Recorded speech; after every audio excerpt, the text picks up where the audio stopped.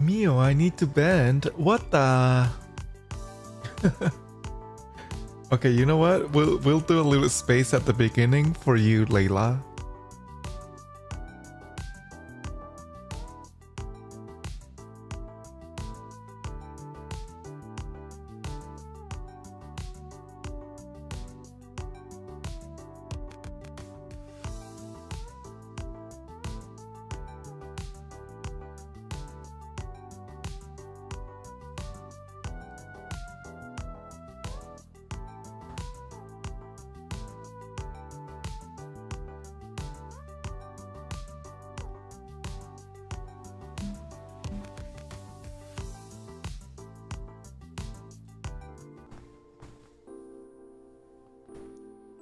Wah.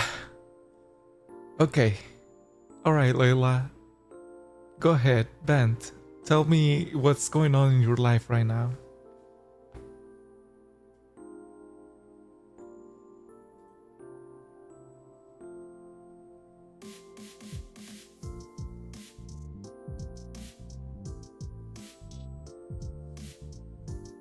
I went to a family gathering and I was eating fast.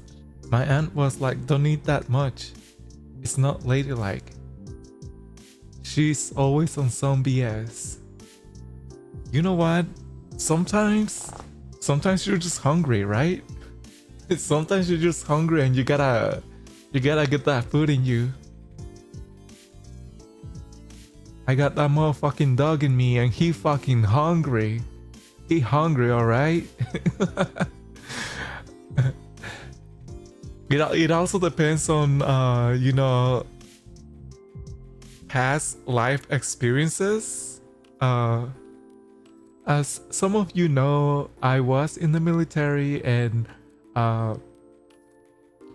when you go to basic training, you get a certain amount of time to eat. Hello, DC. You were what? I was part of the military at one point, and when you are going through basic training, you get a certain time to eat, and that time is not enough because as the table next to you is standing up, you got like 5 minutes to finish your food at most. And some of us started keeping track on how to eat in order to slow down the time that we spend at the table. Because if you eat really fast, the table behind you won't have enough time to eat.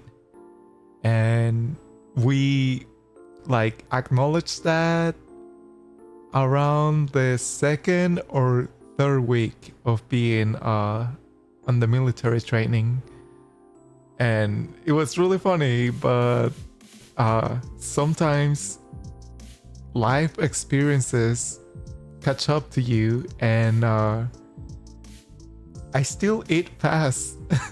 I still eat fast as hell sometimes, you know. It's just like it keeps you it stays with you, life trauma. How old am I? I'm 1,000 years old.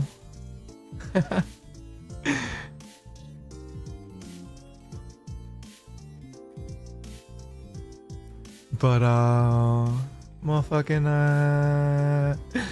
today we're gonna be playing some Fall Guys. We're just gonna be chilling, playing some Fall Guys, and you know, hopefully I can get a crown. I know that when it comes to the race, I cannot ever like beat someone, but if it's down to like a challenge, like you just have to outrun the slime or the obstacles, that's when I'm able to actually get a crown. But either way, I feel like they're putting out more maps that are like fan made, and I was trying some of them out yesterday with Mocha, and it was really challenging. Really, it was challenging because you don't know the maps, and part of the game is like being able to figure out what you're gonna do next. So we'll see how we do today. My dad still walks fast as hell. Yeah, I do that too. Well, sometimes. I've injured my leg, so sometimes I have to slow down. One time someone called the cops on me in 3rd grade. Why would they do that?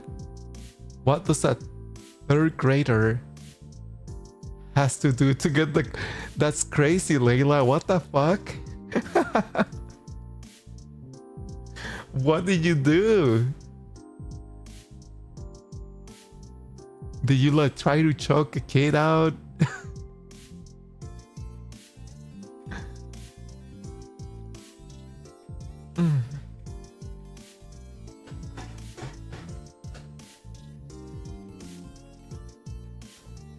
Alright, well, anyway, let me start the game up. Right now.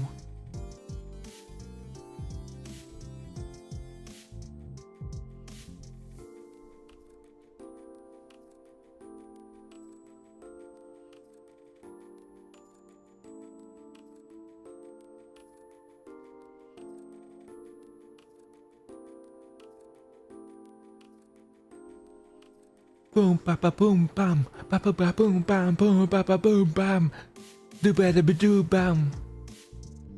Okay, it's starting. Hello, Joker. Hi. All I said was that if she was gonna be talking shit about my family, I was going to reach her. I was going to reach her shit, and nobody in her family can get it. Of course, not her little siblings. And I'm gonna be playing Fall Guys today, Joker. We're gonna be playing a little bit of Fall Guys, and I'm gonna be sipping and drinking. And we're gonna try to get a crown. We're gonna become kings and queens.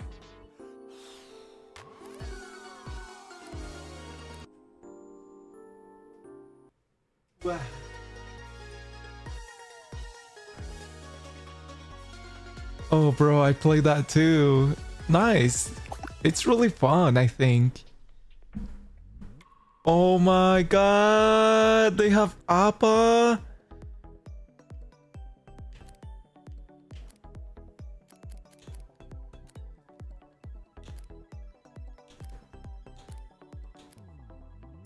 Champion Mint. Dragoons. Fresh to impress. Is that just a water boy? You see the cups? There's cups on his belt. He's a water boy. Alright, and of course we got the furry.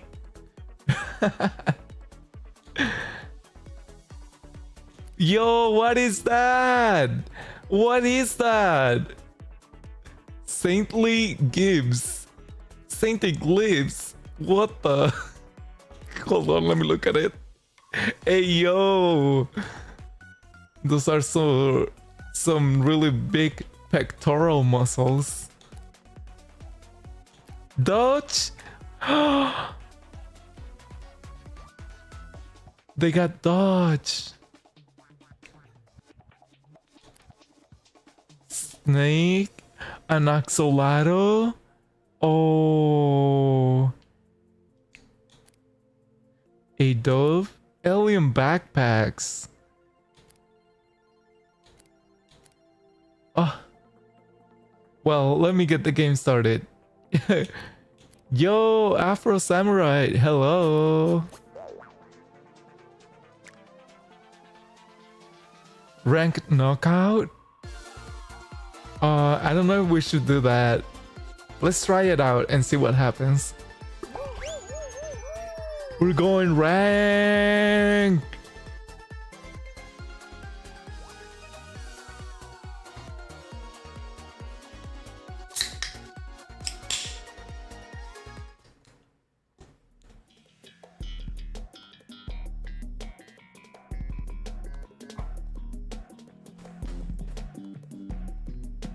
Pam pam pam pam pam pam na na na na na na na na na.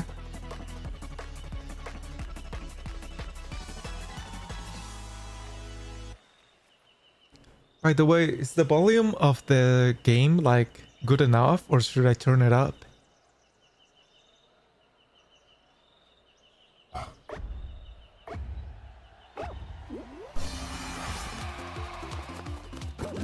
Wow. Wow.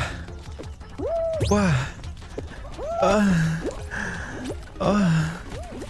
Brick.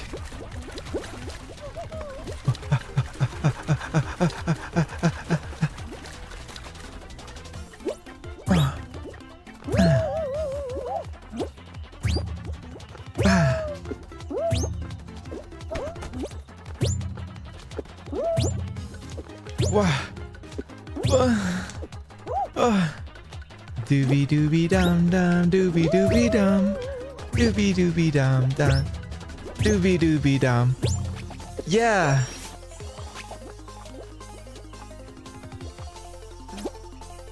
Wow. Wow.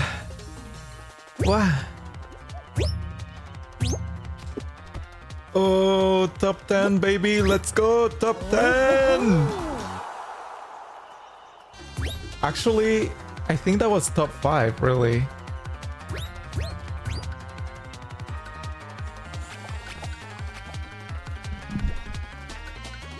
Let me see if I can turn the volume up a little bit. Settings, audio.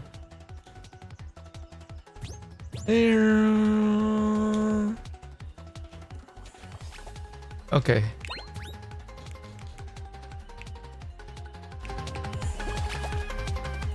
I feel like that's good, right? Yo.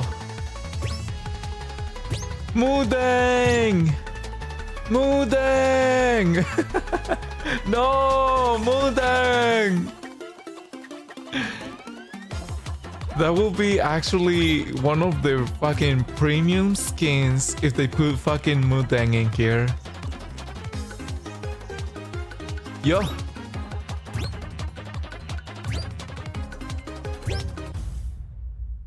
Let's go.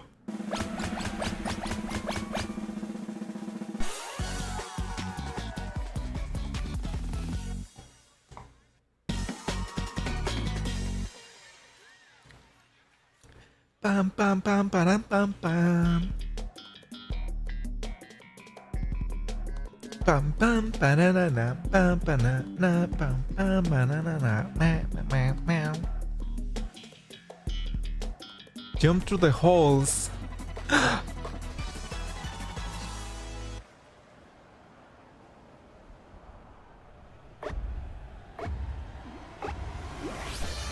It's a hole. It's a hole. Oh fuck. Hole.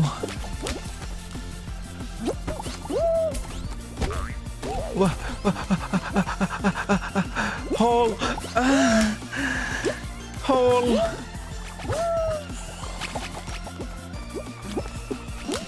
Nyong. Nyong. Wow. Okay, 3 more points. Only one made it. Wow. Wow. We got this. Oh, fuck. I spoke too soon.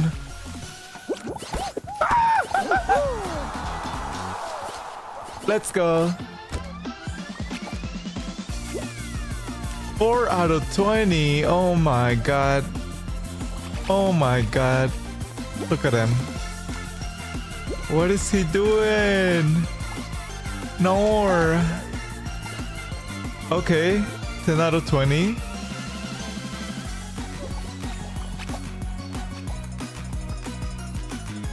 I'm watching Crashing Crow.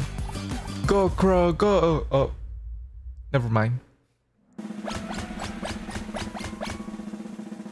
See ya. Air.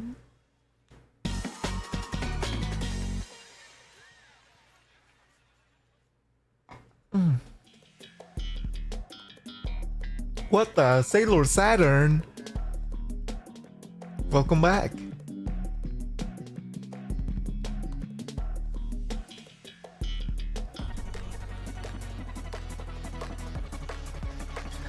I remember you. Actually, I think Sailor Saturns is one of my favorites Sailor Scouts.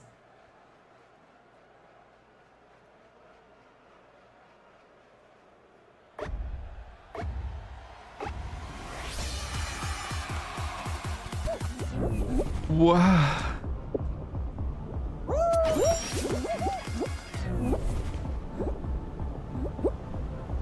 Wow. Oh.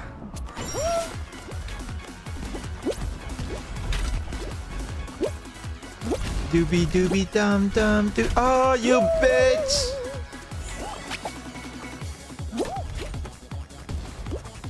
Oh. My least favorite is Serenity's daughter. Oh, wait, is it Chibi Moon? I'm not 100% sure if Chibi Moon is her actual daughter, because it's like I always watch it in the Japanese version, so sometimes I like miss stuff. Wow. What? No, I fucking lost. Sonic the Hedgehog joined. What the? Gotta go fast. Gotta go fast. Gotta go faster, faster, faster, faster, faster. Oh, I should have exited. I got distracted a little bit. Well.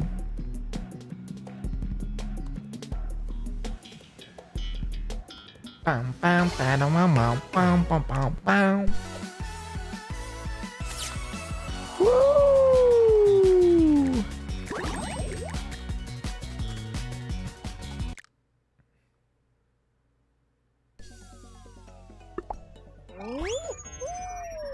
We're dropping in. We're hill diving. We're hill diving. We're going up against the forces of evil.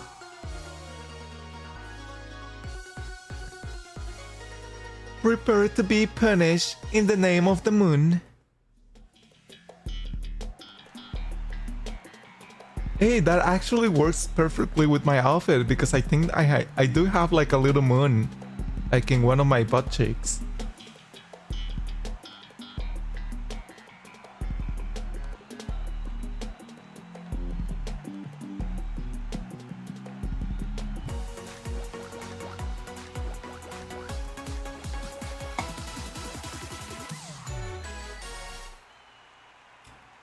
Beep, beep, beep. Oh, it's in the front part of my leg. Wow. Whoa. Yeah, buddy. Oh, fuck.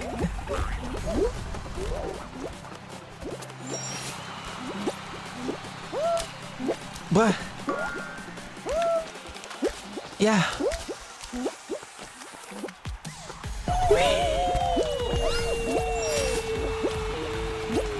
Whippy, whippy.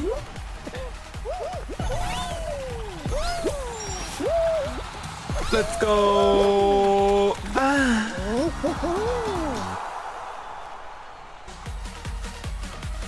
This guy's still. Oh, I thought he wasn't moving. He's still kind of at the beginning. I wonder if he's gonna make it.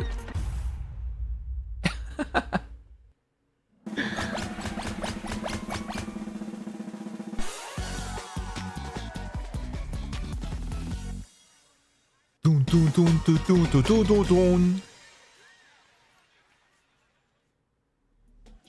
You know, I wonder if it's because I'm making because I'm playing ranked that I'm not getting the fan-made ones. I might have to switch up the gameplay after this one.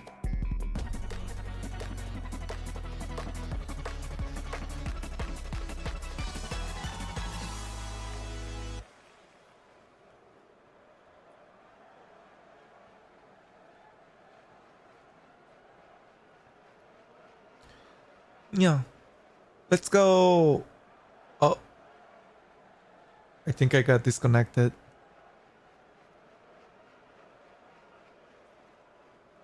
Oh. Did I get disconnected? Are you serious?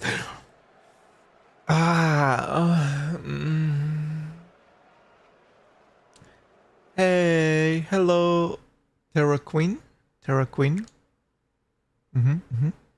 Hi. Okay. Gameplay, regular, knockout, attack shuffle. What the? I never played this before. Okay, hold on. Before we try regular, there's so many others. I'm gonna try the attack shuffle. Race against the clock. Fastest times win.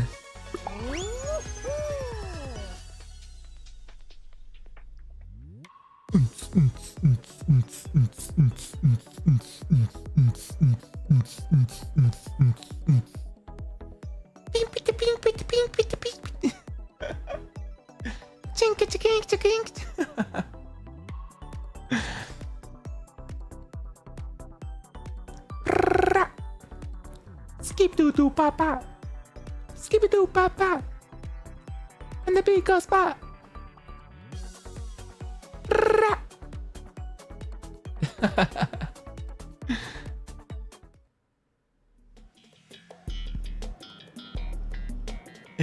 Race against the clock, fastest times win. Restart the attempt at any time by holding right on the D-pad. Okay.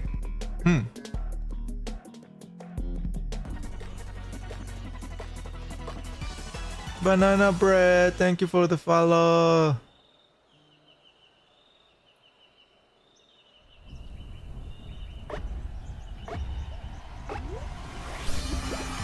Yeah. What? Oh, I'm slowed. I'm slowed.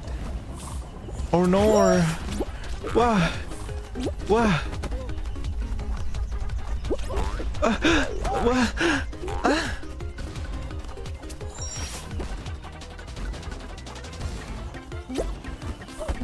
What? Let's go for the horde. For the horde. For the horde. Oh.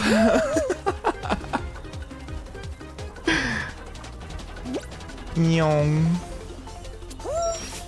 Ooh, watch this. Watch this. Ooh, watch this. Watch this. Let's go! Third place! Yo! Your favorite... Your favorite Balish is here. Thank you for the follow. Wait, new attempt? Oh! Oh, okay. So I just... Oh, shoot. Oh, shoot.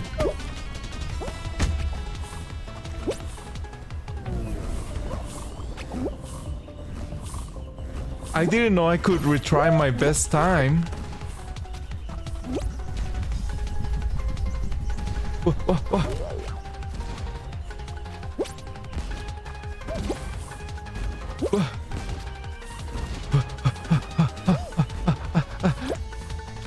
I can do it. I can do a better time.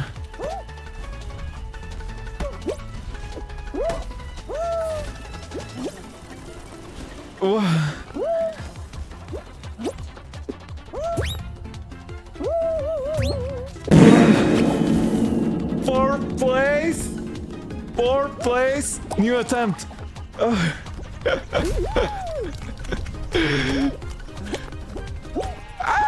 Okay, restart, restart.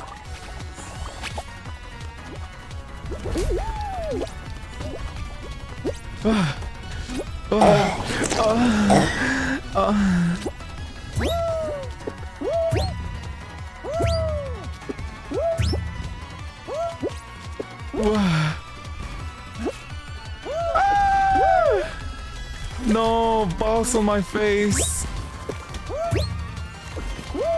My only weakness. The sound. Wait, does my voice sounds funny? Or I don't know. I've been having like issues with my voice mod lately. I gotta restart. Fuck.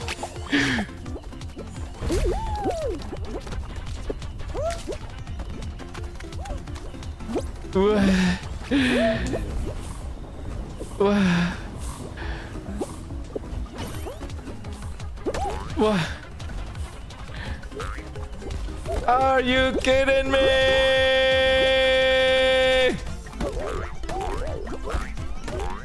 All right, restart.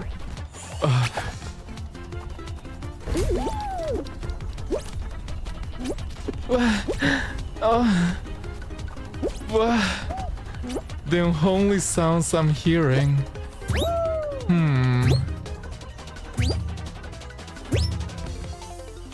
Maybe they're angelic sounds.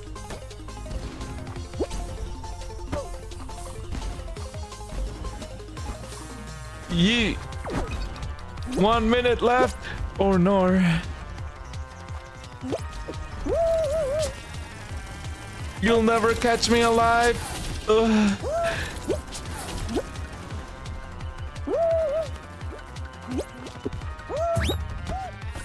G. G. No. I'm on 6th place. No.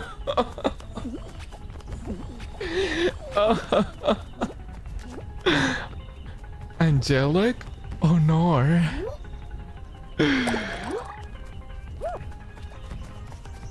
Let me emote on them. How do I emote?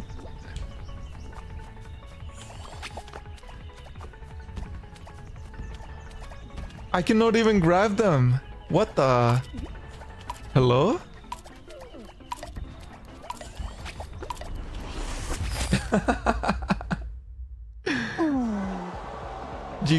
You give off British vibes? You know, I heard... Oh, he won! What the? He was the winner. I heard Russian, German, Italian.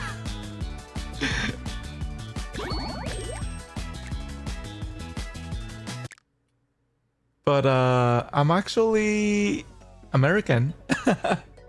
I did grow up in Mexico through my childhood. Hello, Crying Billy. Hello. I did grow up in Mexico throughout my childhood. So my first language was Spanish, and then when I came back to the United States, you know, like I didn't know any English because I was like 2 months old whenever my mom decided to go to Mexico. And then I was 15 years old when I came back to the United States. And so then English became my second language. Real and truth. You sound British as hell. You know, I feel like the British accent is something that I cannot do. The British accent is something that I cannot do. My friends always tell me that I'm just speaking regular English whenever I try to do the British accent.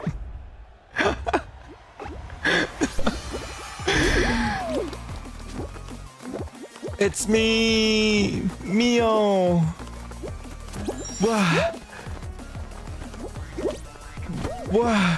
Nor. Ah.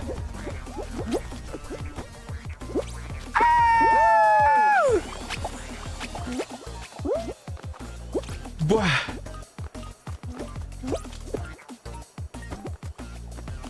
Yeah. Wah.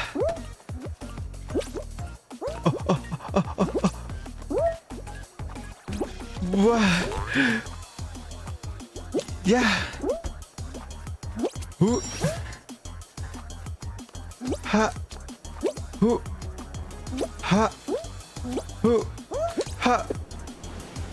What the? New attempt. I could do better. No, no, no, no, da, no, no, no. Ooh. Da, da, da, woo. Oh, oh, oh. No more. Restarting, restarting.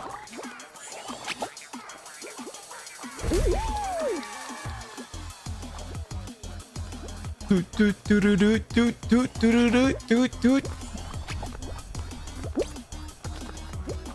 What?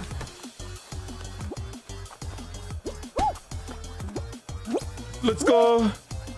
What?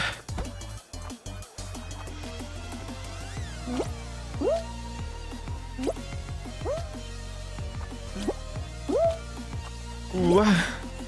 This might be my best time. Oh my god. What? Oh, fifth place. Fifth place. Hello, Jay. Hi. Hey, bro. I was just in your game. No way. Well, welcome to my stream. I usually play a variety of video games. Today I just decided to play Fall Guys. I'm glad you were able to find me. Wow.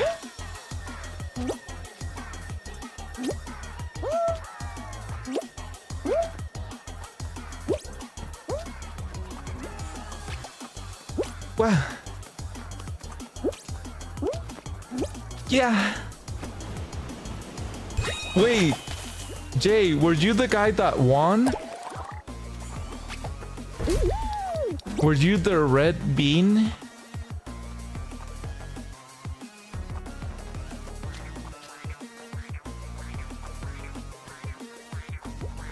What?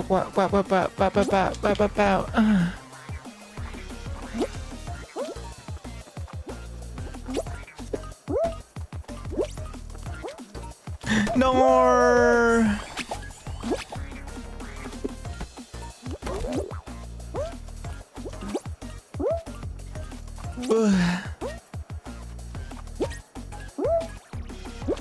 Skibidi-doop that, skibidi-doop that, skibidi-doop that, skibidi-doop that. Checkpoint -10. I'm cooked. New attempt. I got 1 minute left. I can do it. I can do it.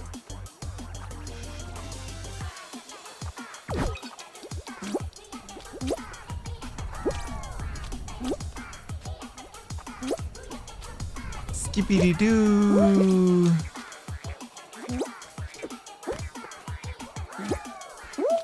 Oh my god.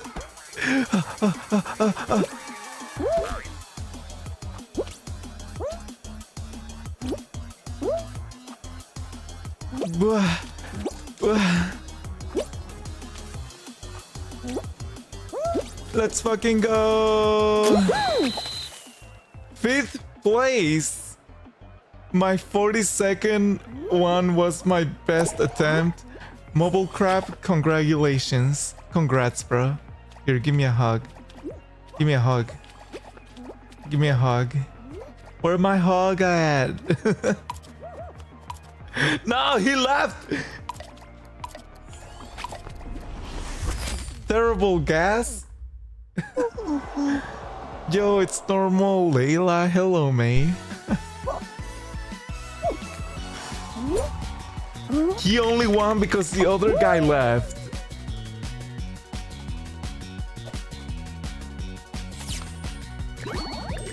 Do do do do do do do do do do.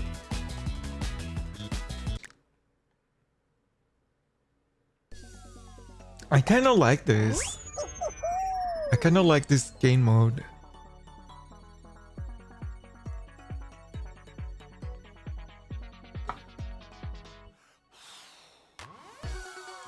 Tell normal Layla to shut her fat ass up. Normal Layla, shut your fat ass up. That was a message from Layla, not from me.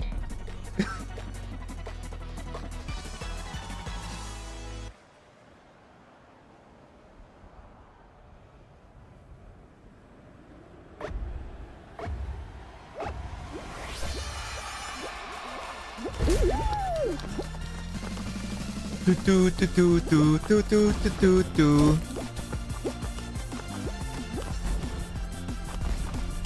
Ooh wee! I got fucking crushed by 3 balls. Yo, tell normal Layla.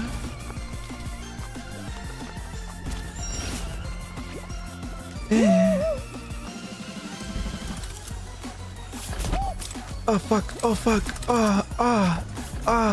Shit!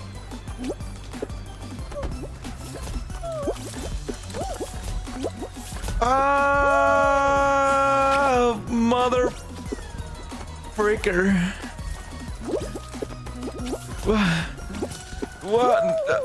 Restart. Restart.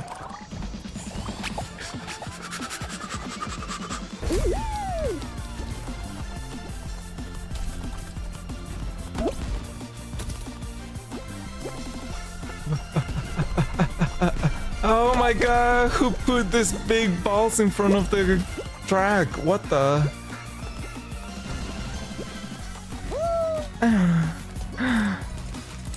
I can do it.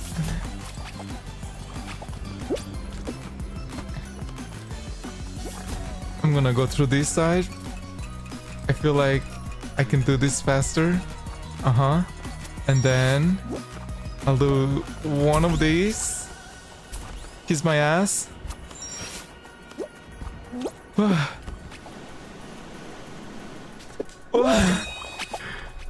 Number 9. Oh my god. I get one chance. It's all it takes. To beat 33 seconds? You gotta be kidding. 33 seconds? That guy's cheating. He's hacking. He's fucking hacking. Fuck! It's already 25. What?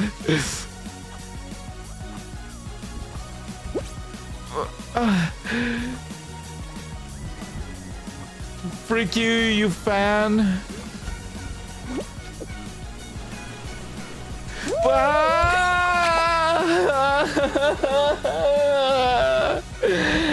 What the? 7? 7? Oh god. Layla has me clutching my invisible pearls. She has no shame. Huh? Tell what are invisible pearls? She has me clutching my invisible pearls.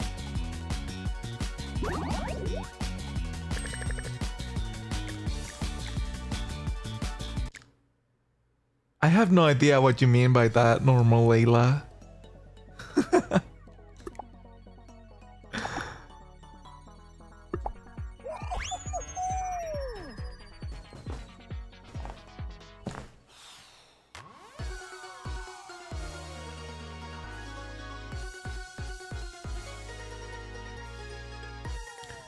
Time attack shuffle.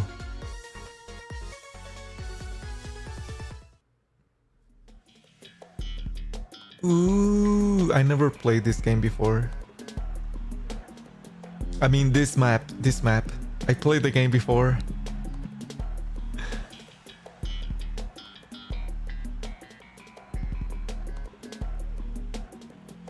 Space race. Space race. Yeah. Run it. Run it. Ooh, robotic bee. Wah, wah, wah, wah, wah, wah, wah, wah. Wah. No, I'm in dead last. Wah, wah. Ah.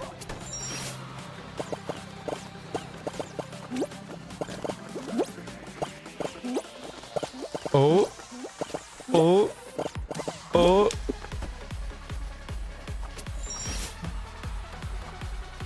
There's a chance. There is a chance. There is a chance.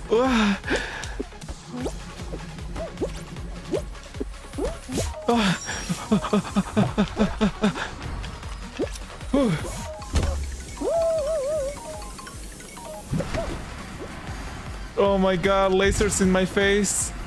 Wait, he went up. No! No!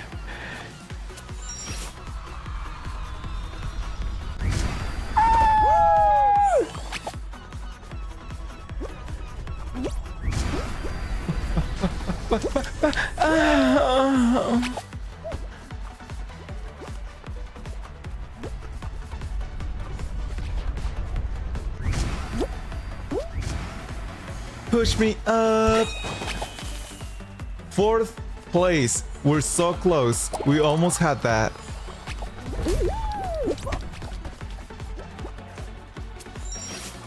Wow. Wow.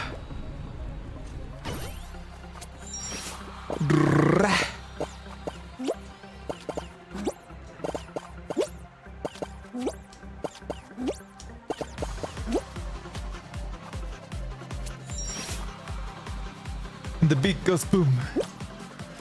Skip doo doo boop boom. Skippy doo boop boop. Ah. Ah. Nor. Let's go, let's go, let's go. Keep on moving, keep on moving. We got this. Ah. And we're going up? Nope. Fuck.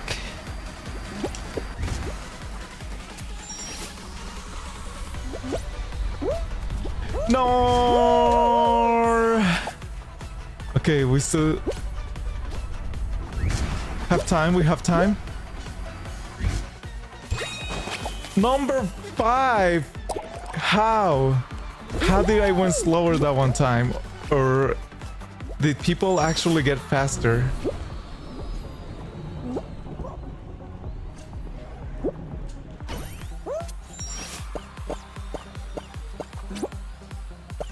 Oh my god, this lag! Restart, restart. 1 minute. This is my last attempt. Cut my life into pieces. This is my last resort. Suffocation, no bleeding, don't give a fuck if I forgot the lyrics. I forgot the lyrics. No!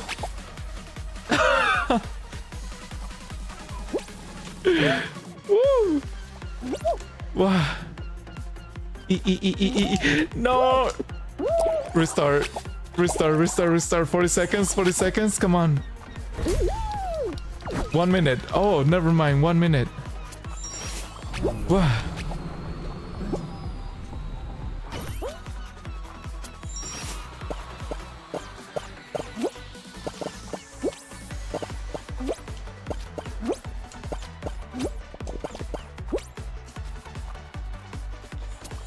What happens if I go through the middle?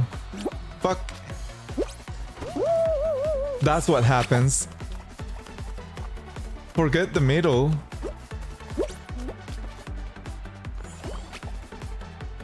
Oh, what happened there? What?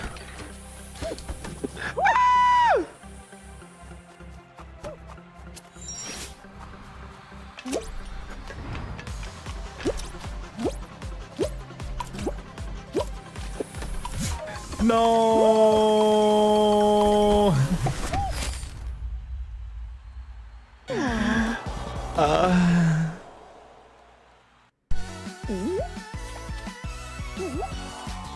Luis da BC. Wait, Luis da CV. Congrats, bruh. Pam pam wow wow wow wow wow wow pam pam wow wow wow wow wow wow pam pam wow pam. You know, this is actually a lot more challenging than regular what is it, knockout?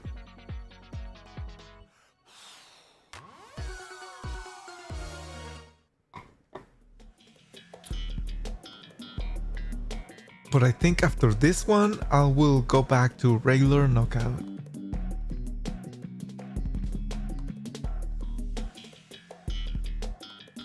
Jump, then dive.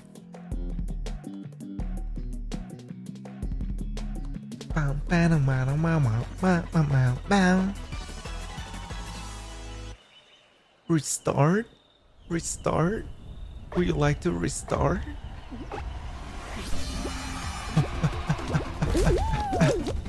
Nyong, nyong, no. You know what? Restart.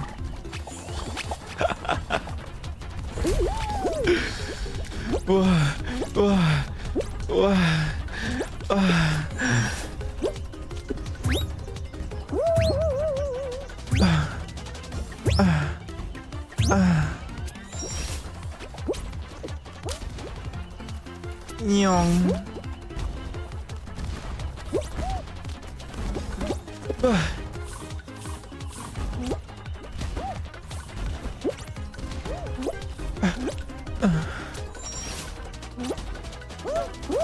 No.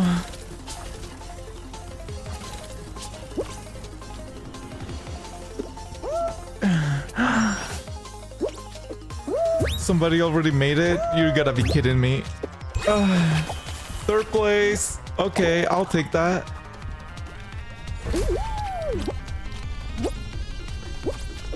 Frick. Nor.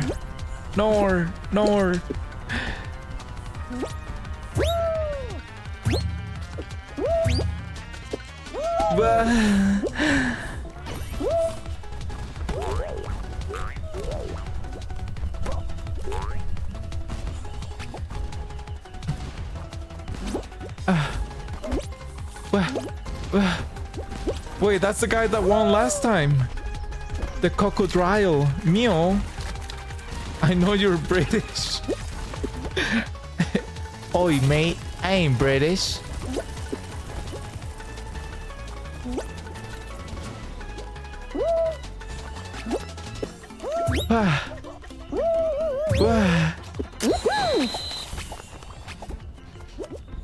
Shut your mouth and drinking coffee. Oh, it's a tea time. It's a tea time already.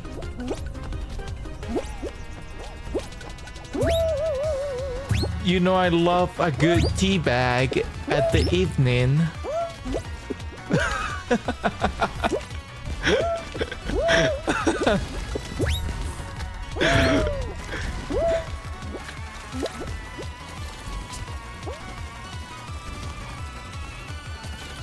Who wants to join me on who wants to join me at tea time and get tea bag? Oh fuck, oh fuck. Fourth place is my best? You gotta be kidding me. Restart.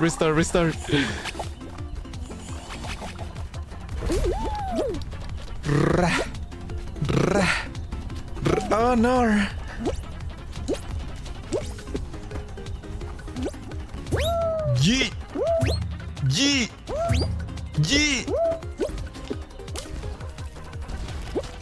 Yee!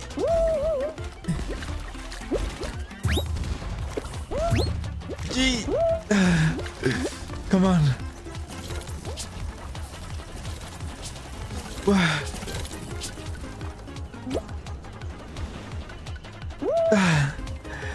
Okay. Wow. 40 seconds. How? This is my best time for the rest of my life? Is this what it is?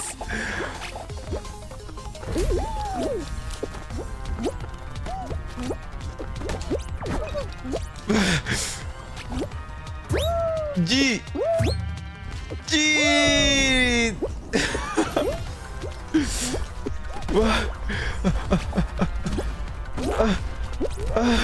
Let me out! Let me out!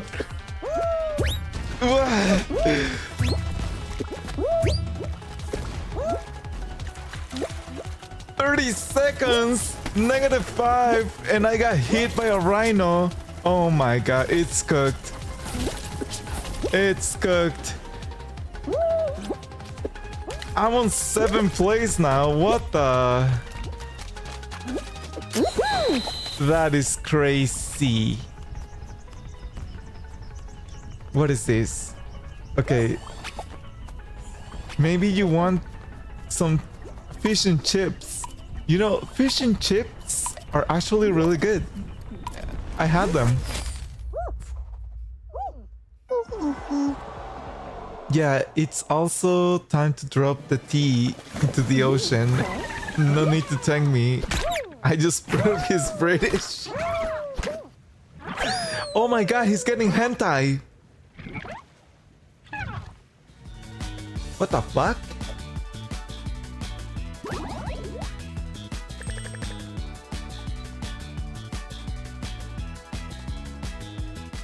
Word. What? Word? Justin, what the hell is that? Word? Where did your crumplets go? I don't even know what crumplets are.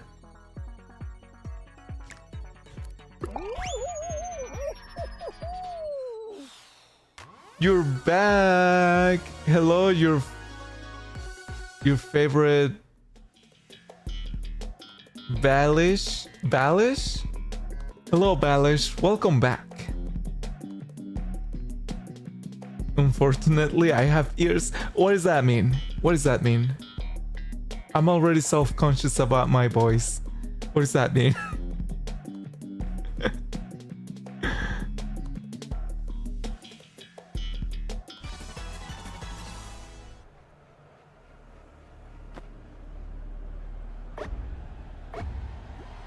Yippee!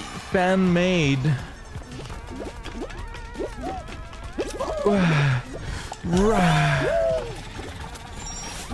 Skip doo doo papa. Skip doo papa.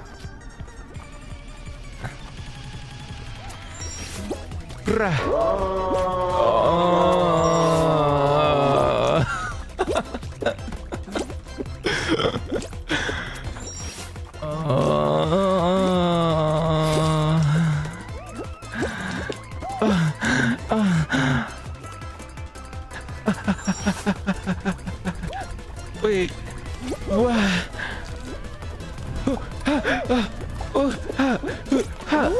Let's go.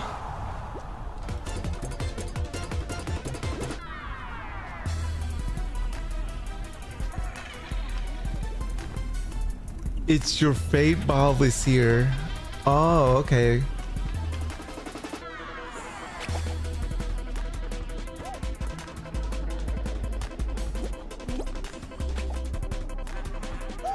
Whoa!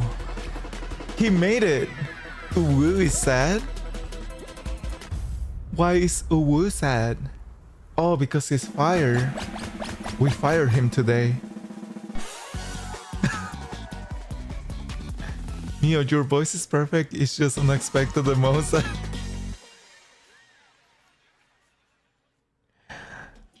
Those are just special effects to enhance the gameplay.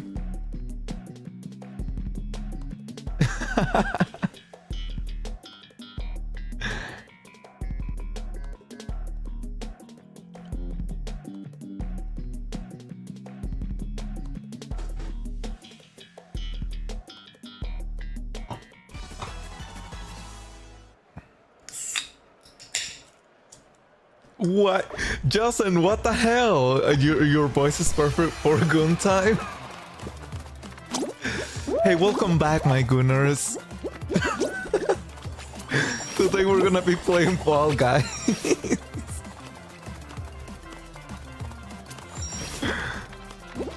Bah.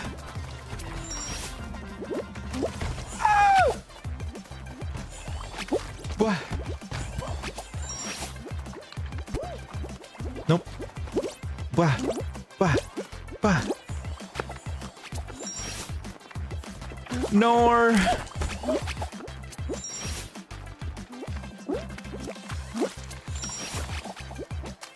Yeah.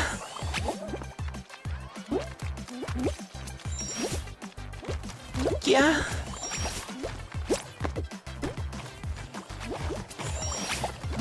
Bah. Okay, 0 out of 13.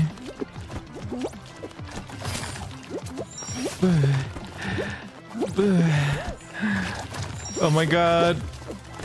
Oh my god.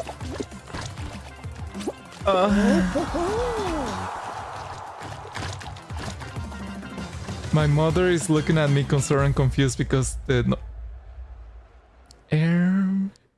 Are you?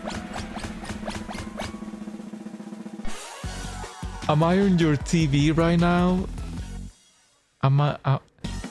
You're playing me on your TV right now? That is kind of like really risky. I don't know.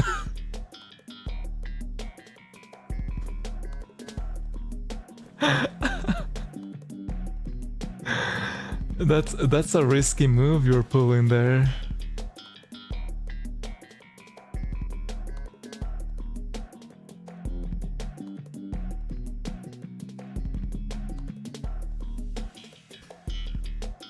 Bam bam bam wow wow wow wow wow.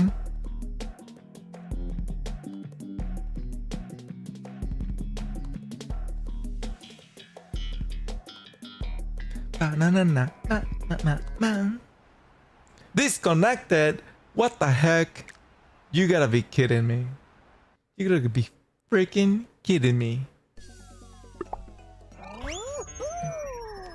They are a new follower, so they don't know the risk. Oh, yeah, you're right, you're right. Real and truth. They don't know that he's watching gay porn right now. They're watching gay porn.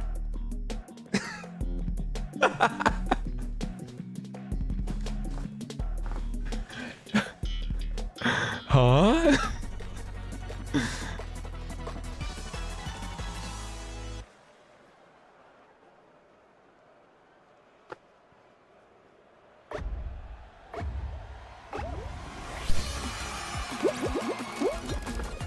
The way my jaw drops so fast.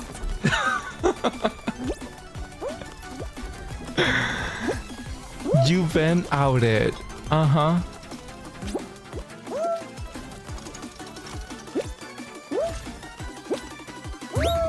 What? What?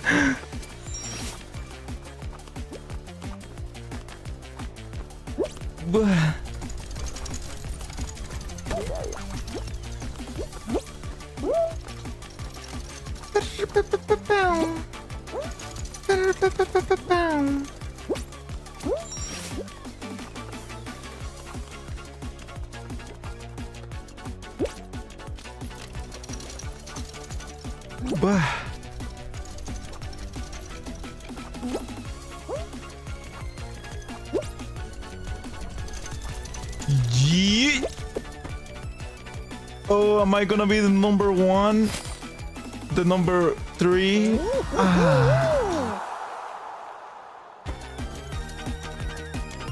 Why did Twitch kick me out?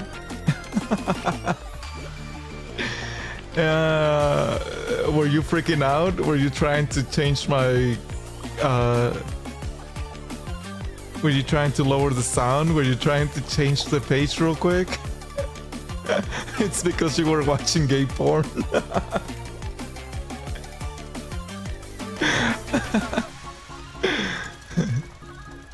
Stop denying it. You totally are. You're doing it.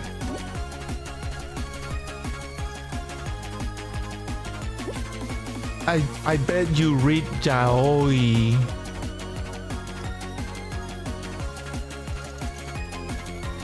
Yeah, I bet you read yaoi.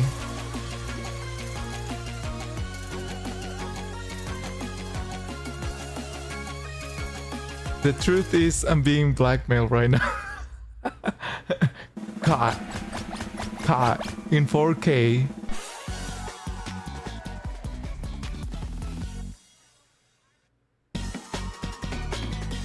Joey, nah, no. No. Wait, what's that? Leave me alone. Akira, go away.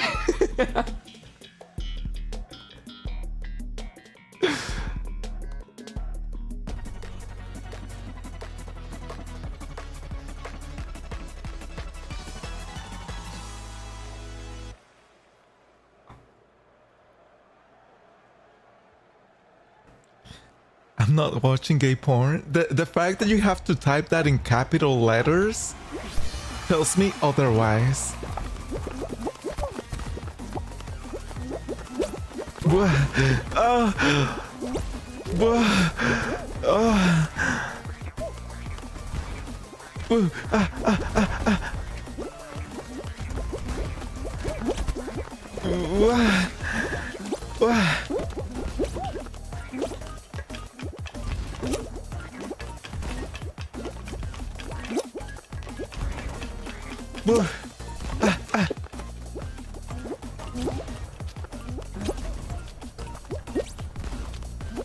Let's go. I can do this. I can do this.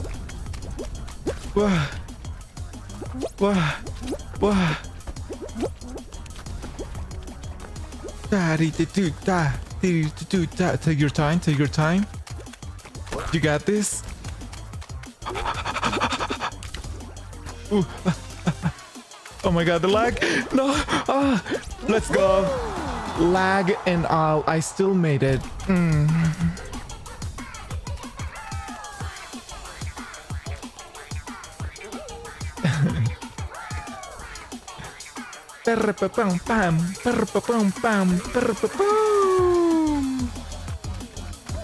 Oh no.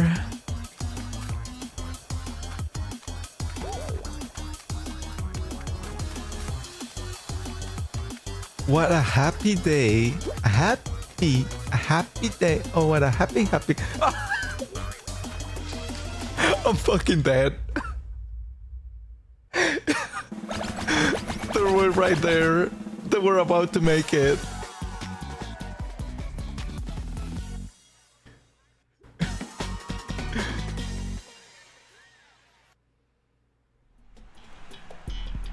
Yeah, it's totally normal. Don't be ashamed.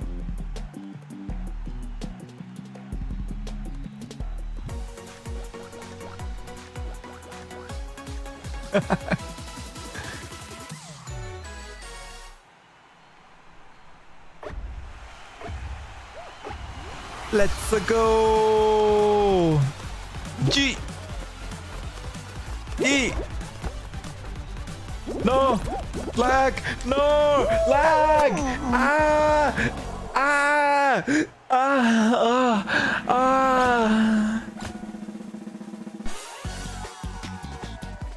Alright, whatever.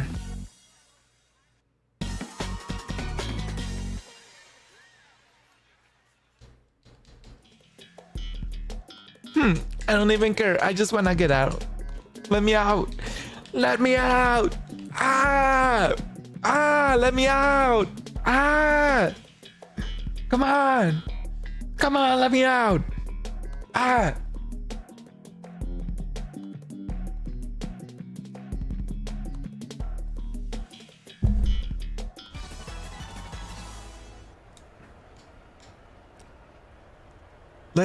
me. Let me out. Come on, come on, come on, let me out.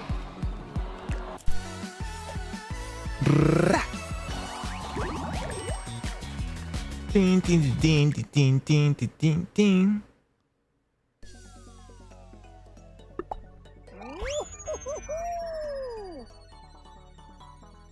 Oh, you're not watching it. Is it because you're reading it? Is it because you're reading it, huh? Is it because you lick your finger and then flip the page? My dad asked me why. My dad asked me why there was a loud moaning. I'm not that loud, am I?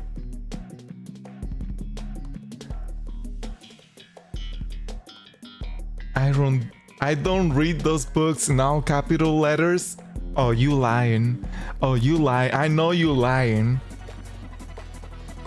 Mangas, mangas. Mangas full of man.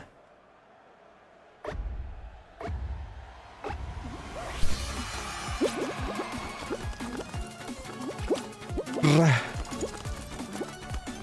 Rah. Wah.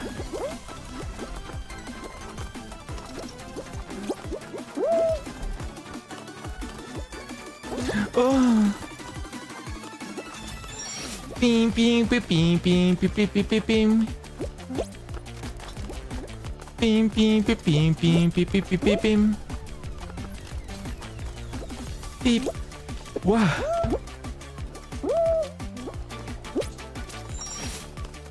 Bing, beep, beep, beep, beep, bing, bing, beep, beep, beep, beep, bing.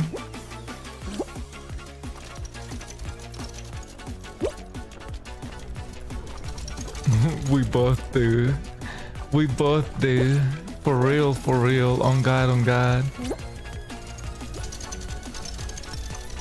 What? No!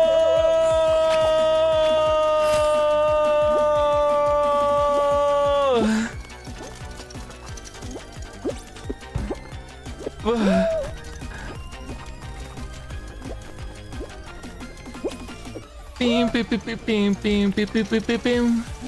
Whoa.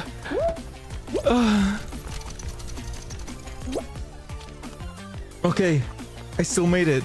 Come on. Come on. Come on. I'm over here. Come on. How do I emote? Hello.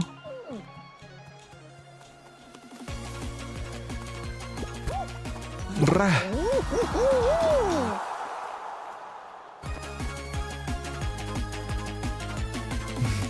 Who's we? That's all you.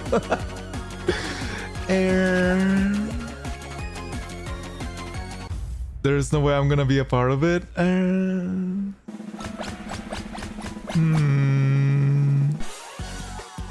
We will see about that. We will see.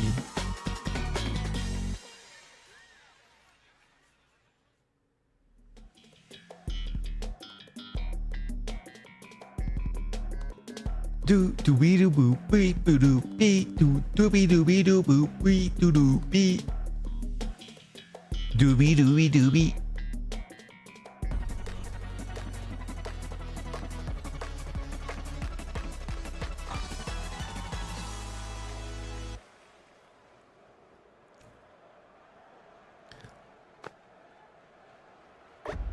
What's OML?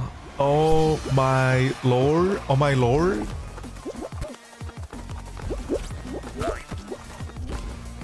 Confirm that. Confirm. It's been confirmed.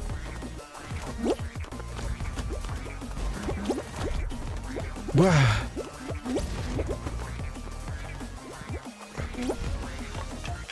Ladies and gentlemen, we got him. Wow. Wow. Wow.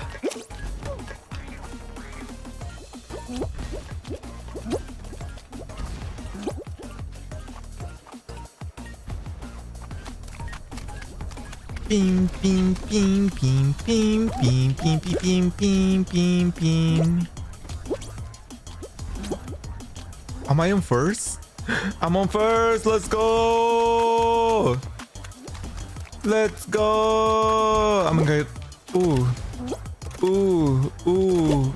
Ooh.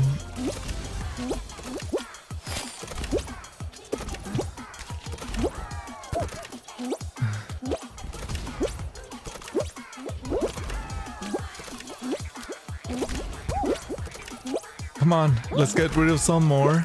Uh-huh. Ah. Ah. Let's go. Get him. Oh, frick. Alright, chat, I gotta go. Go watch game. Yeah, you know what? Your fave is here.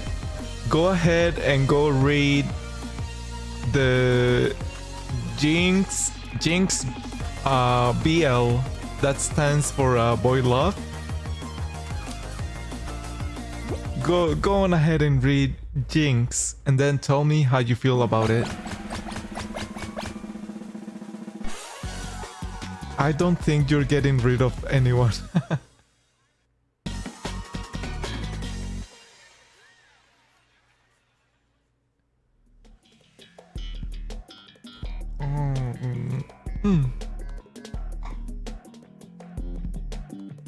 By the way, Justin, how have you been?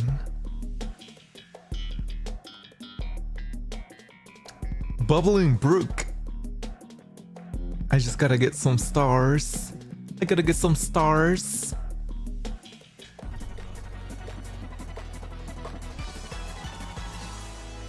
Nyong.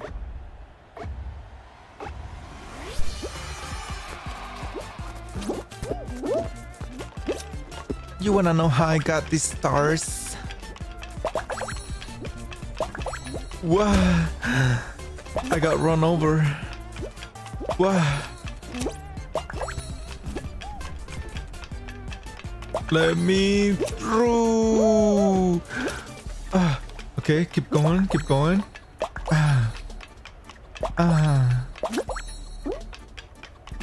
Wow. Nor. I almost had a yellow star.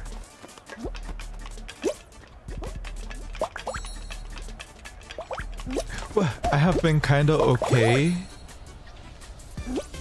I've been sleeping a lot.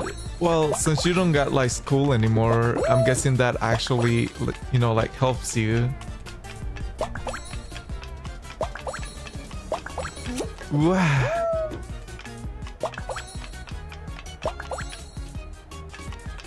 Ah!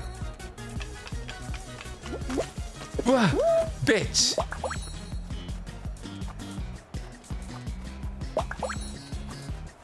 Let me grab it! No! I was so close! Oh. Fuck. Bruh.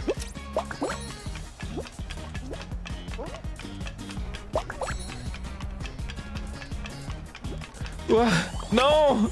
Come on, somebody already made it. I need to step my game up. I need to get it together.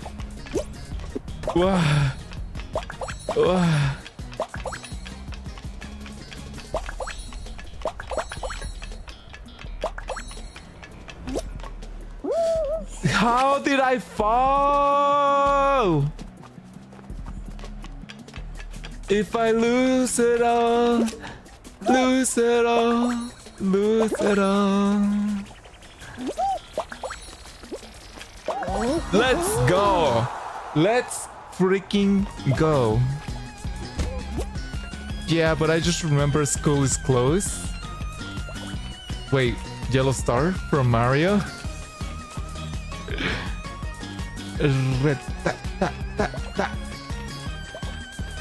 I'm thinking about school stuff later, so I don't do it tomorrow. Wait, what do you mean? Like, do you have summer school, summer homework? Summer school homework? What is that called?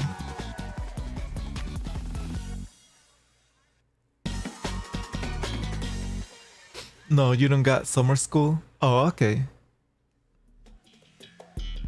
So you're free. Free falling.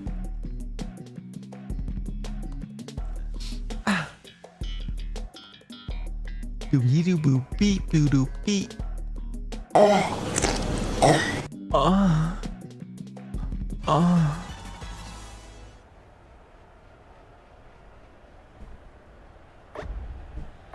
It's only 3 of us?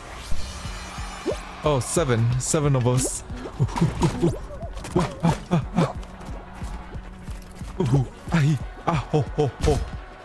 Oh shit.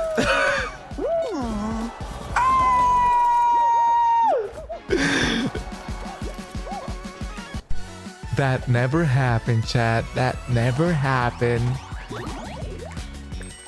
You said nothing.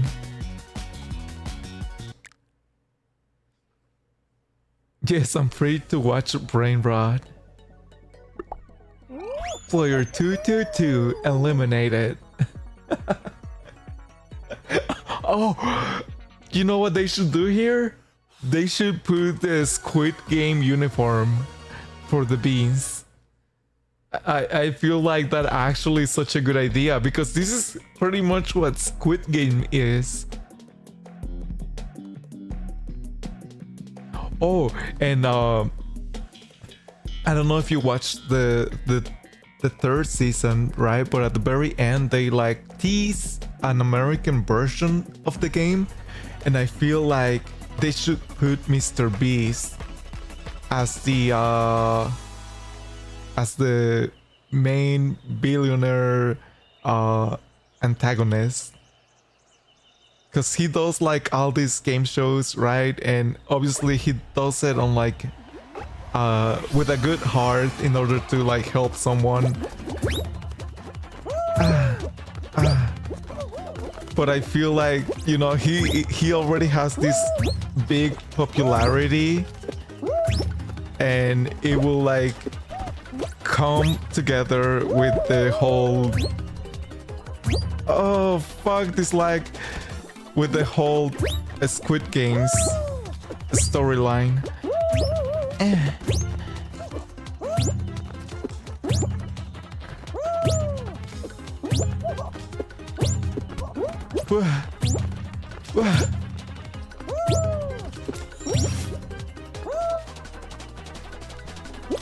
It really would. Yeah, right? Like Mr. Beast is the perfect candidate to be like, oh my god, Squid Games might be real. Might be really real.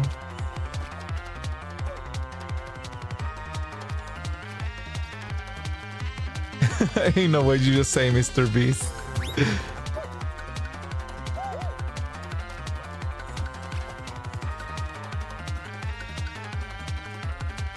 Mr. Beast, if you're watching this, get with Netflix, get with the Squid Game creator, and you're gonna be the next antagonist. Did I get disconnected again, bro? Oh my god, this is killing me. This is killing me. I got fucking DC. What is this?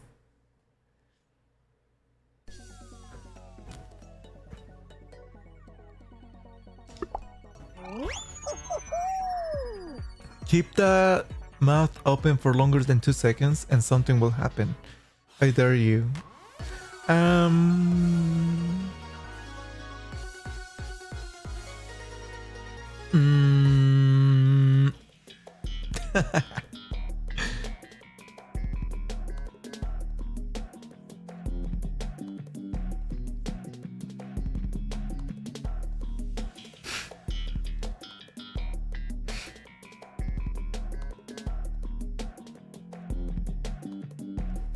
Cinders. Wait, I don't think I ever played this map before. Cylinder Stumble. Cylinder Stumble. I got 50 pounds off per person. What do you mean 50 pounds off per person? You mean you're trying to go on a holiday vacation? Well, yeah. Fuck. I'm running late as fuck, boy. Oh my god. Oh my god. Oh my god. Wah. Sling, sling, sling. Schlong, schlong, schlong. Wah. Hoo ha. Hoo ha. Skip do do papa. Skip do papa.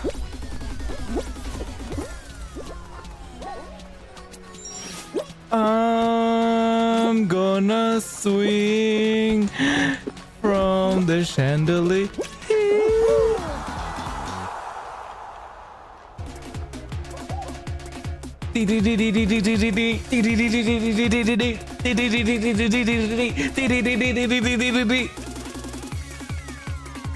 Alright, now you can save 50 pounds off per person.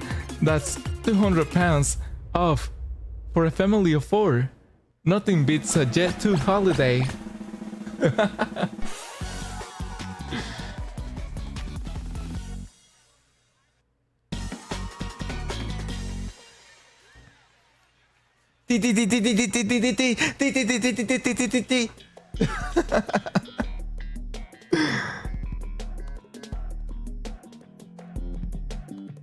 Skyfall. Just jump through the rings. Minus 2418223705036602075. What does that even mean? Yeah. Wow. You know, as I was playing with Mocha the other day, every time that the Fall Guys flop into the ice or the floor on this map, tell me, why does it sound like a fat fucking cock slapping the table?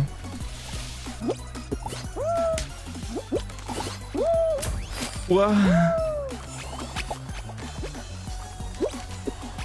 You hear that?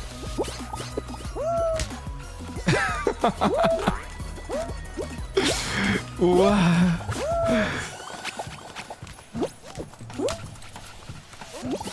Wow. Ski do ba ba.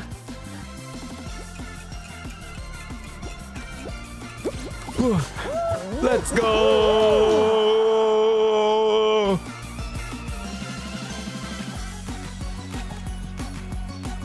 What is this? Okay, okay, you're done. Get in your white room. Why are you right though? Because I am. Doesn't it? Even Mocha agree. Cause we like finish the game or like the little mini game, right? And then he's like, you know what? You might be right. I think it sounds exactly just like it.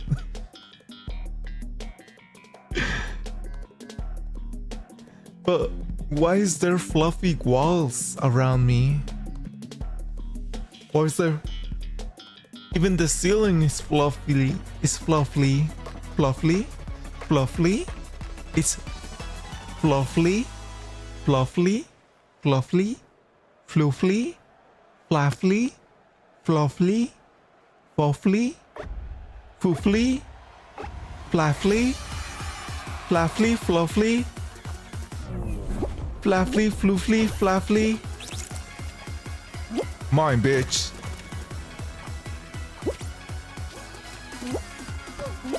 Mine. Bruh.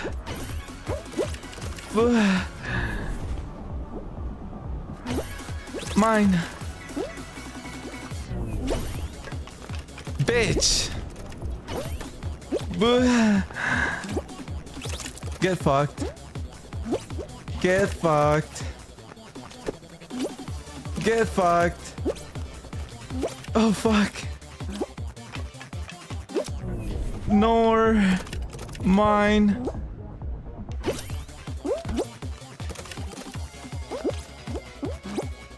Try to catch up.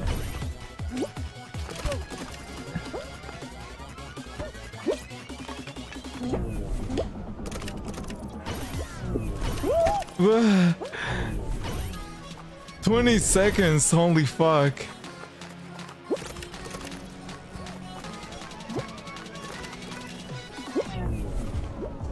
It's mine. Mine, I tell you.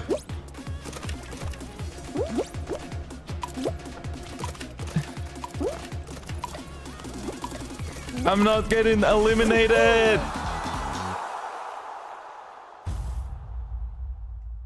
It's a pillow. You're in a pillow. Yeah. Hello, creator Comic Sans.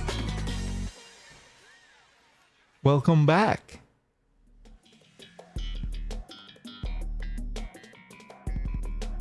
Doopy doopy doo boop beep doo boop beep doopy doopy doo boop beep boo doo beep. Doobie doo boop beep doo doo beep doo doo doo doo beep doo doo beep doo doo beep. Avoid the balls.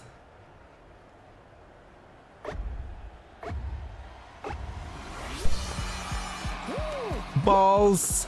Balls. Oh my god. Balls.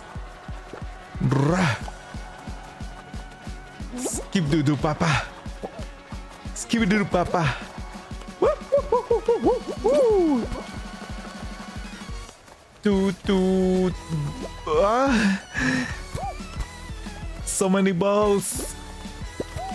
Get off me. What?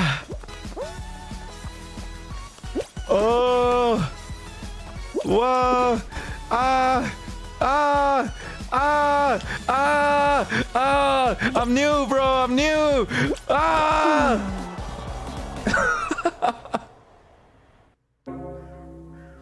I was so close to win that. I was so freaking close to win that.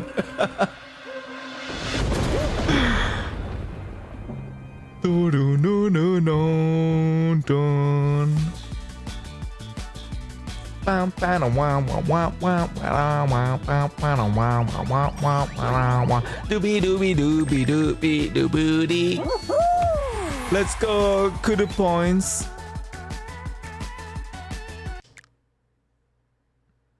Doobie doo boopy doopy doo boopy doobie doo boopy doopy doo boopy.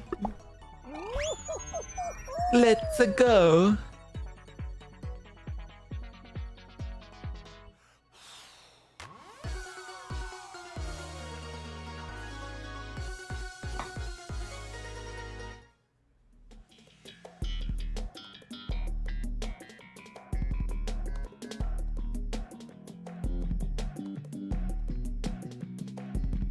What is that? A submarine guy? What is that? Oh, it's a penguin. It's a penguin with a diving suit?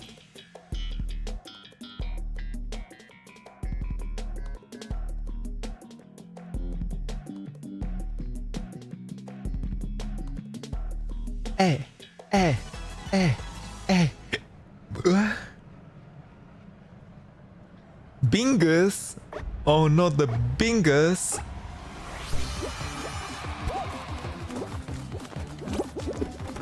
I got slime on my dick, I'm stroking my shit. Ugh.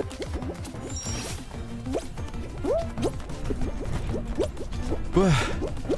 Wah. Wah. Wah.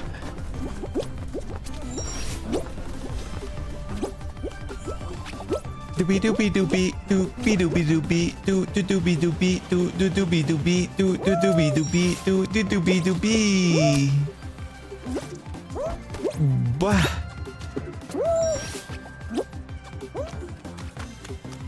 Nyong. Nyong.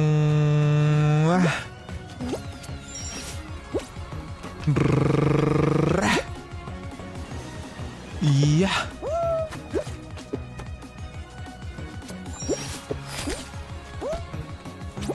Wow.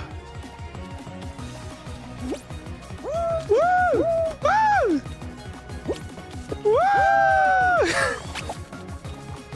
What is this? Oh my goodness. Oh my god. Okay, I'm going through the side. I'm going through the side.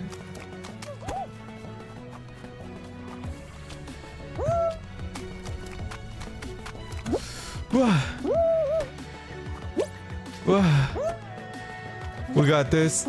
We got this. I'm probably gonna fall asleep again. You know what? If you do, I hope you get a good rest.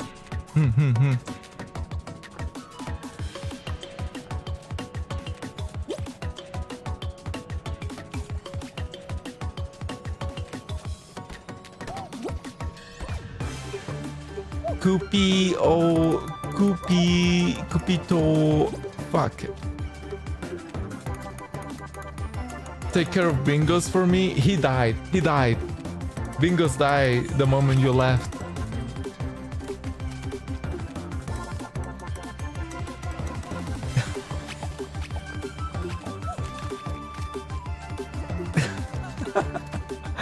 Fuck you mean he died? Yeah, he's dead. Bingos freaking died. I don't know what to tell you. He died of a broken heart because you left him behind. Yeah.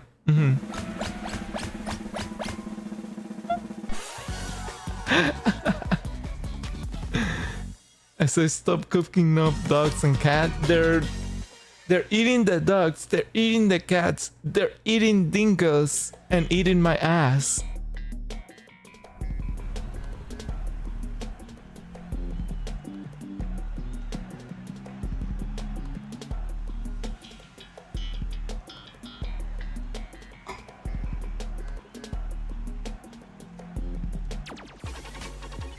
No, not Bingus. Arise. Bingus never die.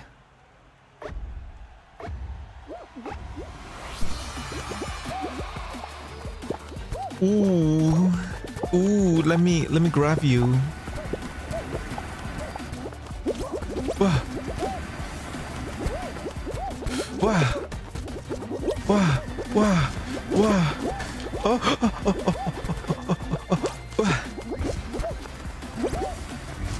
Doobie doobie dum dum, doobie doobie dum. Woo! Doobie doobie dum dum, doobie doobie dum. Make sure he doesn't die again. Yeah, that is all on you, Justin. That is all on you. You're taking care of him.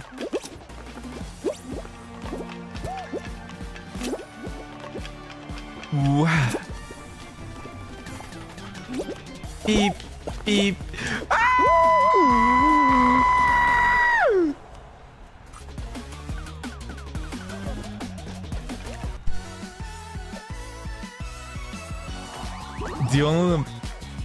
The only advantage you get in life is your will. If your will gets too weak, you will fall.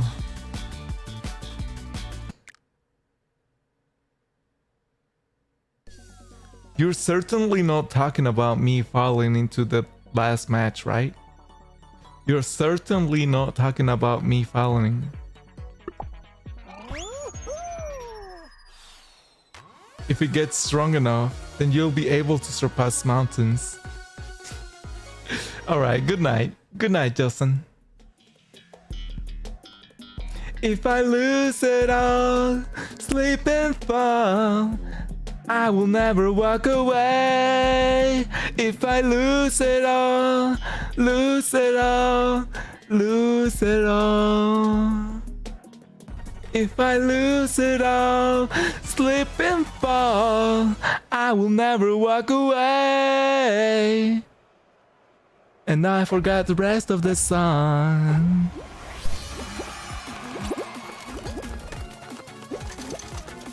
Wow. Yeah. I'm sure that I'm definitely not talking about you falling. Okay.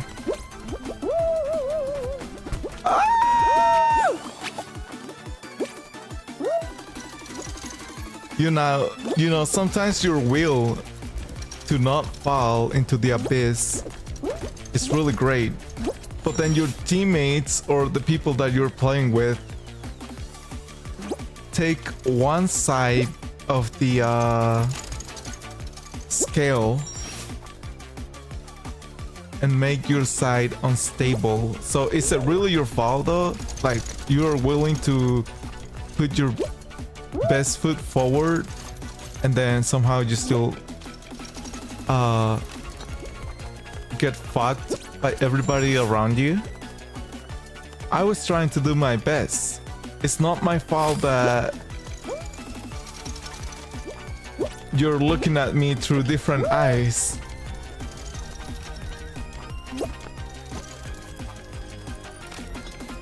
Wow.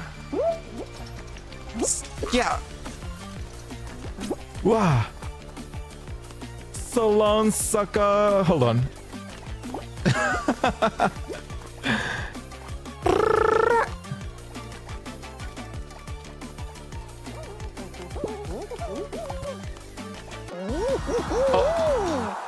Oh my god, I thought I fucking missed my qualifying.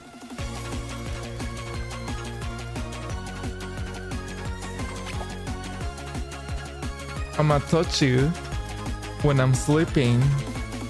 Well, you know, I guess I am how do you say it? Halagado?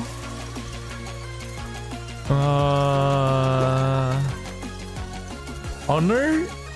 I guess? I guess I'm honored that I'll be in your dreams.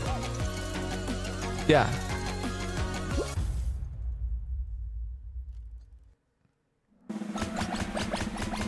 I'm gonna haunt you. I'm gonna fucking haunt you, Justin. You better watch out because I'm coming after you.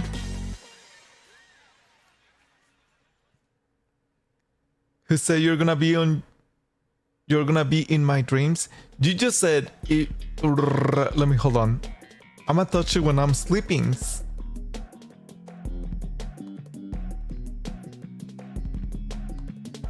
You're gonna sleepwalk? Boy, you're gonna be walking a long way. Tell you what. You're gonna be walking a long ass way. You're gonna walk 100 miles and then wait, how does the song goes?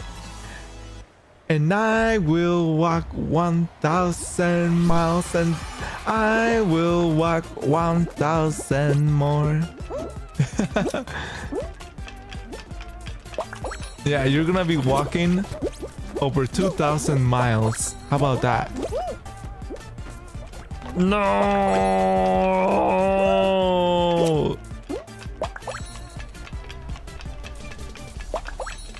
My soldiers, move forward! Move forward! Oh fuck. Wow. Shit. I thought I was being smart, but I wasn't.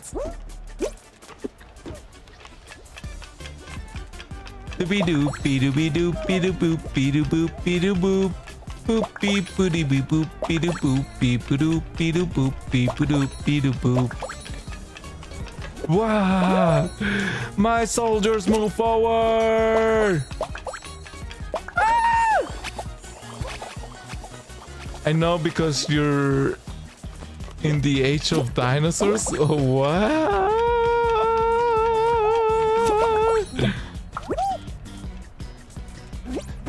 Justin, you better watch under your bed today.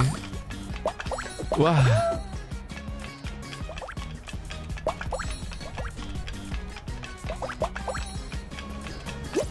Yeet!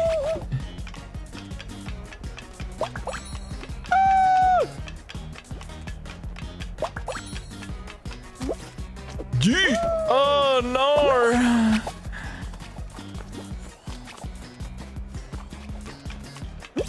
Bah! Bah! Bah! Bah! Alright, whatever. You know what? Go up there. I don't need those. I don't need them. I don't know you. That's my purse. That's my purse. What?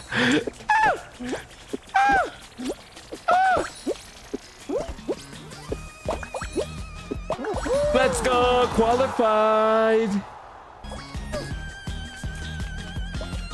Bingos will reappear for the third time.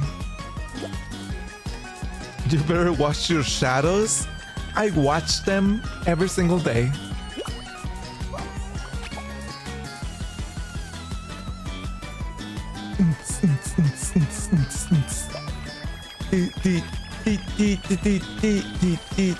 Woo! Eliminated.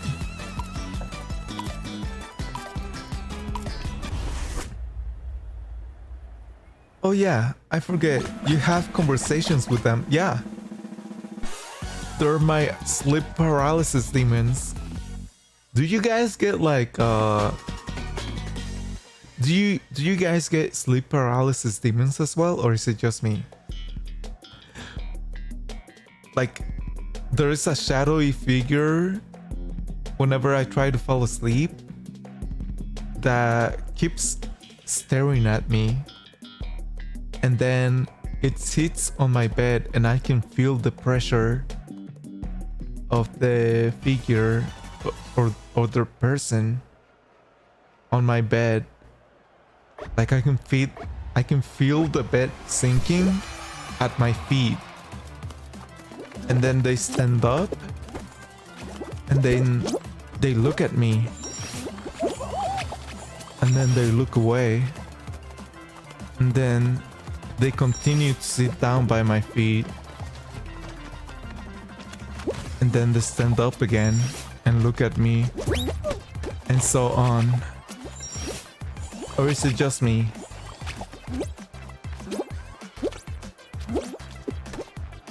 I never gotten that. You know, maybe I'm like a medium and I can feel ghosts.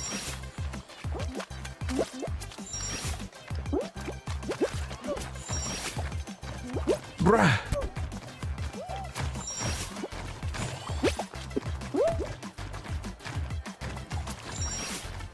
They want to give me their ectoplasm. Ah.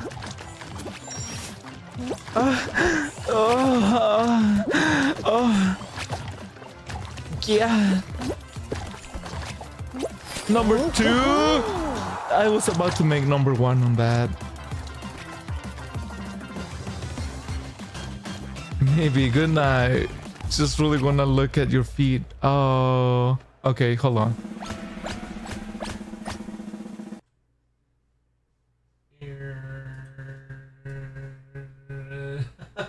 There you go, some feet.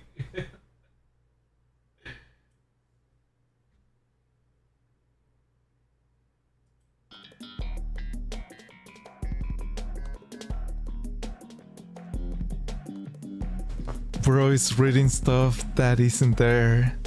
I'm not reading stuff that isn't there. I am seeing things, all right?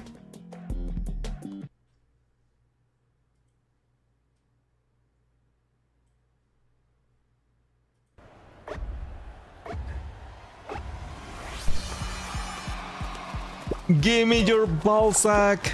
Come on. I got this. Sacrifice. I got this sacrifice. Sacrifice. Sacrifice. Sacrifice. Sacrifice. Sacrifice. Oh, sacrifice. Sacrifice. Sacrifice. Sacrifice. Oh my god, that's a big old fucking schlong. Wow. Oh, big schlong. Little schlong. Balls. Balls. Little schlong. Balls.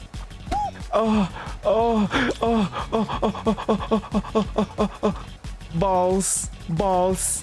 Balls. Little schlong. Big fucking schlong. Side schlong. Big fucking schlong. God damn it. Ah. You're a fucking schizo.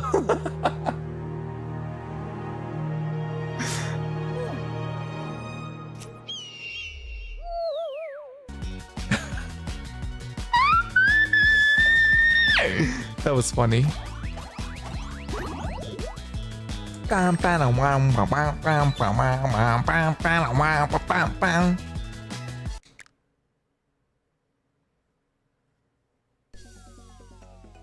me see. I wanna try a different outfit. We got samurai, we got alien, we got flower, we got whatever this is. I'm guessing mermaid. It's giving mermaid. Penguin. Witch. Robo Kitty.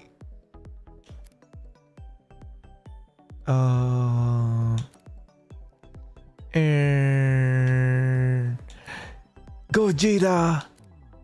Penguin. He was the number one. Hee. Haha. Hoo. Rainbow dinosaur. The long bean.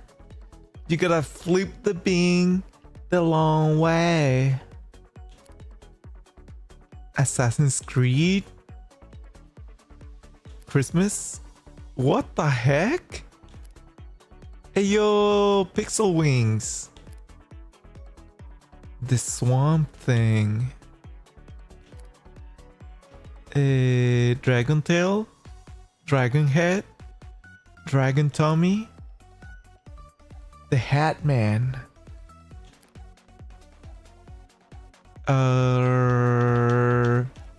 Kendo? Marine.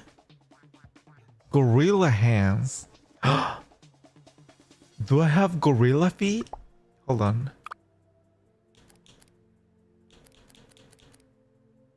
Gorilla feet. Gorilla feet. Gorilla feet, no! I don't have a gorilla feet. No. No. Why?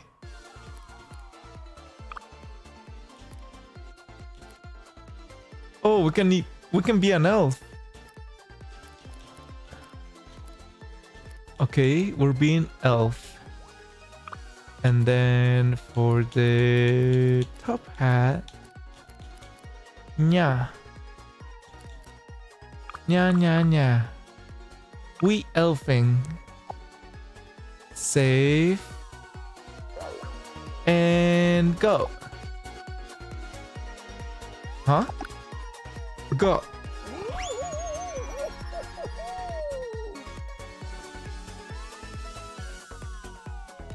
What up, my elves? We out here running, screaming, moaning, falling, scratching, gripping, stroking.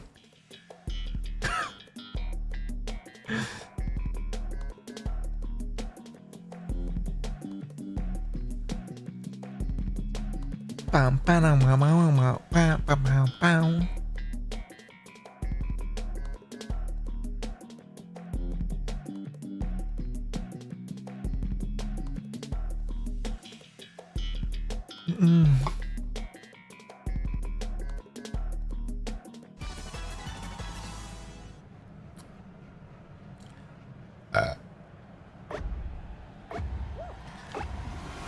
Nyong. Wah. Rah. Buh. Wah. Oh my god. Oh my god. Oh my god. It's like. Wah. Wah. Wah. Wah. Wah.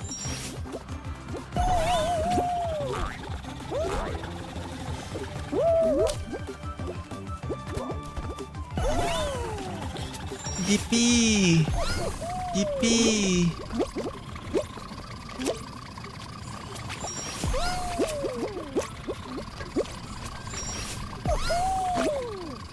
Wah. Wah. Woo. Woo. Woo. Frick. Let's go. Wait, if that was the... What? If that was the ending, what was the other side? You see? On the left side? Is it like another ending?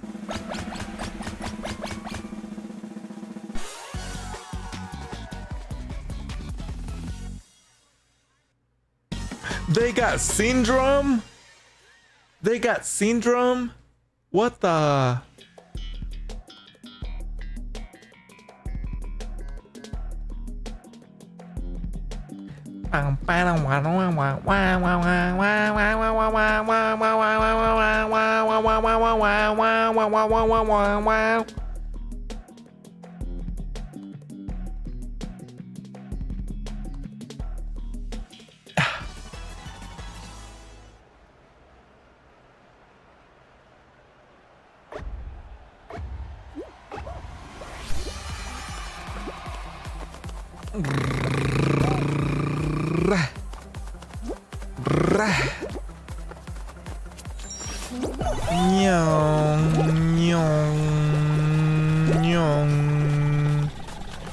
Give me a chicken.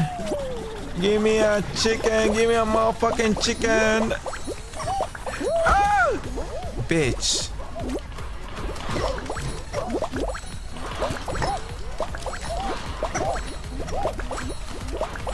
Wah. Wah. Wah.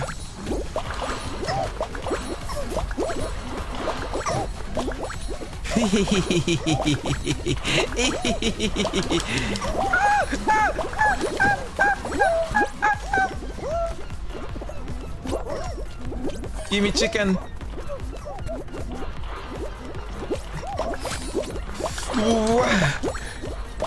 Let's go. Qualified. I'm qualified. Come and get some.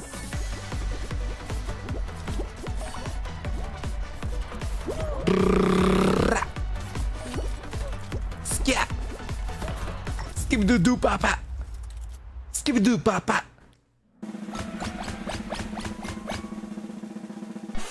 Look at that reindeer. He's purple.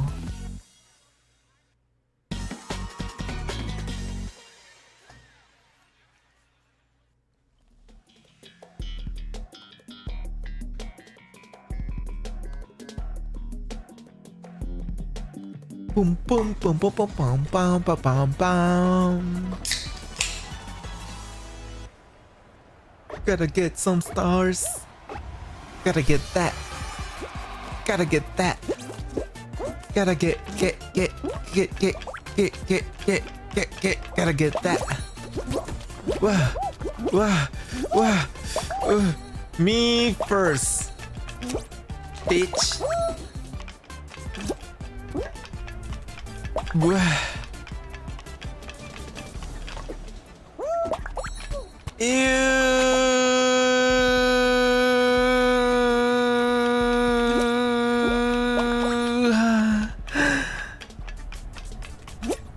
やめてくれ。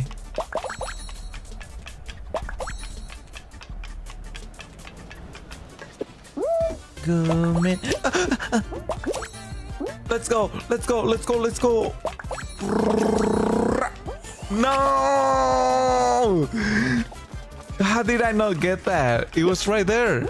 It was right there. I literally got it with my own two eyes.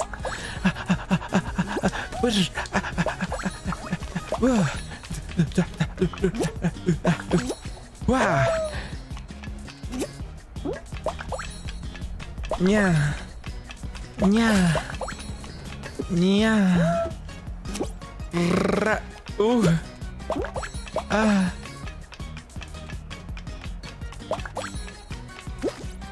I'm digging in them. I'm digging. Ah!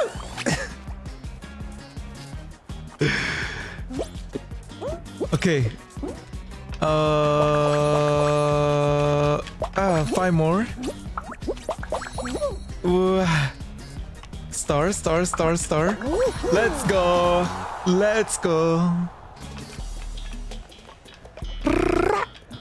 Skip doo doo papa. Skip doo papa. Wait, what was that guy's name? Bud? Damn it. I lost it.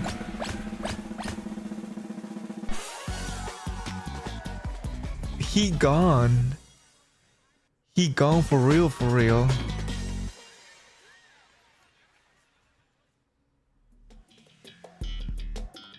Oh, we haven't got this in a while. Okay, so for this one, it's just like an obstacle course and you gotta avoid going either too fast or too slow or fall down. Oh my god, don't leave me, please. Please don't. Oh, actually, for this one, you just gotta avoid the walls.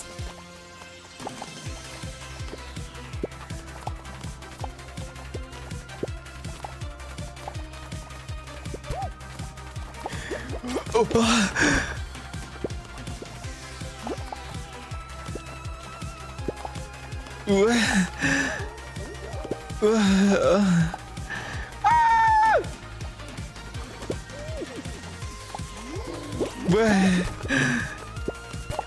Oh my god! Oh my god! Oh, they're coming! They're fucking coming fast! Coming at you live! Coming at you fast! Coming down your back! Oh, coming down your throat! Coming down your... Oh, good! Fuck! Oh, fuck! Oh, I can't believe I made that. Oh. Nya. Oh no!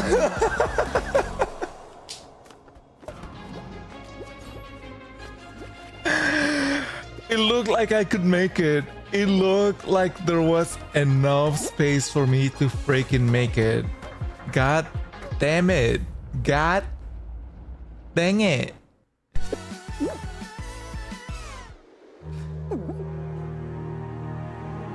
Report player, he's cheating, look at him.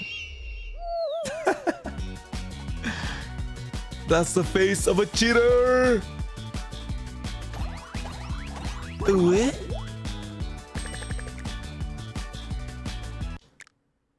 Alright, I think to finish the stream we're gonna watch like some videos, right? We're gonna be watching some nature videos and not some National Geographic stuff, because I'm pretty sure they're very anal about that kind of thing.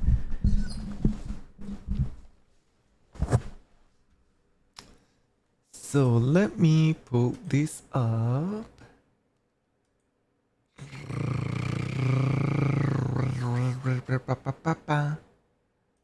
Yeah.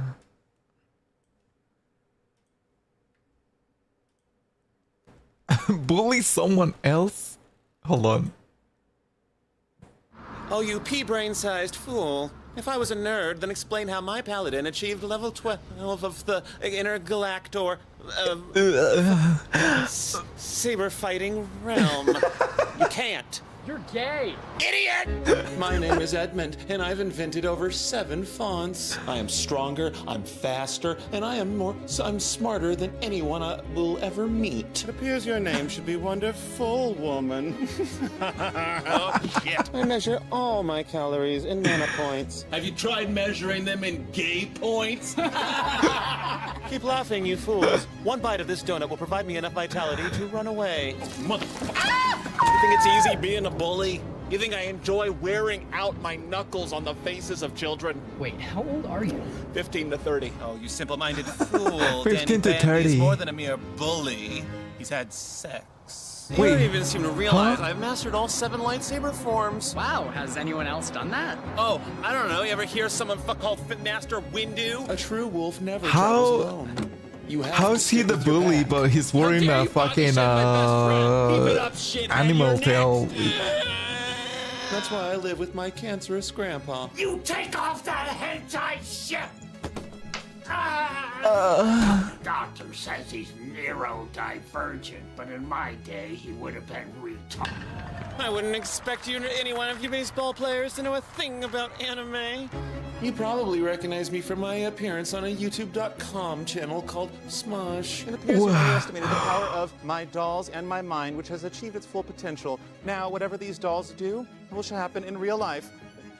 What the hell? Oh my God! Yes. Stop! I've seen all these before. Amateurs. White dragons have more abilities, even. Blue dragons are more intelligent and have higher skill points. Why don't you scale these points right back to the portal of power?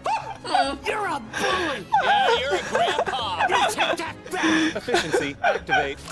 I thought your performance was quite adequate as Goku. Thank you. Although I actually am the voice of Vegeta.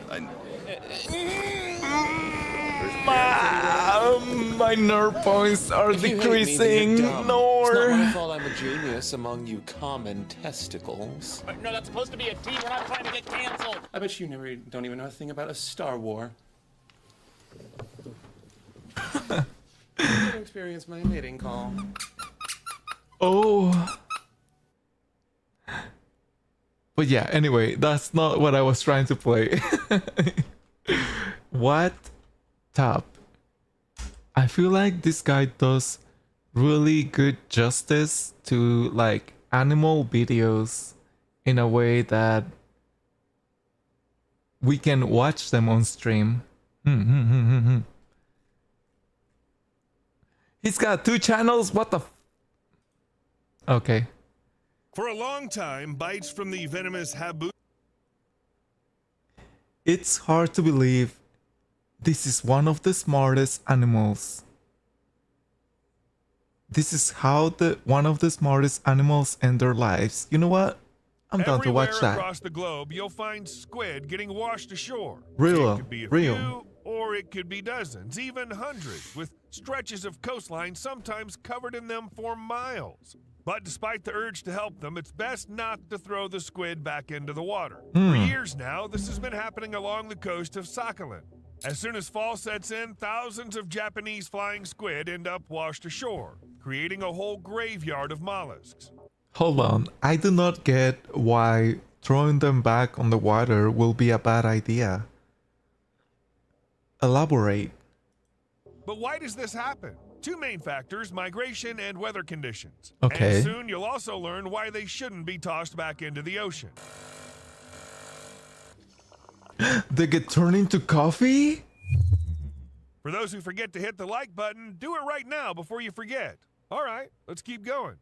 Throughout much of the year, Japanese flying squid stay in the southern part of the Sea of Japan. But when summer rolls around, they make a feeding migration journey up to the Tatar Strait, which Okay. lies between Eurasia and Sakhalin, as the surface waters warm up. By late September and So the they go first to half of Sapporo. October, you'll find most of them hanging out in the northern part of the Tatar Strait. So- As autumn sets in, typically towards the end of October, squid start their journey back down south for the winter and breeding season. Squid's journey south is usually pretty swift. That's By so the first pretty. half of November, they vanished from these parts. Every now and then, squid decide to stick around a bit longer, not heading south until the middle of November. Why?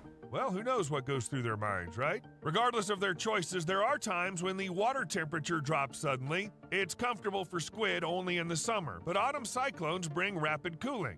And by rapid, I mean really fast, like within just a few hours. That's the main reason squid end up dead. If the water cooled down slowly, they might stand a chance, but the way it happens, squid just can't handle the cold. They either die fast or get frozen and washed ashore, weakened. And then the lack of water finishes them off. Lack Now, of water. someone might argue that squid live They deep live in down where water. it's chilly, so they must be used to the cold. And you know what? You're not quite wrong, but we're talking about those massive Humboldt squid. They're usually hanging out anywhere from 656 to 2,297 feet deep in the Northwest Pacific Ocean, where, yeah, it's pretty chilly. However, when it comes to Japanese flying squid, the deepest they occasionally venture is about 1,640 feet.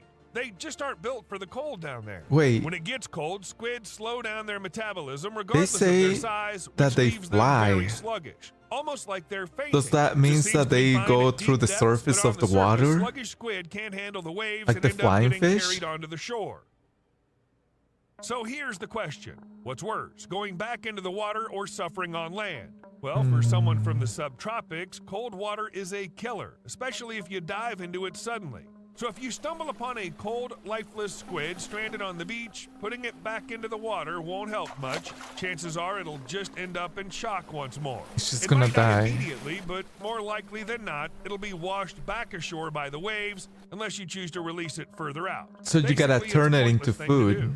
Answering the question of which death is more agonizing, on land or in water, it's actually not so easy. One reason is that scientists couldn't accurately determine for a long time whether invertebrate animals like squid, crabs, and lobsters can even feel pain. Eventually, it was found out that cephalopods do have nociceptors. Yeah, their no endings that shit. quickly transmit potentially damaging stimuli to the central nervous system. I feel According like to another that's pretty study, squid freaking might feel evident, my something like guy. pain, which even affects their behavior, making them more cautious. How But it's did- still not a sure thing that squid can How did that take like hundreds of years to the scientists to figure out? How is that even possible? Oh, do they feel pain?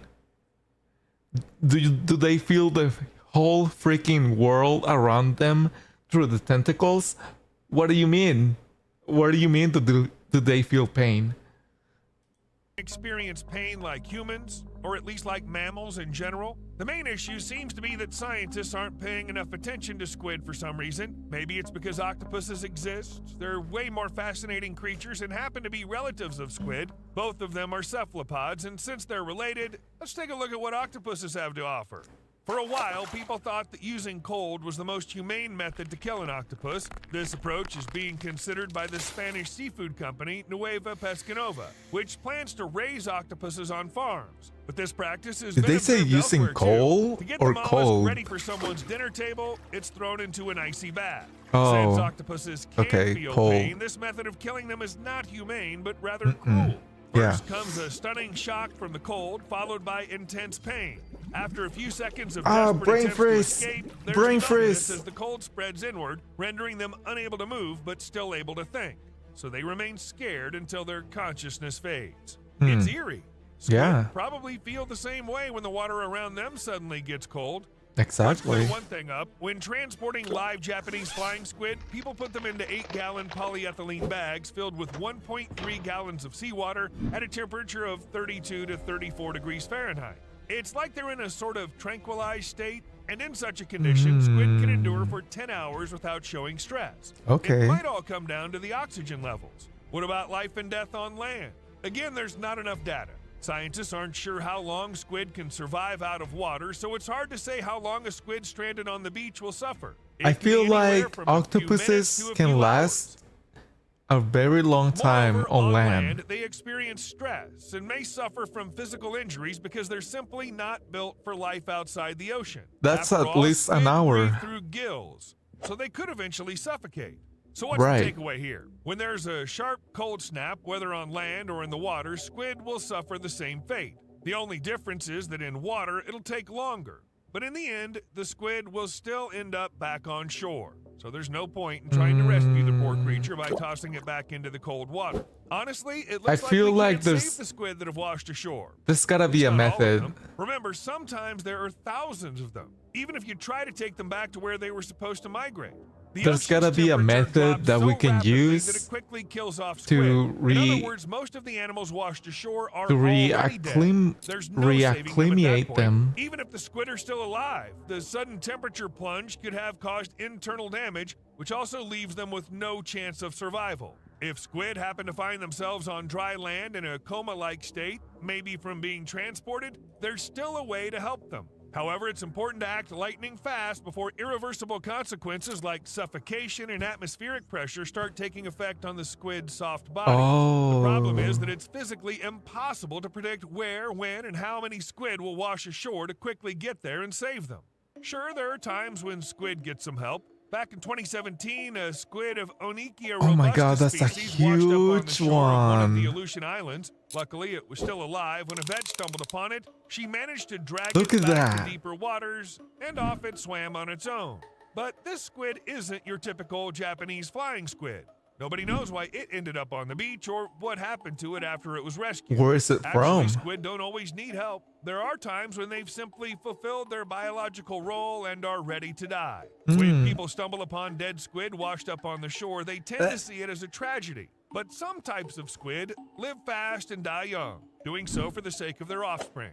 The risk of dying between two reproductive cycles is too high, so these animals simply go all out at one point, devoting themselves entirely to their offspring, and then they die.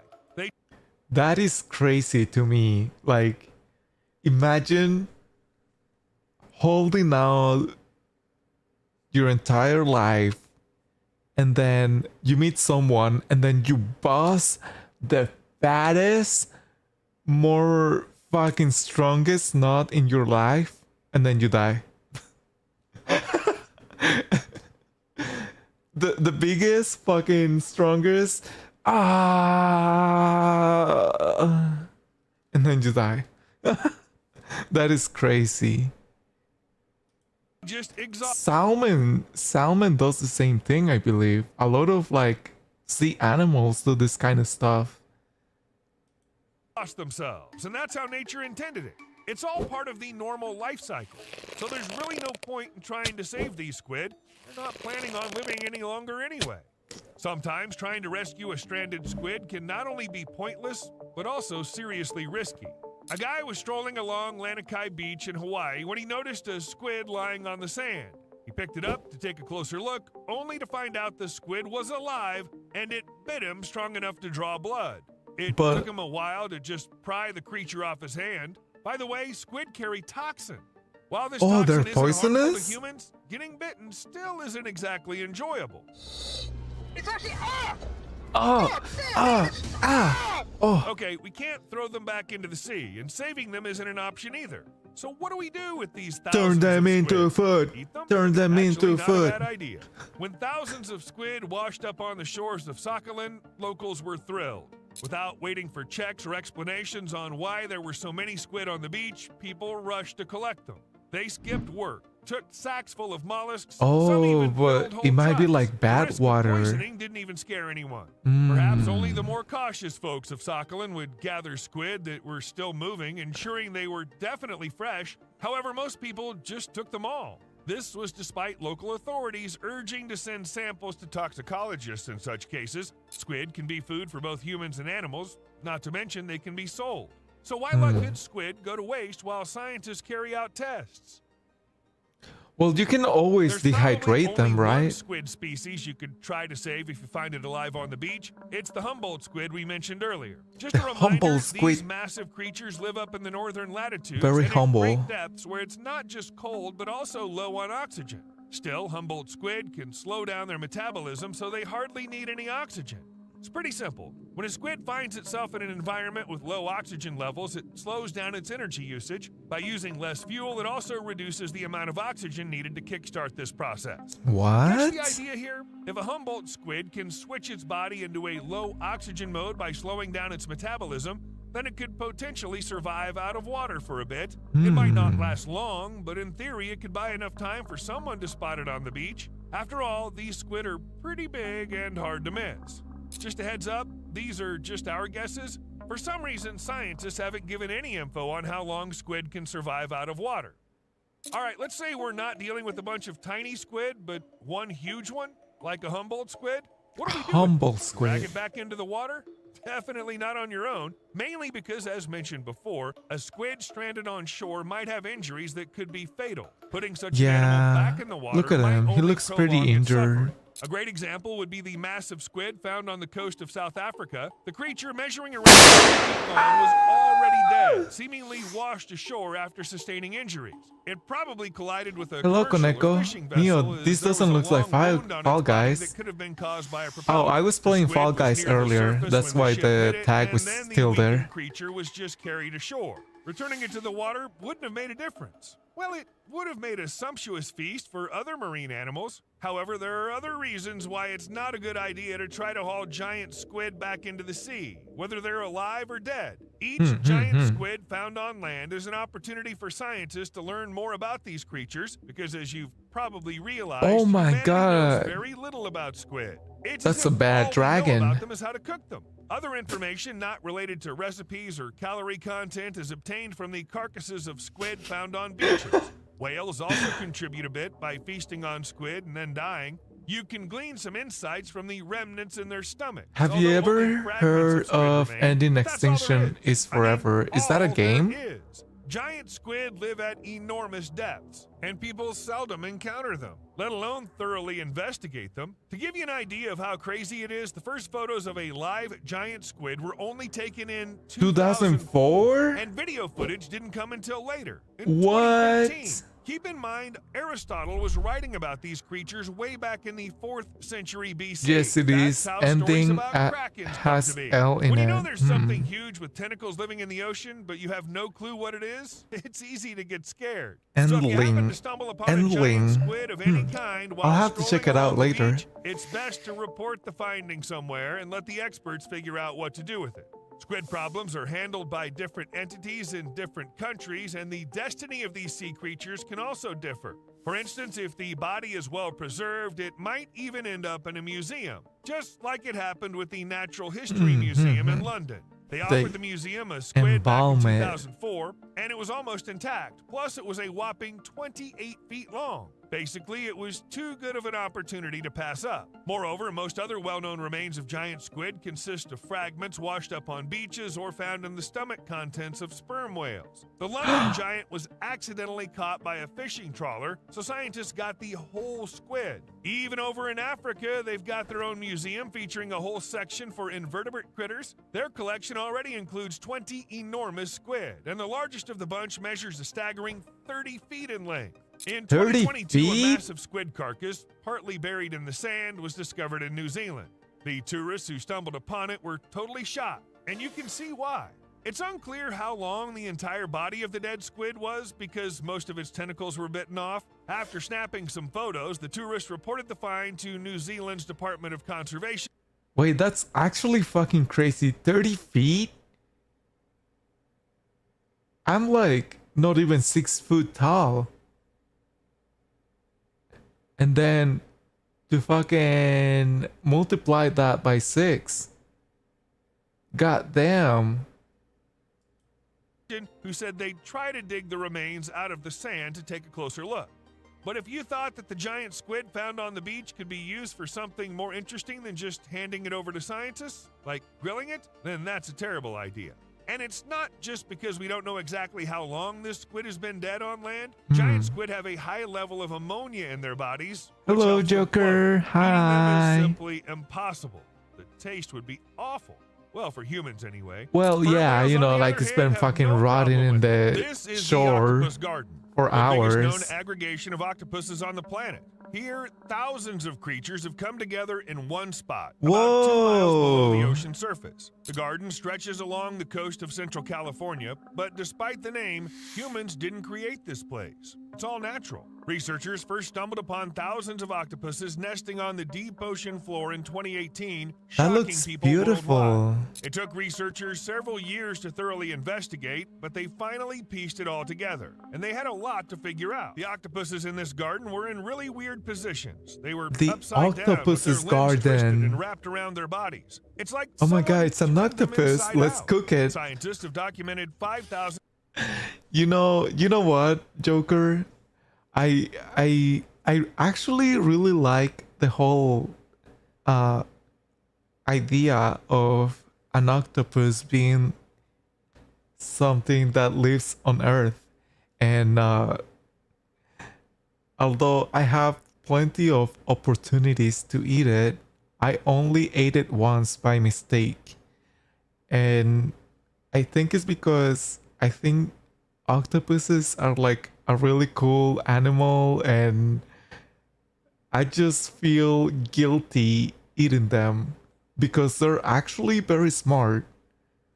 And one or like 2 or 3 weird facts about them, right, is that they don't have a brain, but they have several neurons running through their body, and they have 3 hearts, and they have blue blood.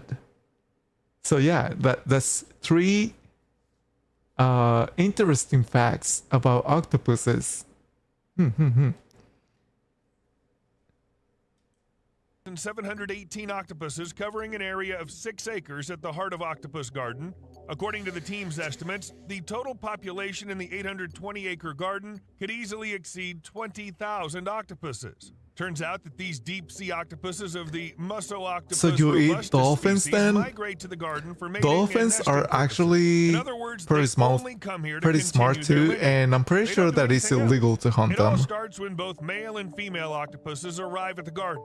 Females are on the Whoa, lookout they're for not a even warm spot to lay married. their Whoa, clutch around hold 60 on. elongated sausage-shaped eggs. While brooding, mothers cover the eggs with their bodies, protecting them from predators getting too close. That's why females contort themselves in such a peculiar way. It's a defensive posture. Premarital Throughout the sex? incubation Are you period, kidding me? females sustain Disgusting. themselves using Disgusting. preserves from their own tissues while also tending to the developing eggs. It's worth noting that the garden discovered in California is the largest gathering of octopuses ever found by scientists.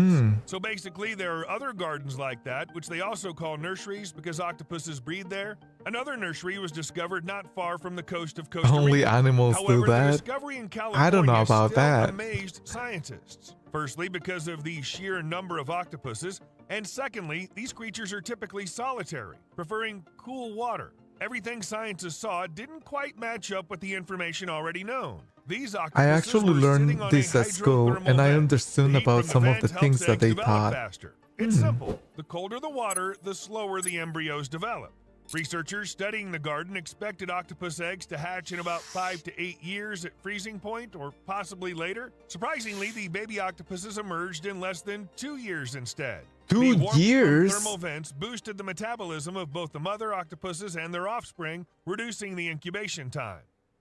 Wait, that is crazy because the mom octopus will spend her whole life taking care of the eggs and will not eat. It will just like keep blowing fresh water in between the eggs so they don't stick together.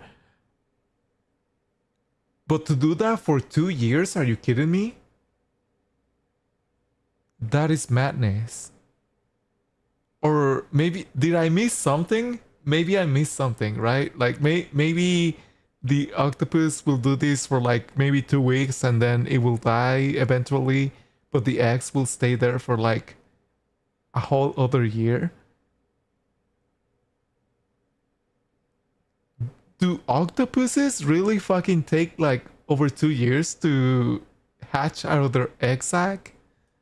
Regular 5 to 8 years carry too many risks for offspring. Turning from an egg to an octopus is no easy feat. Large gatherings of octopuses like the garden attract predators. Living alongside nesting females is a diverse community of invertebrates that certainly not welcome the unhatched eggs and snails. vulnerable hatchlings, especially since there isn't much food at great depths. There's also the risk of injuries and infections lurking around.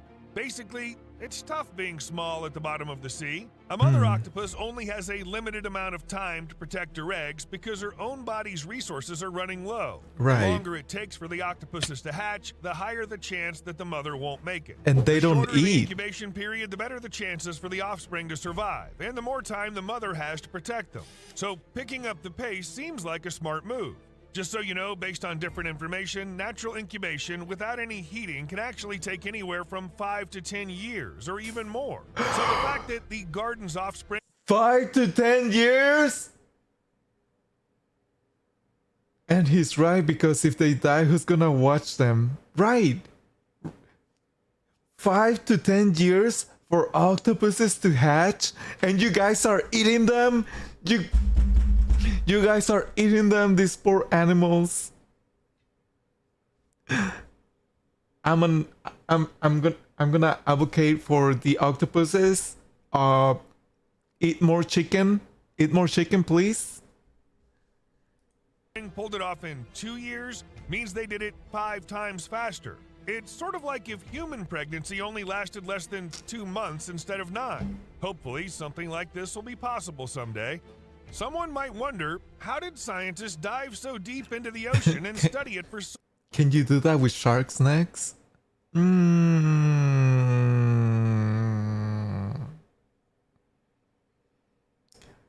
You know, maybe Mocha, what the? You know, I think maybe sharks are just right where they need to be. But I do believe that octopuses need to be elevated into the sentient species. What the? I got more than 2 hours of work, let me tell you. God damn it, Mocha. Okay, well, I guess I'll see you tomorrow morning. Yeah. Sharks are smooth in every direction. Oh. Well, when you put it that way.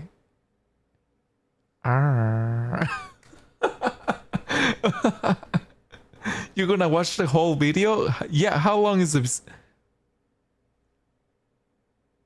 It's just like an hour long. It's not that long. It's just 1 hour about learning about octopuses and cephalopods.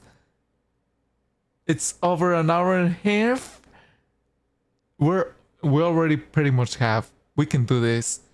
We can do it. Let's expand our knowledge about the sea creatures that live among ourselves. so long? Do they have their own version of Steve? Well, it's all thanks to modern tech. Researchers set up a camera at the bottom, snapping pics and telling octopuses apart by their scars and quirks. Turns out all the octopuses in the garden were adult males and females ready to reproduce. Their numbers were growing, Ready but there to were no bust. youngsters or teens around until the offspring hatched. Okay, let's figure out why the temperature is higher in the garden, causing the octopus babies to grow faster. Just to remind you, it's located about 2 miles beneath the ocean's surface, on a little hill close to the foot of the underwater Davidson Mountain. And it's this mountain that's the key factor, because Half would it's a be dormant 45 underwater minutes. volcano. The Not water to- around here Not to get technical here, Mocha, but fuck you. is a chilly 35 degrees Oh, Fahrenheit. my which bad, is quite Koneko. cold. But in the octopus garden, it's a different story. The water heats up to a toasty 52 degrees. When scientists first found the octopus garden, they saw something they called shimmering water. Okay, This happens when warm technically, and cool waters mix, you're right. suggesting undiscovered thermal springs nearby. Further research conducted by scientists has confirmed that octopus nests are located in crevices bathed by hydrothermal vents. In other words, female octopuses have chosen the warmest spots for incubating their eggs. How do hydrothermal vents work in general? It's simple. Water seeping beneath the ocean floor takes heat from the Earth's mantle, then comes out through volcanic rocks like Davidson Volcano. Unlike hydrothermal vents, which form on the crests of ridges and shoot out streams of hot water, making them easy to spot, these thermal springs are truly Minor Mocha's names are totally different. How could I mistake your names? Because both of your names are purple on my viewing. So like, you and Mocha, both of your names are purple. Purple Schmurple. Purple Nurple. mysterious. They release warm water that dissipates just a few feet above the seafloor, making them very difficult to locate. They can only be found thanks to that faint shimmering. Those octopuses in the garden hit the jackpot with the temperature being perfect. Jackpot! Let's go! Jackpot! If a female octopus were to lay her eggs there, they'd cook in a flash, like hard-boiled egg quick, if one can say so. At the same time, cold water's like putting the brakes on for octopuses, no matter how old does they are. this apply to Octopuses the are ectotherms, and everyone with the cold-blooded purple name? creatures, so deep It temperatures does slow down gets their me a little bit metabolism, confused, which basically means the chemical reactions right? happening Because inside their what is cells. it? Simply put, Justin it's how their bodies get energy from the environment has to grow, like a develop, and lighter reproduce. purple, So all the important stuff needs that and energy. then Faster metabolism means more energy for the body. Yeah. For octopuses, this surplus energy so if the from color warmth is not used different, for it gets me nurturing a their little bit eggs. confused. And the greater the energy, the faster baby octopuses emerge. However, everything So if the octopus's eggs hatch a lot faster with warmer water, why doesn't a fucking chicken egg grow so faster when I boil it? What's the difference? What is the difference? You're telling me I cannot hatch a chicken in 5 minutes when I throw the egg in hot boiling water? But an octopus can grow faster? Fake. We're living in a simulation. has its limits. You can't crank up the temperature even higher and expect octopuses to speed up so much that they hatch in just a week and become adults right away. According to Well, damn. he literally told me, shut the fuck up, Mio. This is why.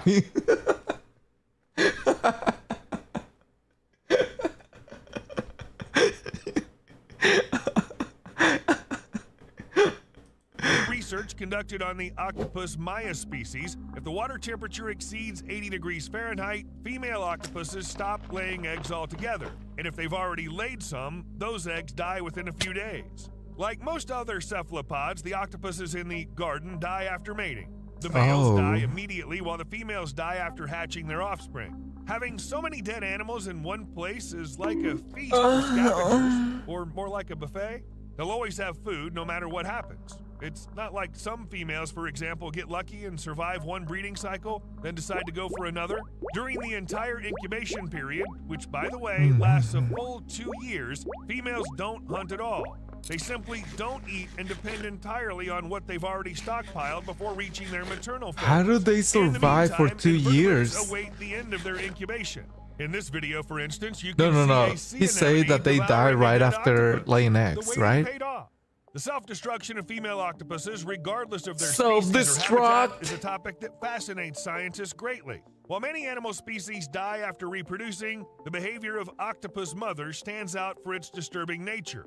Not only do they stop eating, but some actively seek to end their own lives using any means possible. Once they've fulfilled their reproductive duties,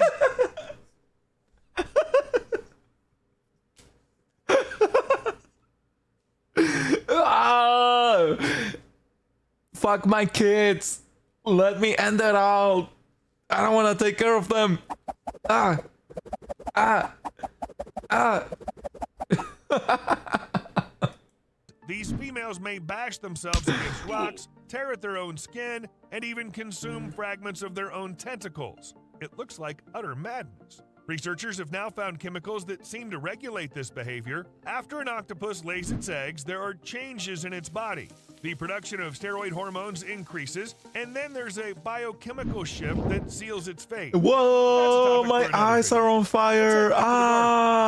time-lapse camera captured how nesting females push away octopus carcasses to keep scavengers from getting too close to their eggs. Despite having enough food already, scavengers are always on the hunt for more, especially in the depths of the sea where food is scarce. Look at those Scavengers like eggs. giant grenadiers, a cusk eel, whelks, and sea anemones feast on octopus remains. They must feel pretty happy down there, as the garden offers 72% more food for scavengers compared to the surrounding waters. These Wow. scavengers, fish, shrimp, sea stars, and snails build a thriving ecosystem sustained by deceased octopuses.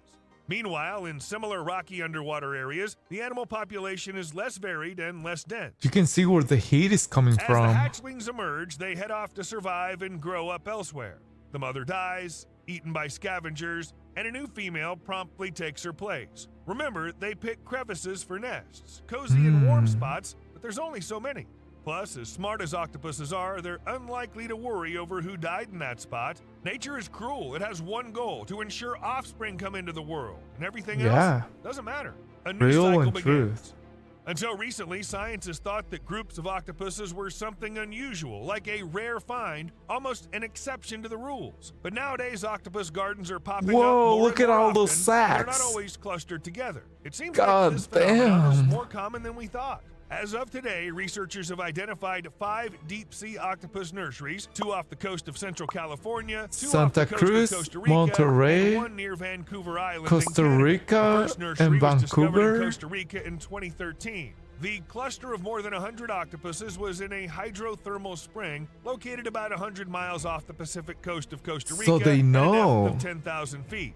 They These know where the octopuses warm also waters incubated are. eggs, but not a single clutch survived. The second discovered Huh? octopus nursery was the one near Davidson Mountain, the one we mentioned in our video. Then in 2019, So you're telling me that octopuses reach all these 3 places, laid their eggs, all of them die. All of them. Not a single one survived. another one was discovered not far from Sada. When we say not too far, we mean about 10 miles away, which is quite a journey for octopuses. Just recently, in 2023, scientists discovered a new nursery in Costa Rica, followed by another one in Canada. Let's take a closer look at the most recent nursery. It all began with methane bubbles bubbling up from the ocean floor, bursting through. This the creates methane, carbonate rocks, I'm a which later become father. homes for animals. Despite the cold, these places are where Granellodon pacifica octopuses have chosen to raise their young. Oh my god, look Just at the so babies! happens that this deep-sea Look at the creature babies, holds the oh my record for the God. longest incubation period. The female takes care of her nest for 4.5 years. Perhaps other animals from our video would have broken this record if not for the dormant volcano that warmed them up. 4.5 years? 4.5 years, and she's alive, taking care of the eggs for 4.5 years? You gotta be fucking kidding me. One of the most intriguing mysteries for scientists is how octopuses manage to find their nurseries. They might stumble upon a future nursery by accident and decide it's a great place, or they might discover it, remember their location, and then return when it's time to reproduce. It remains a mystery how far octopuses migrate to nesting sites and whether they return to their birthplace like salmon. Octopuses have a keen Salmon. sense of smell, allowing them to track the scent of many of their deceased relatives, even if they've been eaten by some anemones. It seems like these places definitely need protection. Sure thing, Davidson Can I Seamountain and have its octopus garden are being more protected channel as part of points? the Monterey Bay National Marine Sanctuary. Climate change, fishing, I don't know and if I can mining change pose that. threats to deep sea areas. Protecting the unique environment where How do I deep-sea do animals that? gather to feed or reproduce is critical. Yet effective protection requires a careful study of the garden. Scientists are currently on it because despite prior research efforts, many intriguing aspects remain unexplored. Today, within the boundaries of the wildlife reserve, it's prohibited to search for or extract oil, gas, or any other valuable minerals. Also, drilling, any kind of digging, and constructing buildings are not allowed. If a ship accidentally runs aground in this area, it cannot be abandoned. Anchoring the ship and leaving it unattended is not allowed, and neither is leaving any harmful substances on board. Disposing of substances is also prohibited, as well as interacting with local species, introducing non-native ones, attracting great white sharks, using motorboats, and even flying too low over the water. No This list sharks. isn't nearly No complete. sharks. It might be best to avoid that area altogether to prevent accidentally breaking any rules, because they take monitoring all the rules in the reserve really seriously. They patrol by land, air, and sea. They use small boats and big patrol ships to protect the area, and the rangers keep a close eye Small on literally boats. everything. Very Most individual small boats. violations usually occur in small areas and happen within a short period. However, some types of violations happen frequently throughout the reserve, like the hunting of marine mammals or birds. Punishments fail to stop people. Breaking the rules in the reserve can lead to civil penalties of up to $140,000 per day. Besides 100 fines, those who break It should be years. 100 years. 100 years for breaking the reserve. Well, maybe they didn't know, right? 10 years. 10 years for breaking the reserve. the rules might have to foot the bill for cleaning up their mess and restoring the natural surroundings. Any gear involved in the violation, like boats, tools, or equipment, could get seized until the court sorts things out. When rules are broken in a wildlife reserve, it often means breaking other federal and state laws too. Yeah. This can lead to fines, the possibility of having property taken away, getting arrested, and even facing criminal charges. Just so you know, interfering with law enforcement officers' investigations or activities within the reserve is also considered a criminal offense. It's amazing how scientists weren't scared to study octopuses. The power of science, right? Did you remember to hit the like button? If Science. not, it's not too late yet. Science. This video shows a group of men stumbling upon a strange discovery. What After is digging up the ground, they found that? something resembling a wriggling surface of a giant pineapple. Oh wait, No, those are it's not one turtles. huge organism, but dozens of turtles stacked on top of each other. In winter, the turtles enter a kind of hibernation, and depending on the species, they can spend several months underground or in mud. In the video, the soft-shell turtles are seen burying themselves in mud, where they stay from late fall until spring. So it That could looks be a more group like a hibernation, farm. similar to what happens with turtles, but mostly it's just guesswork because scientists haven't made any comments on it yet. Here are a That- couple of facts for you to draw your own conclusions. So that is definitely a farm because there are certain cultures that eat this type of turtles. And I mean, technically they're farming them. So as long as they can create more of what they're eating, it should be fine. I know that me personally don't feel good about like eating turtles, but as long as they're doing it in a way where they can preserve the species, then technically it's not that bad. Most humans don't live 100 years. Yeah, that's why I said 10 years. I reduced the time from 100 to 10 years. First, not all turtles sleep in groups. Most of them sleep alone. Second, the animals are arranged very neatly, almost as if they had a clear plan. Or perhaps this was done by a man. If a person did this, there could be several reasons. In many countries where they're found, especially in East Asia, soft-shell turtles are considered a delicacy and are often eaten. It's likely that people raise these turtles on farms, and it's possible the animals were simply buried during hibernation. Yeah. Or maybe it's a way of preserving and storing them. Turtles are kept cool to prevent them from spoiling. Weird? Definitely. But breeding turtles for consumption Shit, it froze. is already an unusual practice. Oh shit, I need to refresh. 29:30.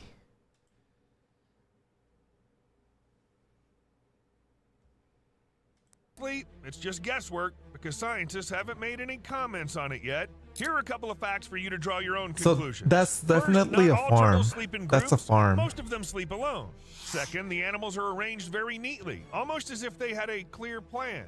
Or perhaps this was done by a man. If a person did this, there could be several reasons. In many countries where they're found, especially in East Asia, soft-shell turtles are considered a delicacy and are often eaten. It's likely that people raise these turtles on farms, and it's possible the animals were simply buried during hibernation. Or Yeah. maybe it's a way of preserving and storing them. Turtles are kept cool to prevent them from spoiling. Weird? Definitely. But breeding turtles for consumption's already an unusual practice. Regardless of why the animals That's were what I buried, said. in both scenarios, the turtles will end up becoming someone's lunch. You know what? Turtles are in danger not only on farms. Every turtle, as it goes into hibernation, doesn't even realize that it might be the last thing it ever does in its life. Let's start by understanding how hibernation works in turtles. It's not quite the same as what you see in, for example, bears. Turtle hibernation, as well as that of other reptiles, Wait, what the is hell? sometimes called brumation, a kind of resting state during which the body's functions such as metabolism, heart rate, and digestion slow down significantly. During That's brumation, kinda like a reptiles may bear. not move, eat, drink, or defecate for several weeks. They That's like a conserve bear. energy in response to the low temperature and certainly don't gain weight before entering this state. Saving energy isn't enough. Turtles need to find the right spot for winter because turtles are cold-blooded. Their body temperature depends on the temperature around them.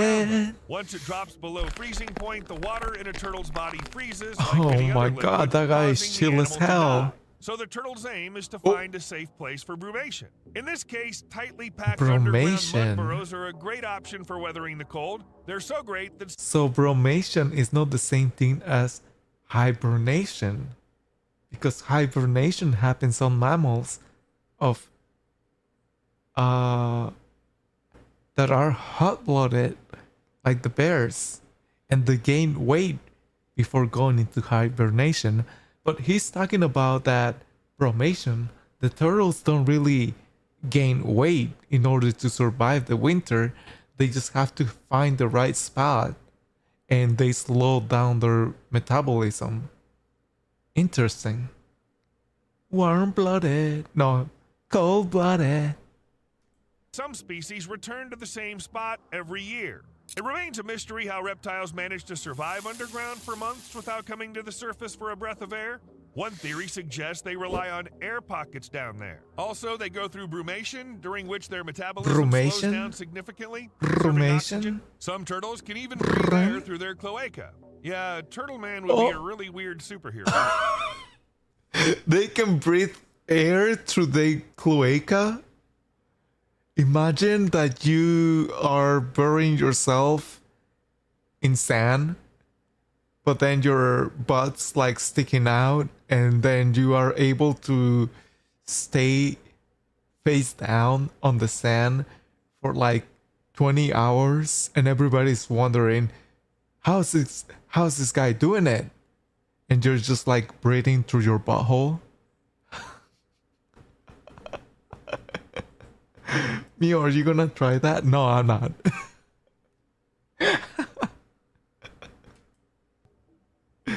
So what about collective brumation? Scientists discovered in the 1990s that some turtles brumate closely together in groups, and later studies confirmed this. However, here's the interesting part. Turtles don't huddle together in burrows to keep warm. This is because turtles are cold-blooded, and staying together during brumation, or anywhere else, does not raise their temperature, as it does with warm-blooded animals. In short, turtles cannot warm each other up. So why do these turtles brumate together? Perhaps one reason for this group gathering is to use collective signals that increase the likelihood It's of coming for out of brumation at the same reproduction time. purposes. Or the available brumation spots might be limited. And I'm pretty turtles sure brumate in it's the same burrow in reproductive large groups purposes. because it guarantees safety. It's interesting that turtle gatherings during brumation are more frequent in northern regions. This adds weight to the theory that brumation spots could be extremely limited. Also, this might have something to do with mating. With more turtles around, there's Yeah. a better chance of finding a future partner when you wake up. Mhm. The depth of burrowing depends entirely on the species. Common box turtles, for instance, dig burrows in the woods before brumation, ranging from 4 to 20 inches deep. Even though the site should offer shelter and protection during brumation, these clusters of turtles can pose a threat to the entire population. If the brumation site is found, they'll all die instantly. But we'll get to that in a Real bit. and But here's true. what I want to figure out for now. Many people keep turtles as pets. Do these turtles also go into brumation? On the one hand, brumation is really important. Experts say that if you don't let a turtle brumate, it's more likely to get sick and die earlier. Christy, the happy owner of 2 box turtles, says that her family has been helping captive-born box turtles go into brumation for more than 20 years.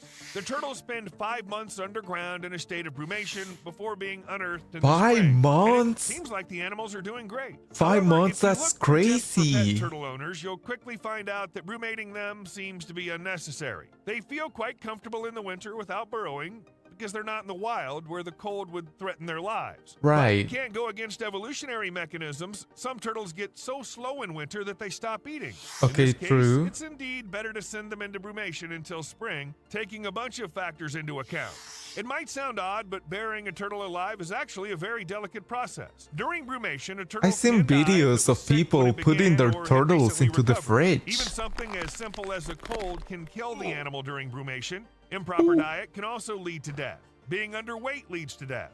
Being too young also leads to death. While you'll definitely need to consult he a was vet if you just don't a wanna make things boy. worse. They can also help you figure out the perfect conditions for your turtle, which can be tricky. In some countries, there are even special hotels where you can take your pet turtle when you go on vacation. A These turtle hotels also ensure hotel? that turtles have a comfortable winter vacation and help them safely enter a brumation state. What? The?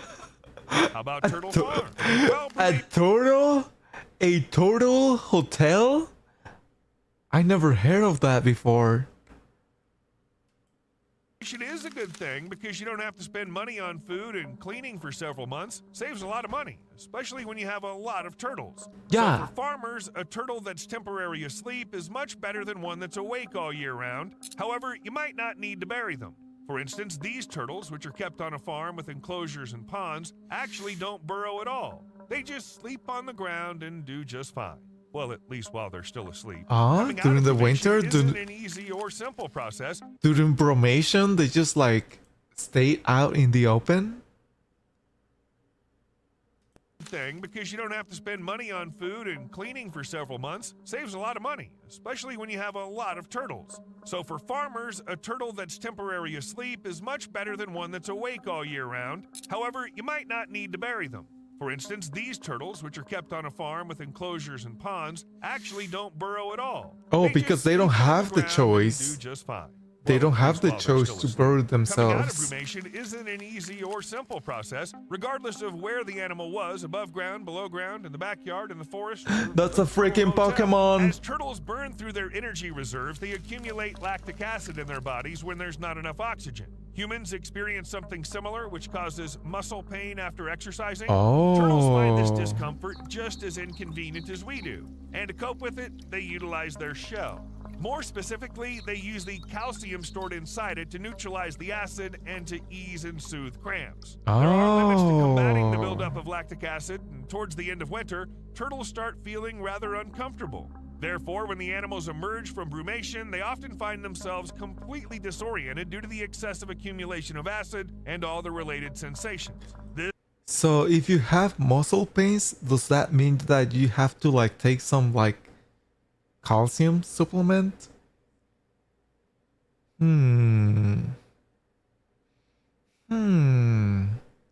This is why in spring, turtles immediately seek warmth to accelerate metabolism and rid their bodies of the remaining lactic acid. Lactic acid isn't the only issue turtles encounter when attempting to brumate. Throughout brumation, turtles become so lethargic that you can simply stick your hand into their burrow and pull them out. They won't put up any fight. While it's recommended that people refrain from doing this to avoid harming the animal, predators in the wild don't feel guilty about that. For instance, American mink actively hunt common musk turtles when they're brumating during winter. No. Though these turtles brumate under the ice and shallow water, the mink isn't not all the particularly cute bothered by this. animals. In Texas, other types of turtles, especially box turtles, also often fall prey to predators like dogs, foxes, raccoons, and rodents. Predators take advantage of the brumation period to grab a meal, and the turtles can't stand up for themselves. But let's get back to the turtles that look like a giant pineapple underground. What the These are fuck? Asiatic soft-shell turtles, A and they pineapple? definitely have their own natural enemies. They're tougher than some rodents because the predators of these turtles include smooth-coated otters and tigers. The natural egg predators of this turtle include monitor lizards, crows, snakes, eagles, and wild boars. Humans, of course, are among them snake. too, although they can't be I'm a considered natural predators. snake. In theory, many of these I'm a animals could dig slithery up the little turtle from the ground. snake. Unfortunately, there's no precise information available on this matter. Maybe turtles are just lucky, as many predators of turtles also slow down during the winter. Yeah. For example, monitor lizards and snakes, they have better things to do than digging into the ground. After all, they get cold too. Yeah, they gotta Florida softshell hibernate. turtle, which, as its name suggests, also has a soft shell, is also on the menu of herons. The good news is, when the cold sets in, herons fly south to warmer They gotta climates, migrate. leaving turtles without one of their predators during brumation. In Florida, alligators also hunt turtles, and the Florida softshell turtle is evolved Jail. to be prepared for Straight this to jail. natural threat. Take These that turtles are alligator to extremely jail. stealthy, can move quickly on land, and have a powerful bite. Well, they can't truly compete with alligators, but during the winter months, when it gets pretty cold in Florida, alligators also go into a brumation. This Cook happens 'em. because alligators Turn are him into cold-blooded. barbecue. It's handy when your predators share the same vulnerabilities as you do, though it's not very handy when the place you've picked for a nap is visible to the naked eye, even to a person. They say you can just stick your hand into a hole. Of course, it's important to know Hole. the habitats of turtles and the places they prefer to nest, at least in theory. For example, Chinese pond turtles mainly brumate in abandoned ponds or on land. The land brumation spots are usually covered with grass, providing turtles with shelter, protection, and temperature stability during brumation. So knowing all that, it's easy to find the turtle underground or in the water. Since 2007, people in Chiba Prefecture, Japan, have been catching common snapping turtles. If you're wondering what they are, just know Japan they're has being hunted snapping for a reason. turtles? They're destructive to local ecosystems, eat just about anything in large quantities, and they're aggressive and fierce. Plus, Yeah. their bite can easily sever a person's finger. Yeah, However, yeah. Japanese hunters have found a way to deal with these turtles and catch them in winter. A hunter simply puts his hand into the pond where he suspects a turtle might be, and it works. This method allows hunters to catch It just around works. 300 turtles per year. While this hasn't significantly impacted the population, that's Yo, not the point what the here. fuck? Another example is the turtle What hunting the in fuck? Vietnam. When the rare field Snapping turtles in Japan, what the fuck? No, yeah, so we're watching a animal informational documentary, and it started with octopuses and now we are in turtles. I thought I saw you pop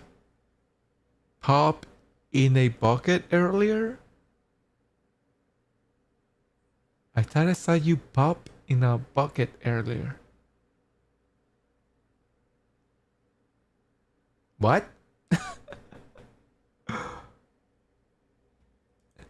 turtle appeared there in 2015, people didn't bother to hunt for this species Stop cautiously. reading They words just that grabbed a aren't bag, there. slipped a What do you machete, and chopped everything in their mean? way. What do you Overturned mean, every stone and Justin? What do you stump, poked at mean? everything they could, and dug everywhere, just hoping to find the hidden animals. And all because the price of these turtles is too high to spend time being careful.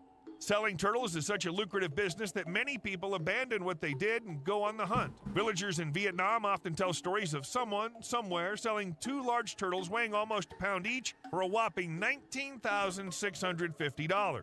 There are plenty of such stories, so I need naturally, people buy Koneko nets to and read go this out for hunting. you. Or is it Oh, actually okay. we call it fishing? Koneko, are you After still all, we're here? talking about Get a your fine ass back turtle. in here. Come While on. most stories about immense prices are based on rumors, that doesn't stop anyone.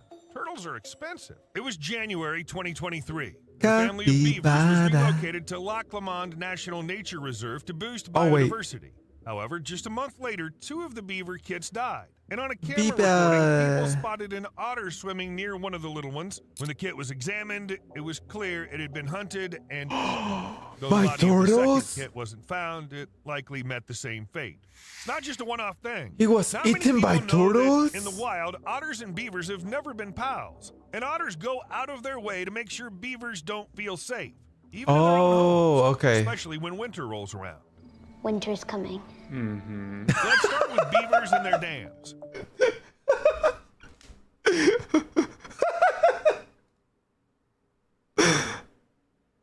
Oh. Okay, hold on. Otters go out of their way to make sure beavers don't feel safe, even in their own homes, especially when winter rolls around. Winter's coming. Winter's coming. Let's start with beavers and the otters go out of their way to make sure beavers don't feel safe, even in their own homes, especially when winter rolls around. Winter's coming. Let's start with beavers and their dams.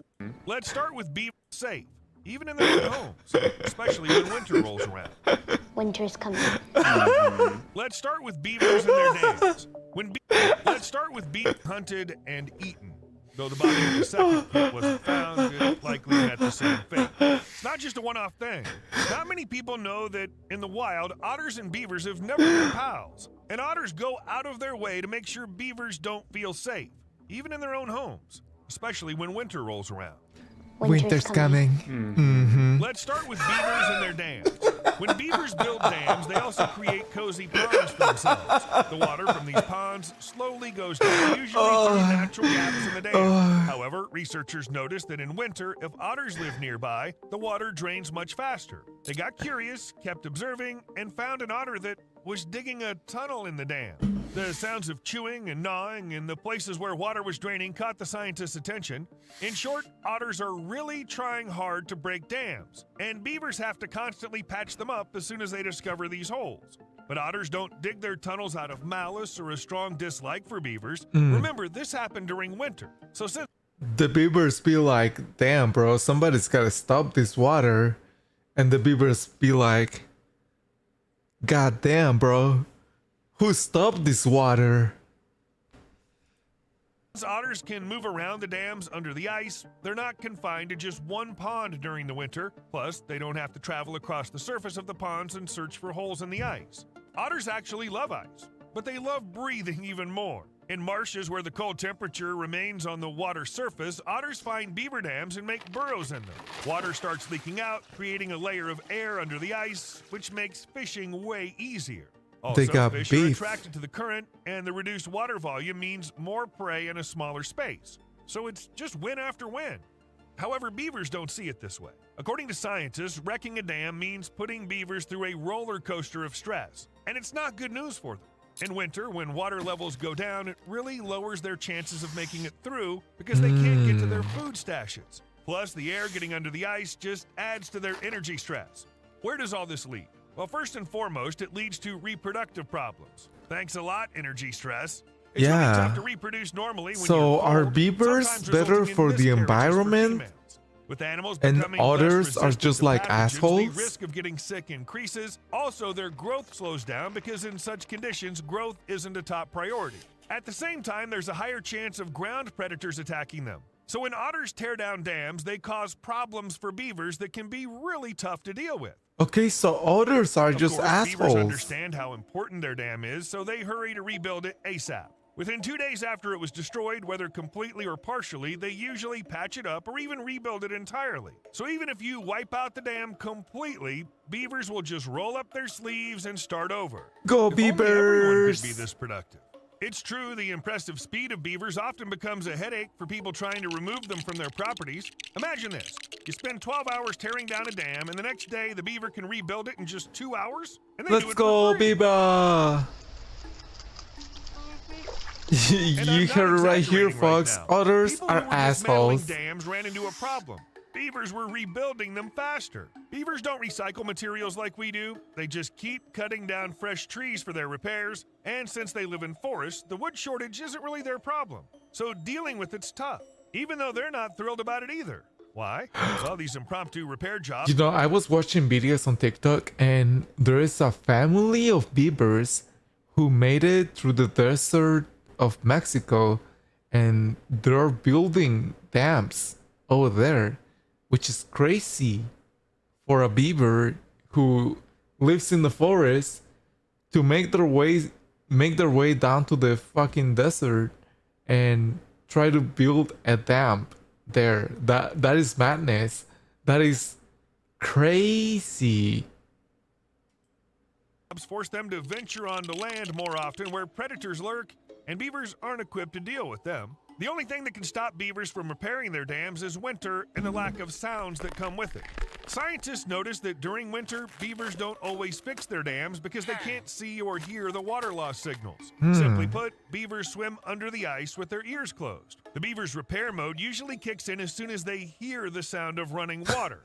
In winter, though, there's not as much sound. Oh my god, is that running water? Somebody stop that water, god damn. We gotta do something about it.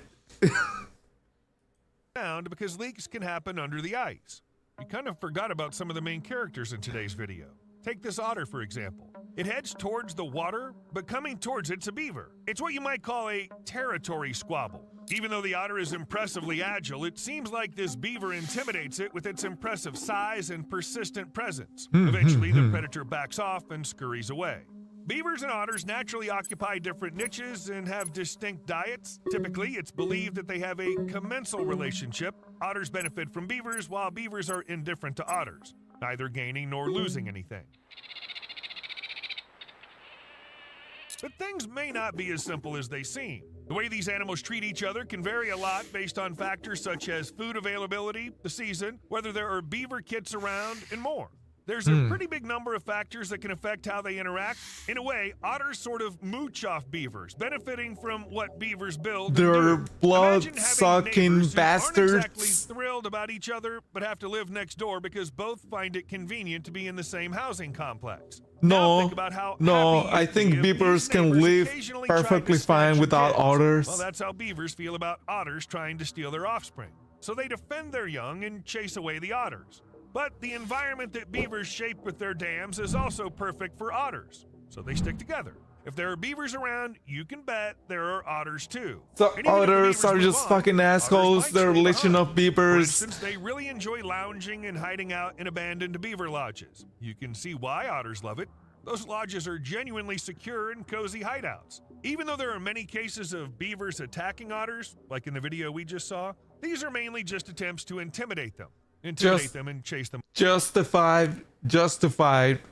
The beaver is innocent. away. So the real villains here are the otters, who Yes. don't see anything wrong with snacking on their neighbor's offspring. It's all because nature designed otters to be carnivores, gobbling up anything from fish to tiny birds and mammals. Otters aren't picky eaters, but they sure have big appetites, and their narrow teeth are just right for cutting through fish and meat.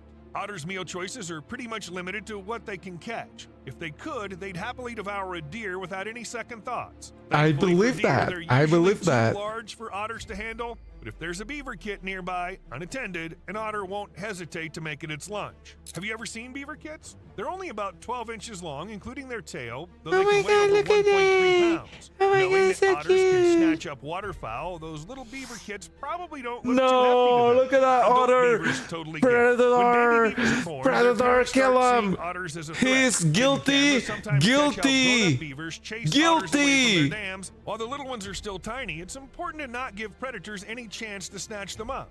Oh, and here's another thing. I'm not sure if this info has stood the test of time, but we came across some old studies that claim otters might still eat beavers even when they're all grown up.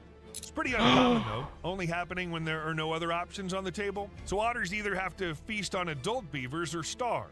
In those cases, it seems like the loner beavers are the ones who become targets. Guess dealing with a few beavers at once is just too much for otters.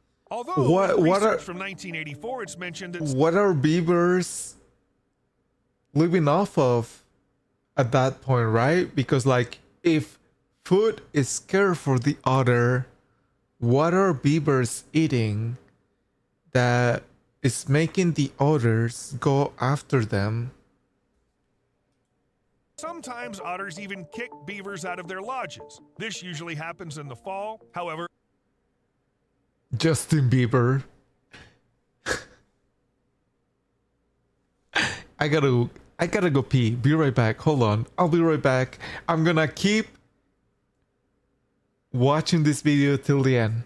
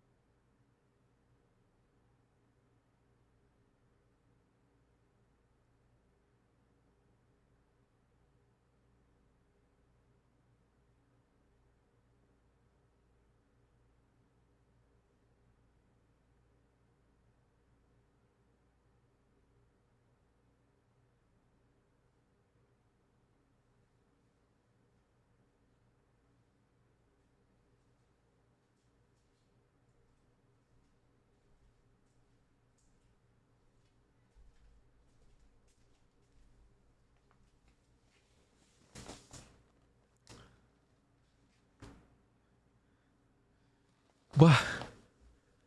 He's taking a piss. Justin, thank you for letting everybody know. Other scientists provide evidence of beavers and otters coexisting peacefully. Maybe beavers just have to put up with their dangerous neighbors because they have no other choice. Wait, Either they're you've got a living beaver right by your side, or peacefully? you risk finding yourself in the middle of the woods come fall with no shelter. It's not a pleasant outlook, as you can imagine, mainly because beaver lodges offer protection from predators. Without a safe spot to hide, beavers are at high risk. But the cold season's also dangerous. As temperatures drop, ponds freeze over, and beavers retreat to their lodges, relying on the supplies they manage to gather. Without The their beavers. lodge, they not only lose shelter, but also the provisions they stored up for the winter. And of course, a lodge is a cozy refuge. Inside these lodges, the temperature can stay around 32 degrees Fahrenheit, even when it fluctuates from about 19 to minus 6 degrees Fahrenheit outside. Yes, beavers can handle the cold. I to gotta some grow extent, eyes but like they a can't spider, survive long Loki. without their home. Perhaps the cold will kill a beaver faster than predators could get to it. It's not like You know what? I've been thinking about this for a really long time, right? Because there's different VTubers that have like cat personalities, bug personalities, a lot of different type of animals that they can be, and a spider went through my head. So I think I might at one point have to be a spider VTuber. Just like I'm a cat VTuber right now. In the future I might be, I don't know. Okay, octopus VTuber. A spider went through my face. No, it went through my brain. It came in on one ear, laid eggs on my brain, and then left through the other ear.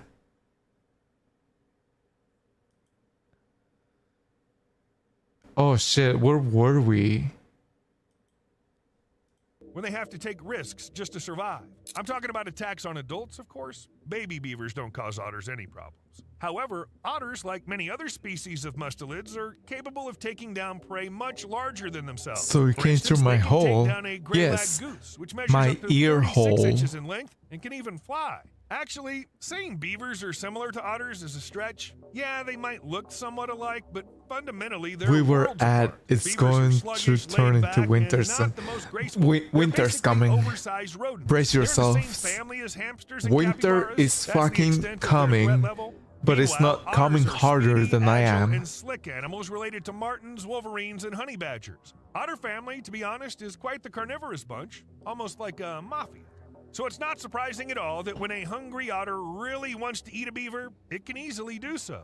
And the beaver won't stand a chance against such a predator. Back in 2005, in the town of Givas in eastern Turkey, some shepherds were having their usual day. They let their Wait. flock graze and settle Huh? down for breakfast when, out of nowhere, We one of the went from sheep leaped beavers off a to cliff fucking and ships? died. And then another followed, and another, and another. Can you guess how many animals ended up jumping? A couple dozen? Everything. Nope, about 1,500. Everything. Yep. Around Yeah. 1,500 sheep took the plunge one after another. It could have been Because much they're worse, though, sheep, because that day only and they only know 450 of how them to died. follow. Those were the ones that jumped first. Their bodies acted like cushions for the 1, rest. 2, 3, Let that 4, sink in. 5, We're talking snore. about 450 6, sheep 7, here. 8, 9, According to 10 estimates, sheep the losses snore. from these deaths went over $100,000. God Hefty sum for the damn. region, especially around the mid-2000s. But why did the sheep go along with it in the first place? Shouldn't instincts have led them away from the cliff's edge as far as No, possible? no, no. Sheep are really social animals, Instincts always is needing the to company of follow. other sheep in their herd. Yep. They're wired to follow each other no matter what. This instinct has let shepherds control sheep for centuries. Stop being a Originally, it sheep. helped them stay Wake safe from up. predators. Wake It's up, what keeps Justin. them together in Justin, bad weather wake and up. such. So Turkish sheep Wake probably up. didn't Come realize on. they were going to die. You gotta wake Most up. likely, the landscape was such that none Justin, of the sheep understood look why at the ground lamp. beneath their hooves suddenly The vanished. lamp looks They were just weird, doesn't following it? Each other. unaware of what lay ahead. It's never looked There like was a that similar before. story in Switzerland Wake in up, 2017. Justin. 13 Wake up. cows broke through their pen, broke up some fences, and then fell off a 164-foot cliff. Looking into what happened, people thought maybe How a about I predator was stay after the asleep? cows. But this explanation doesn't work for the sheep. This all happened right under the noses of the shepherds. No other explanations make sense. How about you become It's part of the important to make clear Matrix? one thing here. You are nothing Herd but a animals actually battery. don't just blindly You are follow nothing but a one leader fucking because battery. who knows what that leader might be up to. Even in their herds, they're aware of the risks. But when a certain number of members in the group act in sync, others tend to follow suit. As for sheep, well, it seems like something went wrong there. Sure, people have long been aware of how herd behavior works, and it's not just shepherds who use it. And Ever you're seen those nothing but a old-style deformed slaughterhouses battery? in America? Are you These tall talking about my structures with ears? ramps. Animals were supposed to climb up the fourth Are you floor to talking get to about the my kill pits. ears? My Not getting ears into are the not ethics of this, deformed. They're logistics. just Cows and pigs They're- had no trouble, but sheep would they huddle just have a together and different resist. input, you And then know? people came up with a brilliant idea. They're Trained meant goats to with put bells into a around their different necks. outlet. These goats confidently led sheep to the pits for which they received I'm talking rewards, about your and the brain and sheep followed their calculator. lead. Well, my brain and calculator works for real life events, while your brain and calculator works for hippopotamus? Hippopotamus.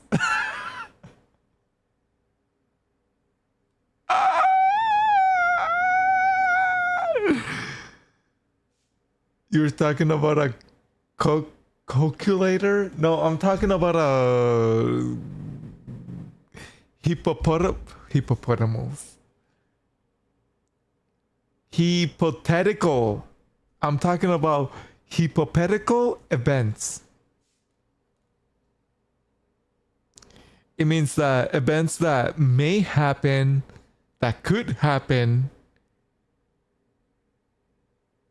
but never happen, while my brain works as things that could happen, will happen, and never happen.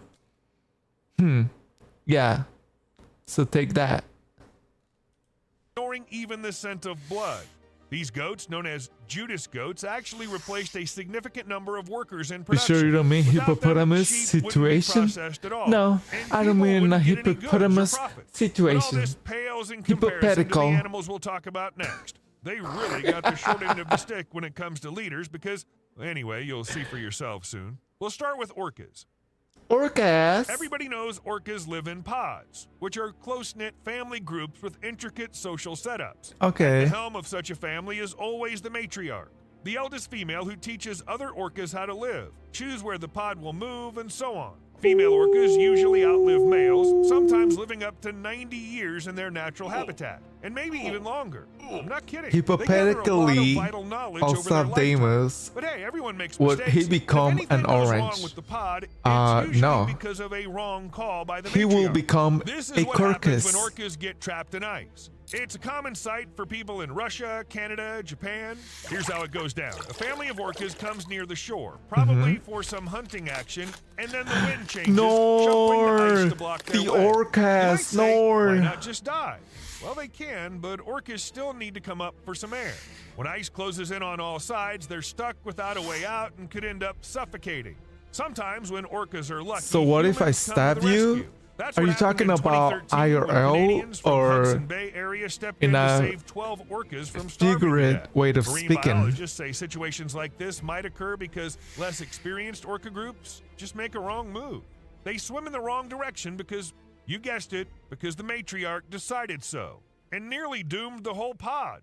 Unlike God herd damn, and you pack stupid animals, bitch, you polar almost bears killed prefer us. Solitude. But that doesn't make them immune from mistakes, which are usually caused by the mother bears. Unfortunately, it's the bear cubs that suffer the consequences. In 1989, scientists documented an unusual incident where a polar bear's den collapsed due to abnormally warm winter temperatures, rain, or heavy snowfall. As a result, the den's roof simply caved in, killing both the mother bear and her newborn cubs. Sure, the main reason behind this was the sudden change in weather, something the mother bear couldn't control, but back then it was the first known incident of its kind. And since then, there haven't been any reports of similar den destructions, even though the planet hasn't gotten any colder. Researchers also suggested that the mother bear might have been too young and inexperienced, so the den she dug didn't meet safety standards. Actually, bear cubs often drowned while swimming because they simply can't keep up. Their mothers chose route. I heard a story. Of like a mother and her cub that were swimming along the edge of the coast for like so long that her cub ended up dying, and then the mother ate it. Like she just fucking ate it because of protein. Gotta keep those gains in you, I guess. That are too hard and long for the cubs to handle. Sure, the mother bear probably doesn't have much choice, but still, spending so much time in the water with your cubs and not helping them out? Weird. Swans often live in groups, and when food becomes scarce in late autumn and winter, the whole group migrates to a new location. Typically, they head to open, grassy fields near a water source where they can feed on grass. But before they dig in, they need to find a new spot, which usually means one or two birds need to Put scout it down. around. Once Put what down, Jocelyn? Put what good down? Spot with plenty of food, water, and such, they settle in. And then other swans notice and join them. It's a simple strategy that doesn't require much effort. Yet, this habit of relying on a couple of their fellow birds put the swan group in wouldn't doubt This story to occurred in eat Slovakia their and left the local farmers their own completely offsprings puzzled. At first, in order to swans appeared survive. there, drawn by large pools of water and lush green sprouts. Soon, more and more birds gathered in the fields, mistaking the poppies for rapeseed. Oh shit! They're eating poppy seeds. Intoxication. Surely you're aware that poppy flowers contain harmful levels of alkaloids, which are toxic to birds' digestive systems. Unable to fly and vulnerable to predators, dozens of swans died. And if that wasn't enough, so these swans walk through the poppy fields, aka these flower fields, right? But poppy seeds are what are used to create painkillers. So, or not only painkillers, right? Opiates. So whenever these birds are eating the flowers, they're pretty much doing heroin. they're pretty much doing heroin at this point. a group of more than 150 birds also destroyed a significant portion of poppy fields, leaving farmers without their earnings. But just like in the UK, swans in Slovakia are also protected, which meant farmers couldn't just shoo them away from their fields. As a result, nature activists stepped in. Didn't they tell the birds that drugs are bad? Sadly, most of the swans there didn't make it. You know what? I'm pretty sure they tried. Couple of swans they who tried landed in the wrong place. All right, swans might not be the brightest bulbs in the box, but what about elephants? Those big Oh fellas my are pretty smart, as we've mentioned in our videos plenty of times. I love elephants. I love elephants. I think they're one of the coolest mammals on this earth. Yet, they also suffer because of bad leadership. Back No. in March 2020, a group of 14 Asian elephants decided to take a hike from their home turf in Pu'er, China. They covered quite a distance, with nobody getting where they were off to or why. But- in just 40 days... Hold on. So you're telling me they travel from this jungle through the cities, through the fucking everything, almost made it down to the water, right? They almost made it down to this lake, but somehow got turned around, and you call that bad leadership? No. I think I will call that human interference. An elephant shedding. An elephant sitting? An elephant shedding can kill you. I doubt that. Crazy, imagine just seeing elephants in your town as you walk. I think that I would like that. These elephants managed to trash 138 acres of farmland, racking up a damage bill of over $1.1 million. They weren't shy around people Whoa. either, wrecking stuff, stomping on chicken coops, and even swiping 220 pounds of grain from a local distillery. And they just kept on walking. It's unclear why the group decided to venture out from the reserve, which was being monitored by a dozen drones. But the expert Maybe because of fucking human intervention and trying to attack their natural habitat and how they actually are able to live. Maybe because we're taking their ecosystem. Maybe because of that. They've traveled into the unknown. Real shit. Yeah.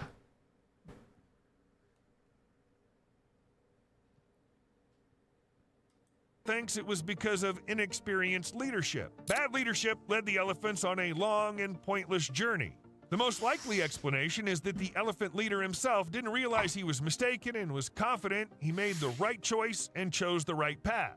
Moreover, they stumbled upon some good loot along the way. Locals complained that elephants were devouring entire fields of corn and pineapples from trucks. A car salesman mentioned that 6 incoming elephants drank 2 tons of water in his store. Others So they travel across the land, got themselves some rice, pineapples, chicken coops.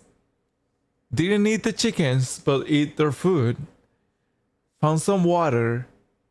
How is that a bad leadership if they were able to survive a long journey that almost take them to the promised land?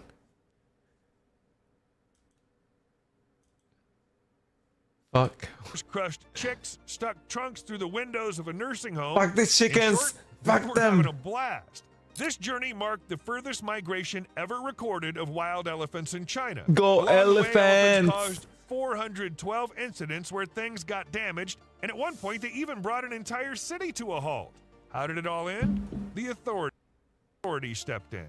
They set up an emergency committee to ensure the safe return of the elephants home. They built temporary roads specifically for the elephants, set up electric fences, and placed traps in various locations to keep the animals on track. A team of 360 people on 76 vehicles, along with 9 drones, monitored the elephants. After 17 months, the elephants finally made it back to their After original 17 sanctuary, traveling a months. distance of 810 miles. After 17 months, that's crazy. I feel like they could have bargained.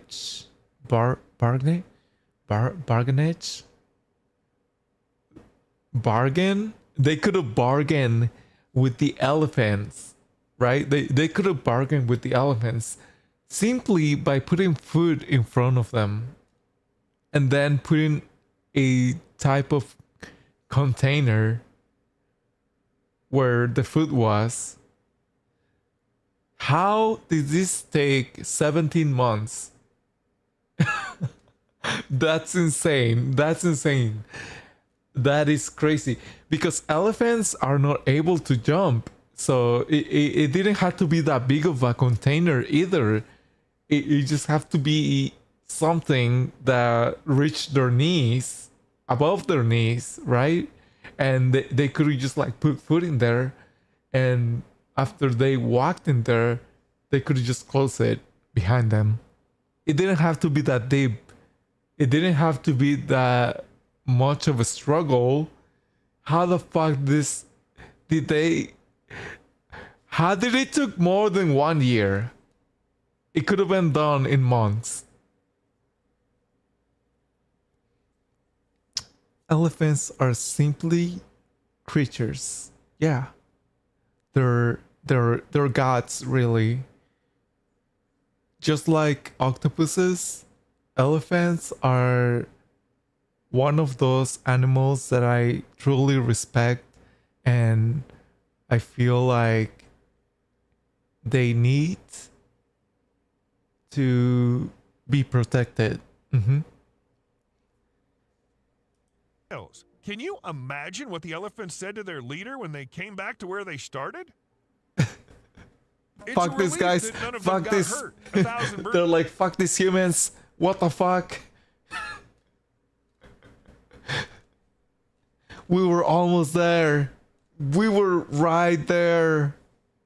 Birds in Chicago weren't so lucky. They died because they flew in the wrong direction during migration. On October 9th, 2023, In Chicago? 964 birds crashed into the McCormick Place Lakeside Center, a mostly glass building located on the shore of Lake Michigan. Oh, Overnight, no. as many birds died as typically do in a year because, yes, birds occasionally collide with the building without noticing it. However, this time the number of casualties was unprecedented. Before, the record number of birds killed in a single day flying into a convention center was between 200 and 300, but nearly 1,000 is just too much. When scientists tried to figure out why this tragic event happened, they found that several factors came together in a really unlucky way. Overall, one should blame a risky combination of migration season, challenging weather conditions, and the absence of bird-friendly construction practices. On that Yeah. night, many birds were flying because they'd been waiting for the right wind.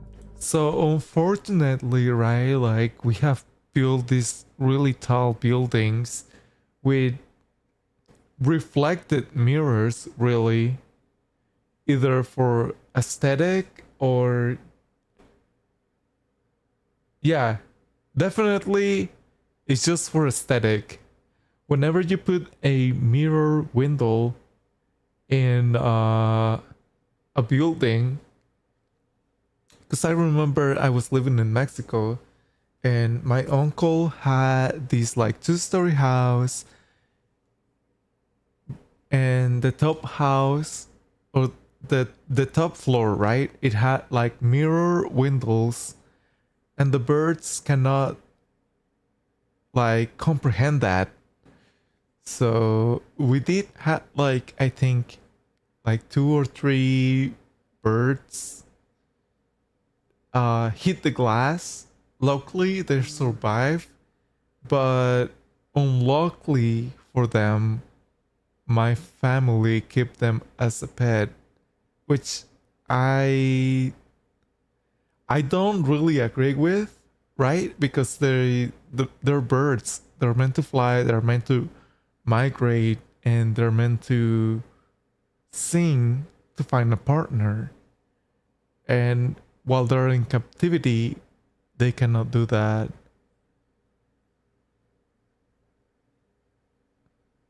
"15 stacks of birds, question mark, ka ka. Ka ka." Foggy conditions, reduced visibility, and low-hanging clouds caused the birds to fly lower, closer to buildings. Many of the birds that crashed were probably young and on their first migration. They simply didn't have the chance to figure out the right way to do things. To be fair, not all migrating birds have clear leaders that others blindly trust and follow. However, birds typically trail behind those flying ahead. So there's always Okay, I think that I understand what that one bird flew away. What do you mean by that? What do you mean by that, Justin? someone setting the pace. Seems like the birds in Chicago ended up with some seriously poor leaders. It's not just the birds' fault here. People are mostly to blame.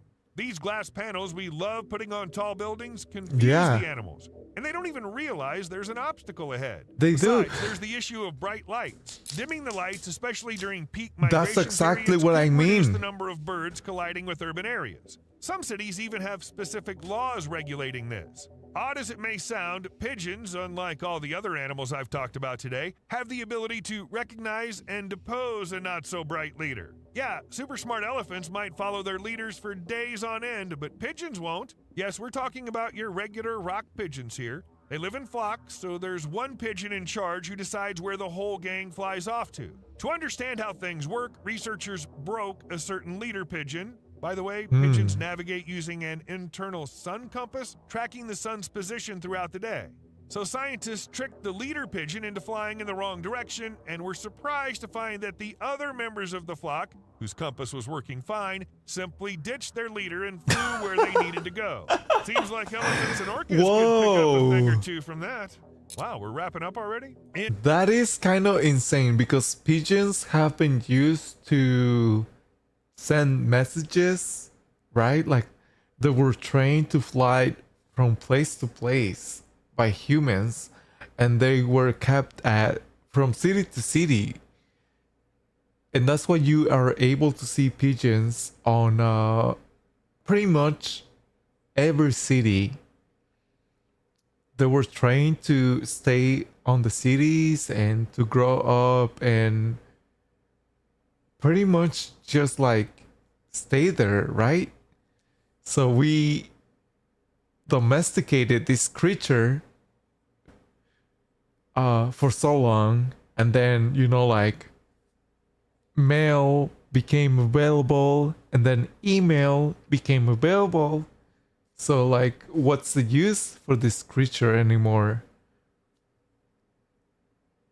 Well, there is no use. We eliminated that.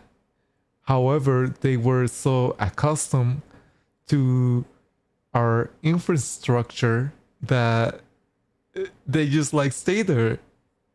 And it's crazy because they're are looked as a nuisance sometimes, but we were dependent of them at some point.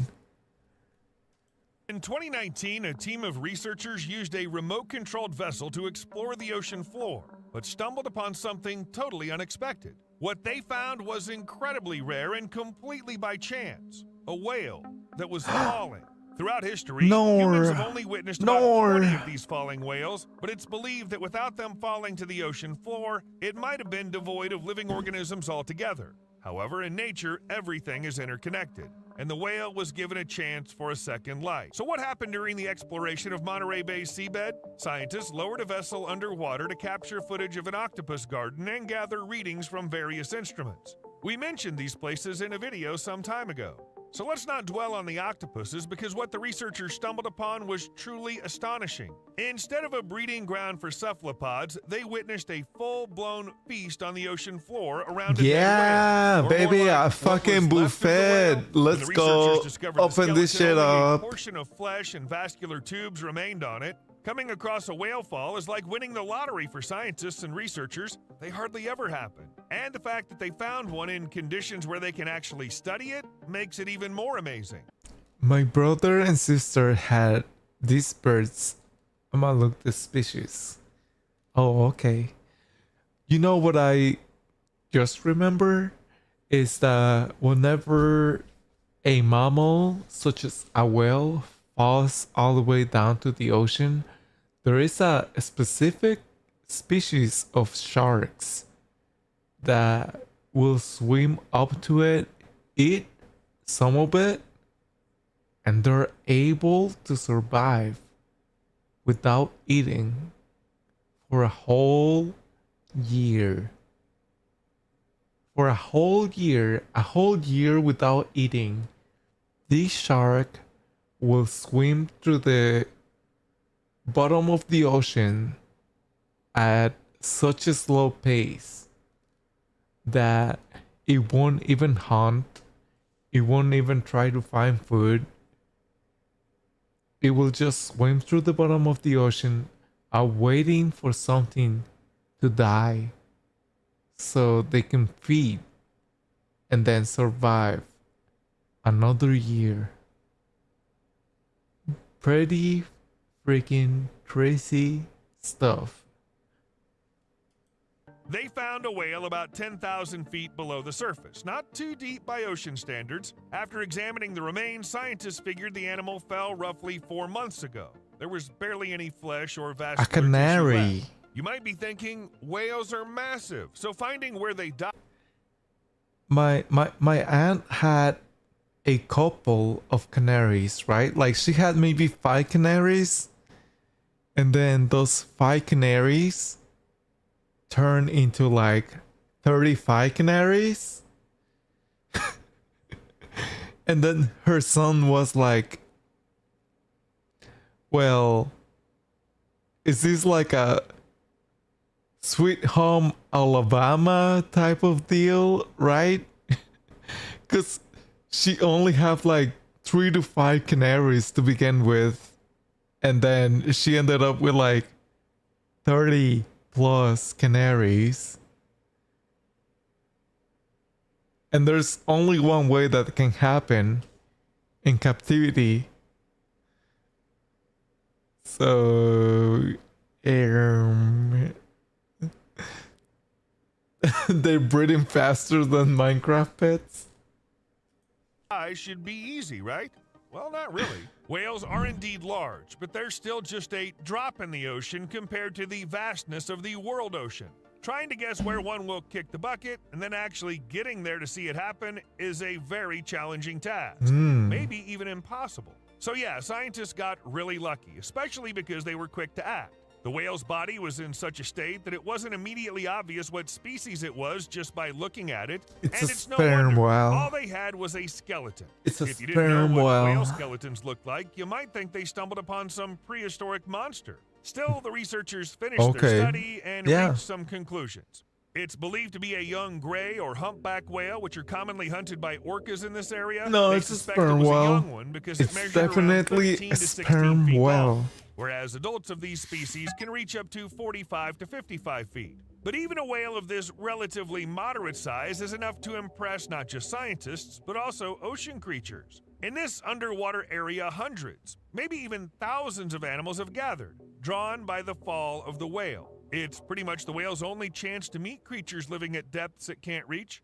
But what exactly is meant by the term whale fall? In simple terms, it goes like this. When a whale dies in the sea, its carcass sinks to the ocean floor and begins to decompose. Just a natural biological cycle, you know? Whale falls are jackpots for deep sea scavengers because one dead whale becomes a vital in my food flesh. for a whole ecosystem. In my flesh. It's an important and Survive. long-lasting meal, which is essentially at great depths where finding food can be really tough. Sometimes, usually a few days after death, a whale can float on the surface of the ocean or close to it. That because is of gas true. buildup. I However, seen eventually the carcass carried by ocean the currents carcass sinks and of often a lands at whale great depths, turn providing into a deep-sea balloon. ecosystems with a concentrated food source. The thought probably never crossed the whale's mind, but it's finding a sort of second life as food for at least 100 different species. Food, and that's just the ones we know wonderful of. You know, there are food. tons of creatures down in the ocean's Soon depths you'll that we be haven't even dead, discovered that yet. Researchers one. have determined that up in the northern Pacific Ocean, when whales drop, it's like a buffet for He around busted while he was 12,490 dead. creatures of 43 Indeed. species. Sometimes over 30,000 organisms can be found on a single skeleton. And they're not 30,000 in a hurry when it comes organism to eating. munching on The my carcass of a single body. whale can support an ecosystem for a whopping 100 years. 100 years. 100 That's a whole years? century of comfortable living for the entire ecosystem. 100 Feasting that years? follows the death of a whale unfolds in several stages, which isn't surprising given just how huge a whale can be. A blue whale, for example, can weigh up to 200 tons. Can you imagine how much food is in there? It might take quite a while for a whale to fully decompose, and this process happens even slower in colder waters of the deep sea and under higher pressure. In general, the deeper it is, the longer it takes for one whale to decompose. The process of a whale falling to the ocean floor is often broken down into stages, some lasting for months, while others can stretch over years. Scientists have no clue about the duration of certain stages at all. As I mentioned before, it's quite rare for scientists to observe such a process happening in real time. I Generally, mean, I would assume that the deeper they are, the longer they take to be decomposed or eaten because of all of the organisms and microorganisms live closer to the earth than they live on the depths of the water, right? So I feel like that has to be a factor. there are 4 stages, with the first one lasting from a couple of months to up to 5 years. So a whale is falling to the ocean floor. At that time, scavengers like hagfish, Mercuridae, and sharks freely feast on the whale's soft tissues. Every bit of the whale, including its generous fat reserves, becomes fair game. Sharp teeth of underwater creatures easily tear flesh from whale bones. Among these scavengers, there may also be giant isopods that burrow into the body. No, They the look like huge isopods. beetles you might find in your garden. No. They're joined by swarms of amphipod scavengers resembling sand flies. It's quite a sight. Well, not for everyone. The process is natural, but hardly pleasant. It's interesting that without scavengers, whales can stay untouched in the water for years, And they will even float. decades. This happens really deep down below because sharks simply don't go down there. And without them and other big scavengers, the process doesn't begin. Seems like they're needed to kickstart the first phase, where whale carcasses lose their integrity. Meanwhile, the falling of whales in shallow oceans could wrap up within a year or two. They'll just get eaten up too quickly.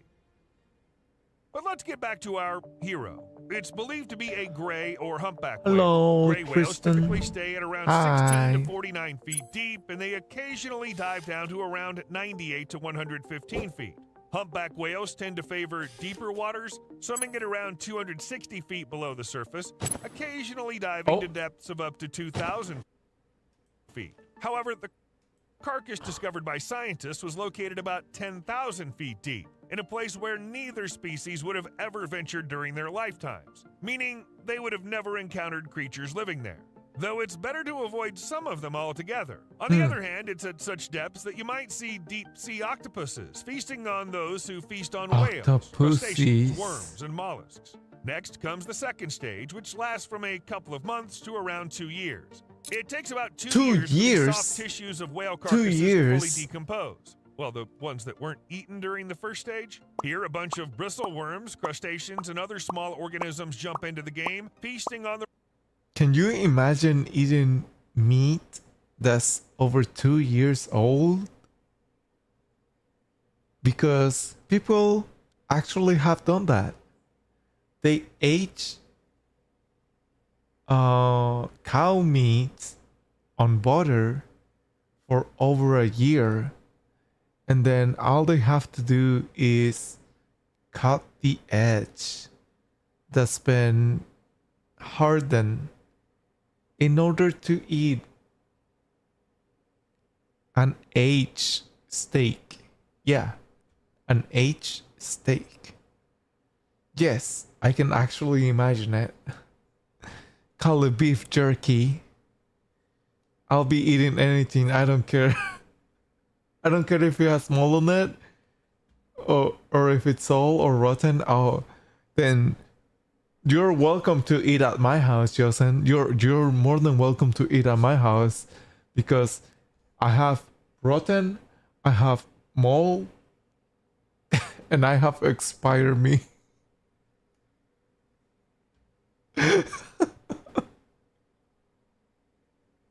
If you can survive it, you can eat it. How about that? The remains left behind by larger predators. Alongside, all these little creatures make themselves at home on the bones and in rich deposits around where the whale fell. A decomposing whale body enriches the local environment with organic compounds, and small organisms make the most of it. Even after the soft tissues of a whale disappear, their organic components like cartilage can continue nourishing the surroundings for months or even years simply by breaking down. At the same time, a whale skeleton becomes a reliable home for invertebrates. From their perspective, a whale's fall is like stumbling upon a well-developed neighborhood with high-end yet affordable housing, and a couple of great supermarkets nearby. How about the third stage? It's the longest known one and could go on for up to 50 years. In an Take a look at the whale on the octopus's seabed. home. It's the same one I showed you at the beginning of the video.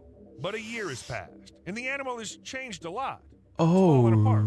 Once soft tissues separate from bones, bacteria, worms like osedax, mollusks, and other organisms break down fats and fatty tissues and bones, producing sulfides that can be consumed by other organisms. Bacteria break apart fats and bones. You already releasing knew that hydrogen stuff. sulfide, Yeah, right. Which then becomes food for Yeah, right. deep-sea Quit lying. mollusks such Quit as lying, mussels Justin. and snails. Quit lying. By the way, the name of the worm genus Osedax means bone-eating in Latin. Quite a fitting name. Bone These eating. worms produce acid that dissolves the hard outer layer. Then they extend tiny tendrils into the hard outer layer. These worms produce deep-sea mollusks such as mussels and snails. By the way, the name of the worm genus Osedax means bone-eating in Latin. Quite a Call me Gene eating Oxodax the way I've been eating boners. fitting name, isn't it? These worms produce acid that dissolves the hard outer layer, then they extend tiny tendrils into the center of the bone.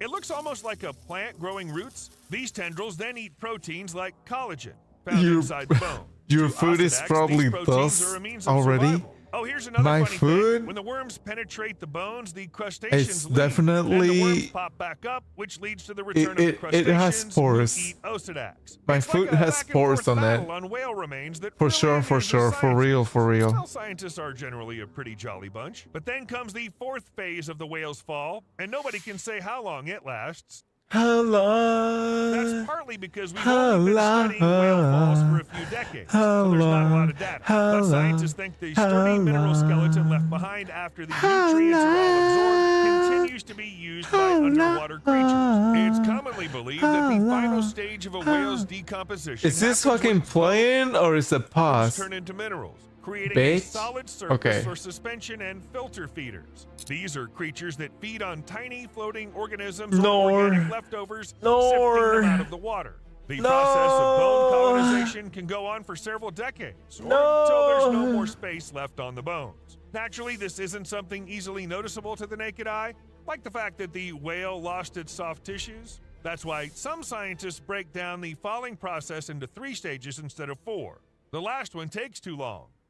Even though there's not a lot of research on whale falls, most examples come from the Pacific and Atlantic Oceans. But saying most might be a stretch. Oh, Whale okay. falls- So there's whales in the Pacific Ocean, the Atlantic Ocean, and the Asian. Well, not really Asian Ocean, but you know, like the other part of the Pacific Ocean. But why is there no whales in the Indian Ocean? There's such a new area of study that all the cases where people have spotted them could easily fit on a map. Pens mark natural fall spots, stars or fossil sites, and boats are where researchers recreated whale falls. You know, all the things we talked about today got me thinking, is a whale's death kinda cool? Hold on, I don't mean I hate A whales or whale's anything like death that, but the fall of is a whale could be like an oasis in the middle of a symbolic, dry desert, supporting right? life Yeah. where it might not Yeah, otherwise yeah. exist. It's an You see, most oasis. living things start It's foraging with a little symbolic. help from the sun. Algae and plants work their magic through photosynthesis, turning sunlight into their grub. Then animals eat these plants and algae to keep going. Some animals snack on others, you know, the whole food chain thing.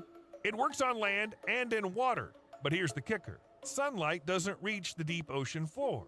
It's pitch black down there, which means no photosynthesis. So the food chain gets cut off before it even starts. That's why almost all the food in the deep ocean mostly drifts down from above, gradually sinking thanks to the laws of physics. The number of plants and algae at the bottom isn't enough to support a diverse range of life down there. That's why they need big animals that can bring down a ton of food to those depths. You know why one thing I don't agree on? It's things like anemones.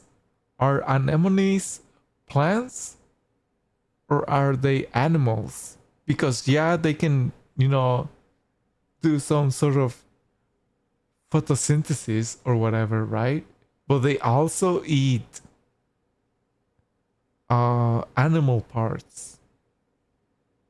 So I know there's carnivorous animals, but they are aware of their surroundings as well, such as if a starfish comes near to them, they will move, they will swim.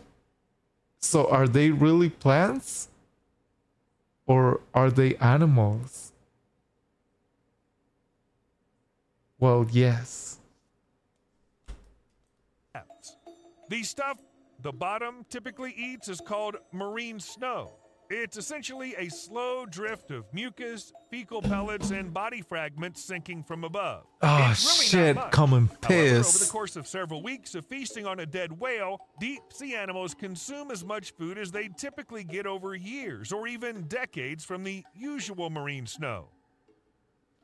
That doesn't sound too healthy, going hungry for so long, only to feast on a ton of food later. But in reality, deep-sea creatures just live like that, constantly toggling between famine and feast. They've chosen life at the bottom and adapted to it, with the cold helping to slow down their metabolism. So after gorging on a whale carcass, these deep-sea creatures can go for about a year without eating and still feel great. I kinda envy them, honestly. Let's go back to that map with the places where the whales have fallen. What does it mean by researchers recreating whale falls? Do they Huh? actually kill the whales? Of course not. But you see, witnessing a whale's death in the ocean and watching what happens afterwards is practically impossible. It's much simpler to recreate scenarios of falls. Take, for example, back in 2004, when a dead blue whale washed up on the shores of Monterey, California. Okay. Scientists saw this as an opportunity. They waited for the tide to rise, lifting the carcass, then attached it to a ship and pulled it out to sea, where they attached a weight to it, and down I it went. mean, That's when people really began learning about whale falls Yeah. in detail. Pretty much what I told you today.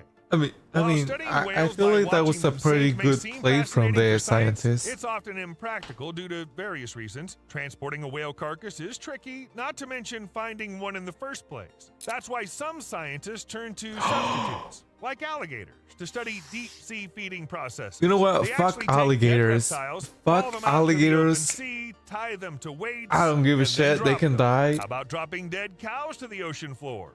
It's the same idea here. Animal carcass, ocean, weights. It's the only way to study the fall since whales are so rare. This video shows rescuers taking down an osprey's nest. A That was bird in of prey Japan, by the species, way. From a utility pole to move it to a safer spot. Nests on poles can be troublesome for humans, cause major electrical problems, and pose dangers to both the Or bird maybe not. and its offspring. I thought it For was. some reason, ospreys really like making their nests on utility poles. For example, in Osterville, Massachusetts, an osprey nest literally caught. Well, I don't know about all this whole thing, but there was a video that I recently watched, and it was from Japan. And you know how they have that one bird? I think it's called the motherfucking heron, heron.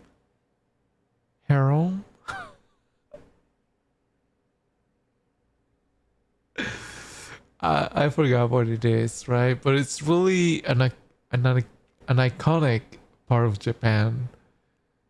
And they tried to build the nest on top of a electrical pole, and then they ended up putting it down, taking it down, and then putting a new supplement to that nest. You have a harem? Yeah, I have a harem full of yaoi men with huge hands and big old beaks.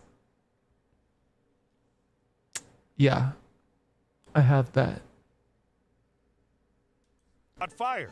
Passerby called the firefighters. Luckily for the frantic parent birds flying around helplessly, by some miracle, their chicks survived by jumping out of the burning nest and landing What do you safely. mean now? It What do you could've mean been now? much worse. I have The it. thing is, I have even it. I when swear. firefighters get there, it doesn't mean the birds will be saved. Putting out these fires is hard since the power lines are still live. You need to cut the electricity first, and that process takes No, time. not the Sadly, chicks electricity. don't often have that time. For example, in Utah, firefighters couldn't save an osprey nest in time, the chicks died, and their mothers circled the fire helplessly until the end. It was a heart-wrenching scene. And yes, we're talking about osprey nests again. It's a common issue. Quite often, these birds build their nests on utility poles, causing trouble for everyone. By the way, here's an unobtrusive reminder to hit the like button. In one instance, over 3,500 homes and businesses lost power because a nest caught on fire. In another, a nesting male was electrocuted while building. Naturally, the bird died. And here's the thing, ospreys keep nesting in the same spots every year. So even a nest that burned down with chicks won't teach them a thing. The same birds will do the same thing next year. And the year I'll fucking do it again. I will. I will do it again. Trust me. I don't trust people because they don't talk to people. Huh? I don't trust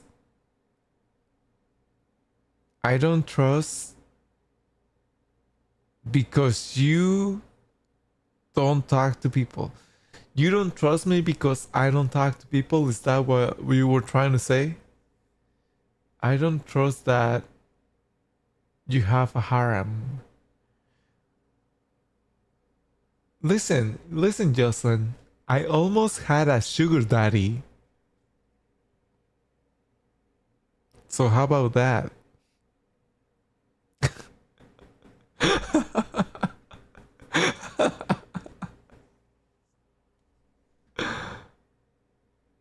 And I almost had a sugar mommy. Well, we both know that's a lie. But in my case,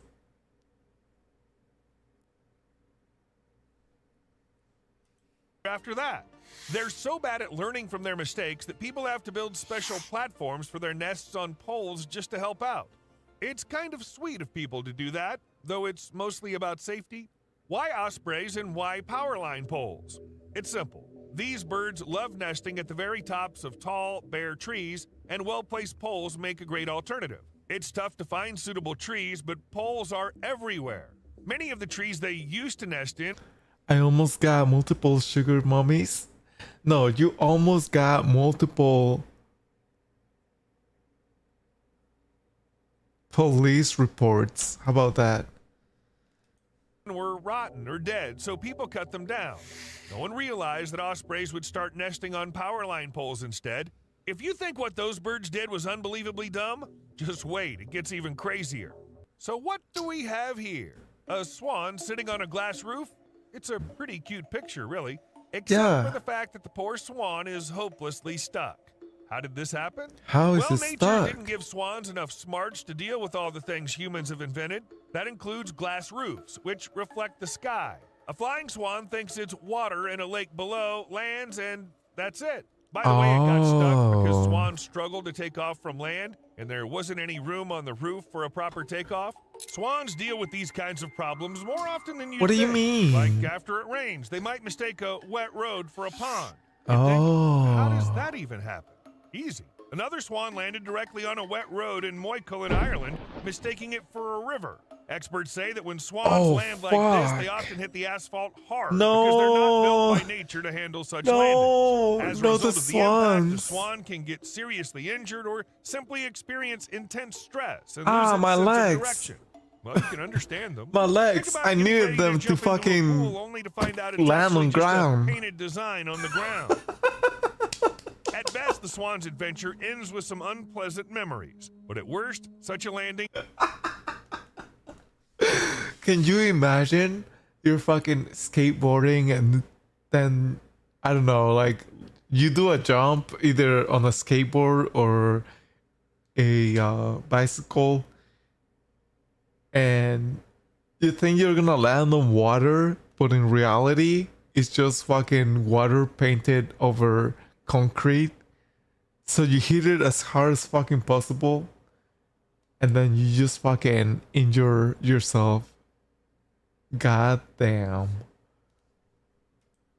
leads to car accidents, as seen in Poole, Dorset County. Landing on the highway during rush hour, the swan seemed a bit lost at first, then went on its way, ignoring the havoc it caused. Meanwhile, two cars trying to avoid hitting the I bird should have a crashed lot into of each police other, with reports one considering catching what I fire do in shortly life. after. You know Luckily, the what? passengers Don't tell me suffered about only it. minor Keep it a injuries and were secret. able to get out. The swan, meanwhile, just flew off without a hint of remorse.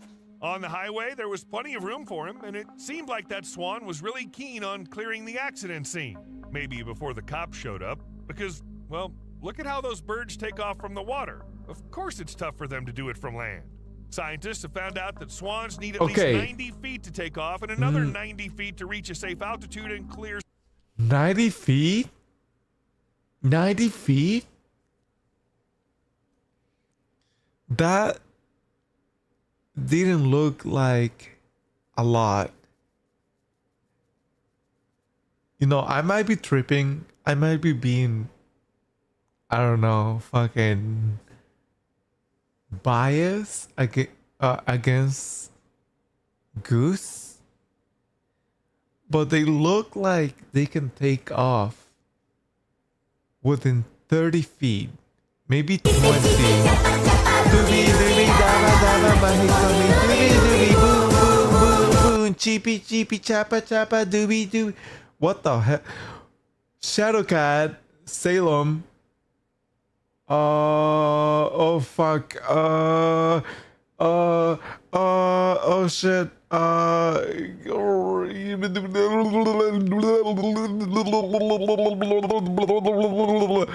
Let me introduce myself, I guess.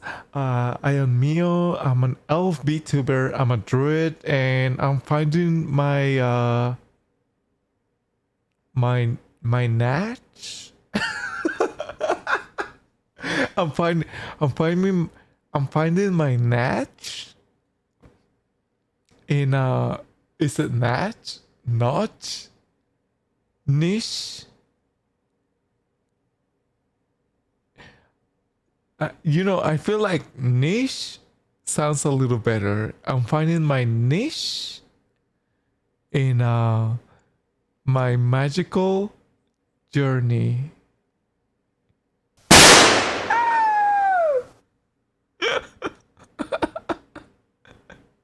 Oh fuck, there's so many of you guys. Oh, I'm embarrassed now.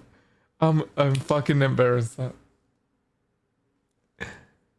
Well, we're just watching a little bit of nature. Where's Fall Guys? We were playing that earlier, right? Right now we have 10 minutes to finish this documental about the smartest animals and how they end their lives.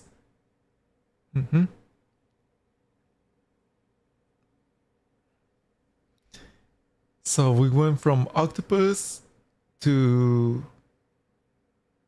elephants to pigeons. Right now we're going through goose, and I think after that we're gonna end it. You know, like, you guys are more than welcome to stay for the next 10 minutes while I just like fucking spill the beans about what I think. How they end their lives. Yeah. So like for cephalopods such as squids and octopus, they pretty much die defending their lives, protecting their egg sacs. And for those who didn't know, we learned that earlier on this video. It can take up to 5 years, most likely 2, but it can take up to 5 years for octopus eggs to hatch. Which is pretty insane, because the female octopus can go up to 2.5 years without eating food, trying to protect their eggs. Get a pet octopus? I want to, but I'm afraid that they will crawl out of their enclosure, especially because they can squeeze through any orifice, right?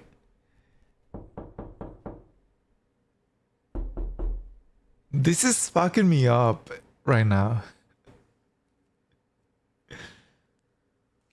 No. I would love to have a octopus pet, but again, they are really active animals and they will crawl out of the water. But anyway, let's continue on with the goose. Surrounding obstacles like buildings. Now think about a glass ceiling. Nope, no chance there. It's a whole other story for birds. Wait, who's that? Who is that? Dyslexia ama. Dyslexia man. Dyslexia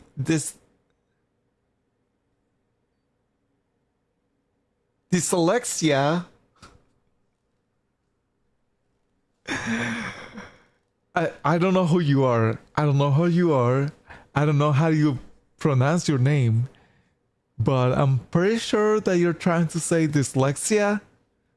I have that. I have dyslexia.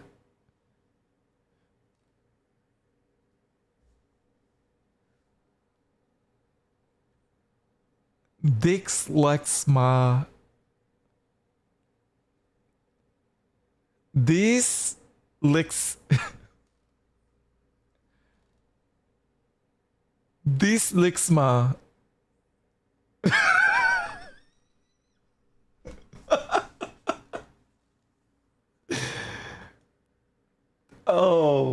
Oh, this for sure. Okay, this for sure.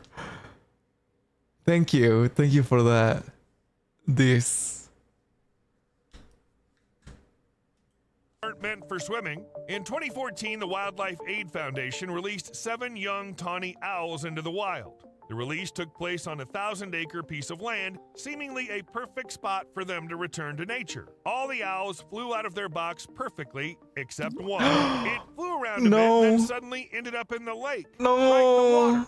In the 34-year history of Wildlife Aid, it was the first time a tawny owl release didn't go as planned. It's like this young owl turned out to be one of a kind. Stupid. Unique, but not exactly the sharpest. Straight tool up in the fucking shed. stupid. I mean, nearly dying seconds after gaining freedom? Now that takes talent. They had to fish the young owl out of the water, dry it off, and take it back to the center to warm up. Luckily, the second attempt at releasing the bird went smoothly. It's no exaggeration to say this owl almost bit the dust. Water is no friend to owls. They can paddle a bit if they absolutely have to, but in general, owls steer clear of water whenever they can. Unlike swans or ducks, they simply can't take off from it because they lack waterproof feathers. People weren't wrong to pull the young owl out of the water. It could have actually drowned because it's not good at swimming for long.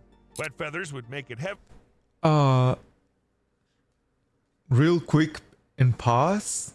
I actually was able to reach the habitat of an owl, and apparently they're not able to digest like bones.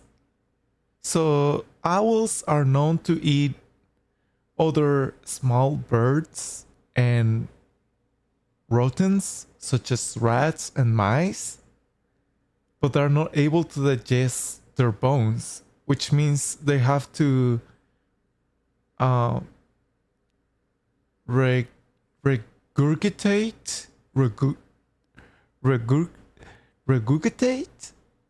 They have to throw up, right? Like they digest some of it and then they have to throw up the bones of the creatures that they have eat. The habitat in the woods, the habitats on the hills. It wasn't woods, it wasn't mountains. It was more like a hill. Owl pellets. Owl pellets. Owl pellets? I don't know about that. Plus the stress and cold water. So No. diving into the lake wasn't such a great idea for the owl. It's just a silly way to die. Hold on, there's a bird that met an even sillier end. Aha. Right in the middle of filming a show about falconry, they released a bird into a field next to a busy highway, and it flew smack into the side of a semi-truck at full speed. The whole thing got caught on video. For a while, folks thought it was the falcon owner's fault for picking the wrong spot, but turns out it wasn't about the spot at all. Falcons had been released in that field before, and everything was fine. So what's the deal here? Well, who knows, really? By the way, falcons have incredibly sharp eyesight. They can process visual input really fast and spot prey at speeds comparable to a Formula One car. With all that in mind, crashing into the side of a truck seems ridiculous. Every now and then, animals... What song is that? That's the song of me fucking crashing into the side of a truck. ...in that field before, and everything was fine. So what's the deal here? Well, who knows, really? By the way, falcons have incredibly sharp eyesight. They can process visual input really fast and spot prey at speeds comparable to a Formula One car. With all that in mind, crashing into the side of a truck seems ridiculous.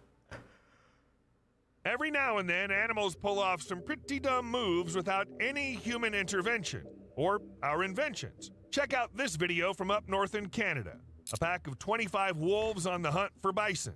Eventually, one bison gets separated from the group. Looks like it's going to be someone's meal, but the bison keeps on sprinting, even with the wolves closing in. There's still a slim chance it might make a getaway, but but then another bison barrels into it, Go knocking it off its fucking feet. bigger That's bison. it. Oh my The fate god, of the first fucking bison run is my sealed. ass, daddy. Won't be getting back up. Run We can my assume that the ass. second bison was just trying to help, maybe tried to fend off the predators, but things, Oh. well, let's just say they didn't go as planned. Actually, when bison run, they lower their heads so their field of view is not great at those moments. Most likely, the second bison simply didn't notice his mate behind the herd, gave a nudge, and only then realized his mistake. It was already too late. Or he's just smart enough, saw a chance to save himself, and decided to That take is what I it. It's every call bison for when itself. owls Now pick picture up this. You're spawns. chilling on a Florida beach when suddenly you spot an alligator swimming in the waters just near the shore. Fuck the It's alligators. scary. Like Turn them into jerky. Turn them into jerky. Turn them into boots. Turn them into fucking handbags. Who gives a shit?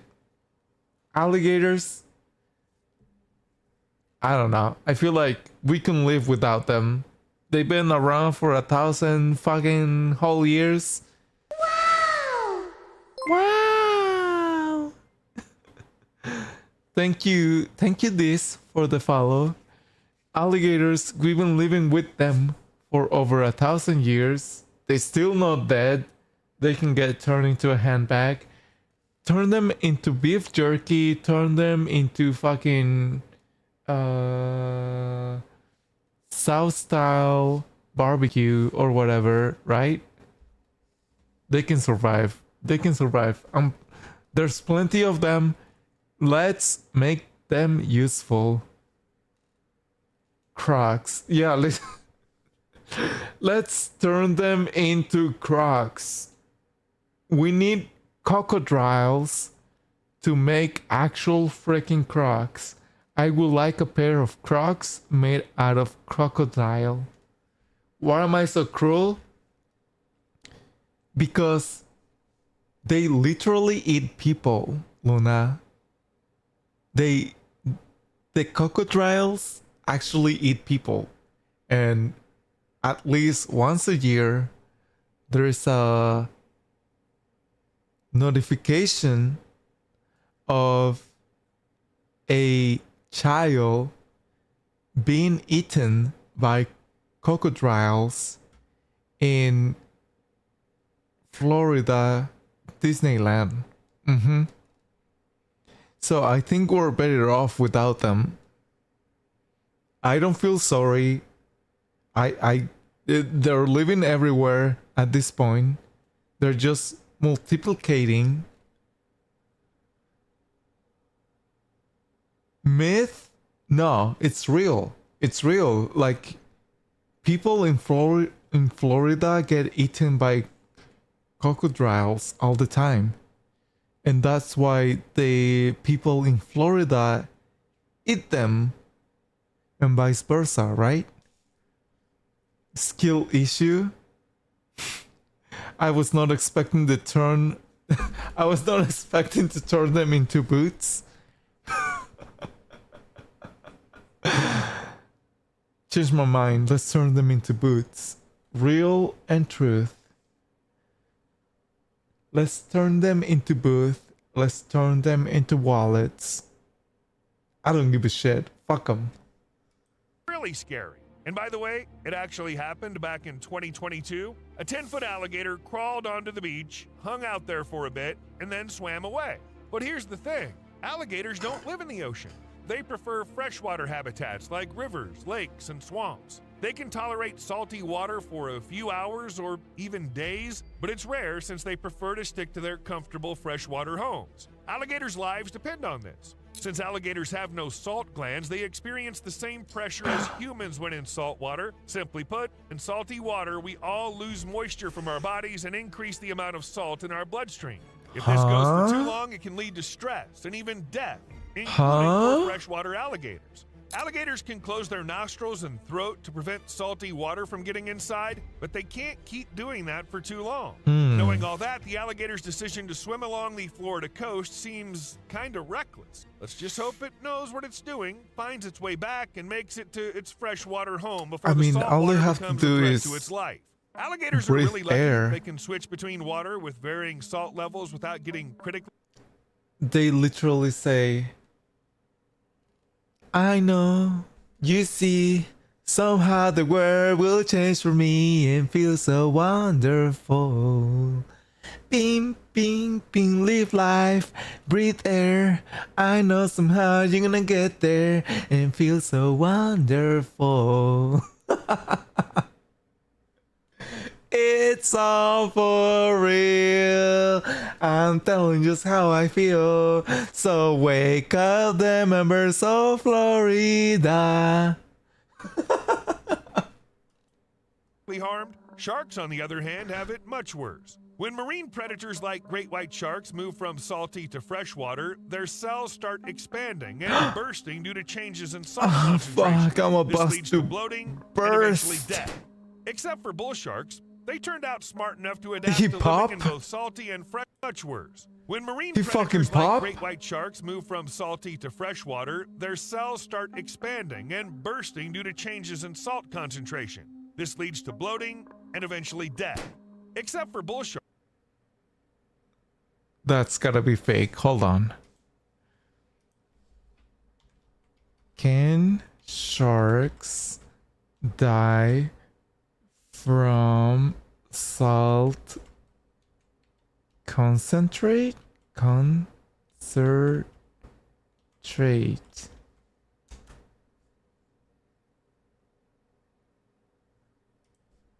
And explode.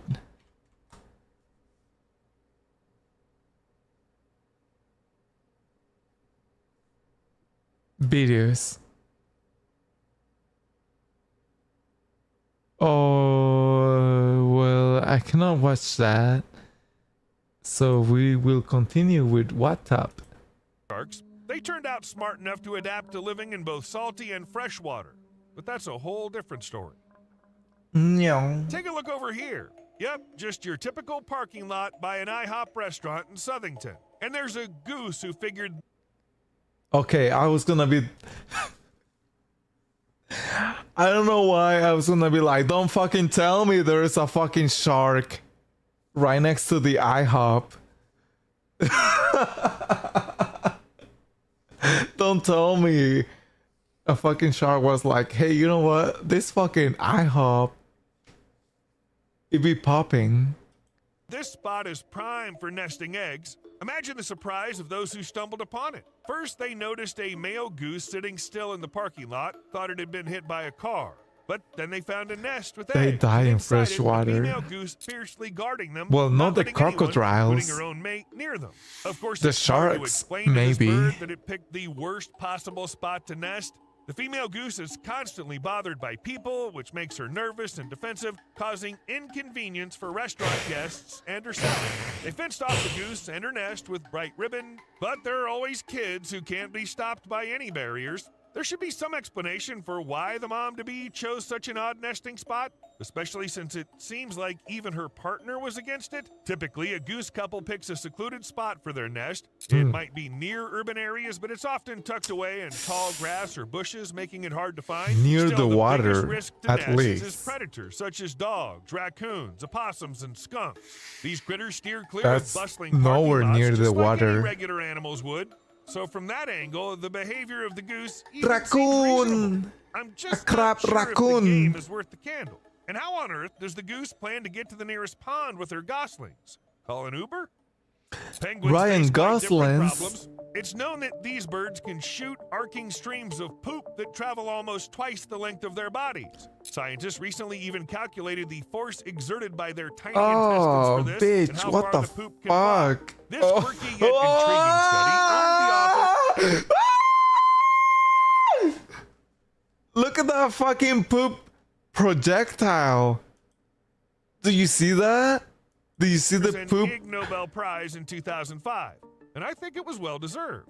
On one hand, who There's a fucking poop projectile coming out of this guy. God damn. would even bother to investigate penguin poop shoots? But on the other hand, it's pretty darn cool. Oh my god, look at this guy's poop.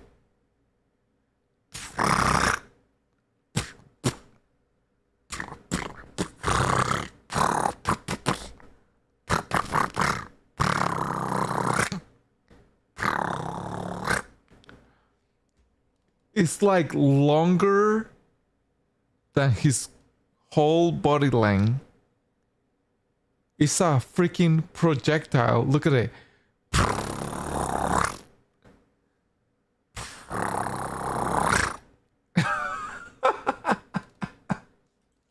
Scientists have even figured out why nature gave penguins such a weird superpower. It turns out that explosive poop jets help birds keep their nests tidy. They just poop far away. Penguins suffer from this. But they probably aren't thrilled when someone else's stream lands in their own nest. By the way, if we scale up penguins' ability to human proportions, it'd be like having the skill to shoot up to 6 feet away.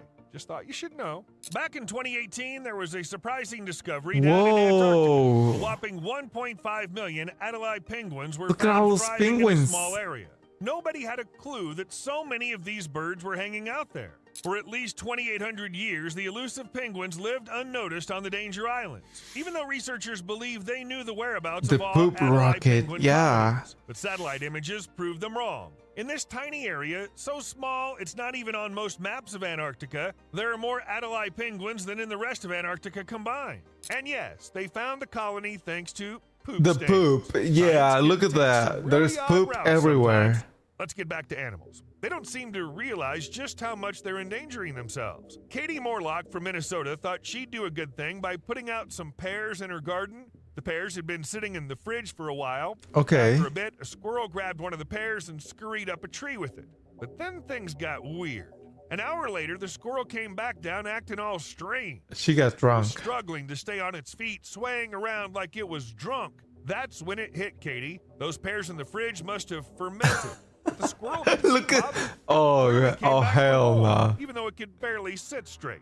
Even though Oh. alcohol is at the very least harmful to the animal, and at worst makes the squirrel totally defenseless against predators, forget predators, it could fall and hurt itself. Alcohol is so harmful to squirrels that it can damage their internal organs. Giving them alcohol on purpose is considered animal cruelty and is illegal. Is it though like drinking alcohol for humans creates, I don't know, fucking internal damage to our organs, yet we still do it? Is it inhumane? Is it inhumane? No. I don't think with the I don't think it is, because we choose to do so, and I'm pretty sure that the squirrel knows that it is fermented. It is a little bit iffy, but is the squirrel having a good time? I'm pretty sure that that squirrel is having a good time. Don't hand a squirrel a bottle of booze, or that bottle might end up in, you'll end up behind bars. If you watch all the way through, make sure to hit that like prove button. it. See you later. Prove it. How are you gonna prove that I gave a squirrel an apple full of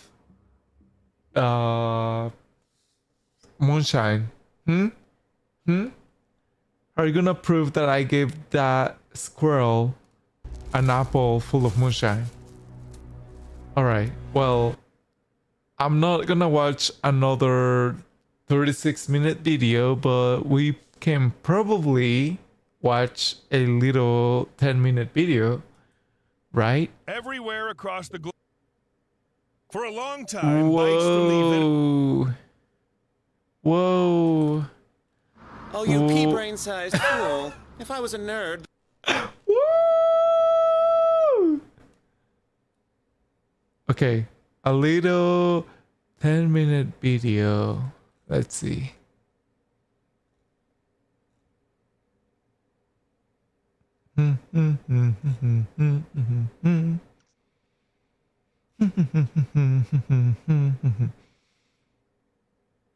A 3-minute video. Oh my god, look at those. Oh my god. A 17-minute video. 15 times streamers received disturbing fan mail. You know what? Okay. Odd fan mail. Dude, what is this? You sent a photo of your wife asleep? What the f? This guy sent a photo of his wife asleep. Here are 15 times streamers received disturbing fan mails. Starting with the time when streamer and YouTuber Callum's Corner set out to film one of his usual fan mail unboxing videos. However, the stream quickly took a disturbing turn when he discovered what one fan had sent him. What the?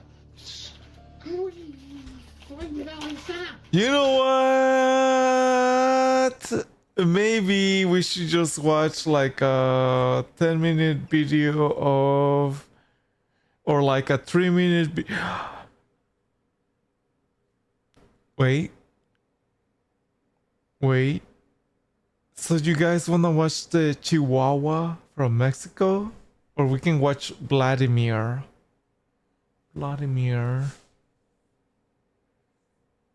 You should send me that video of streamers. No,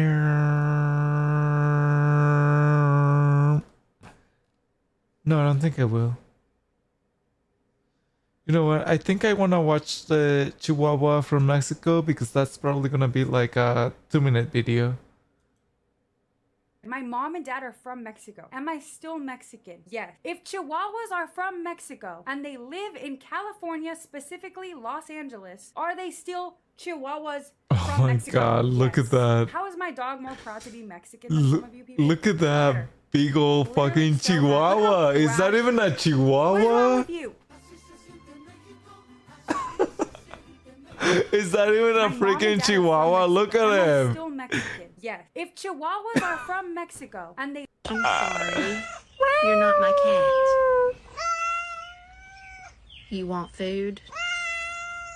Well, you might not never leave if I feed you. I got two. I don't need another one.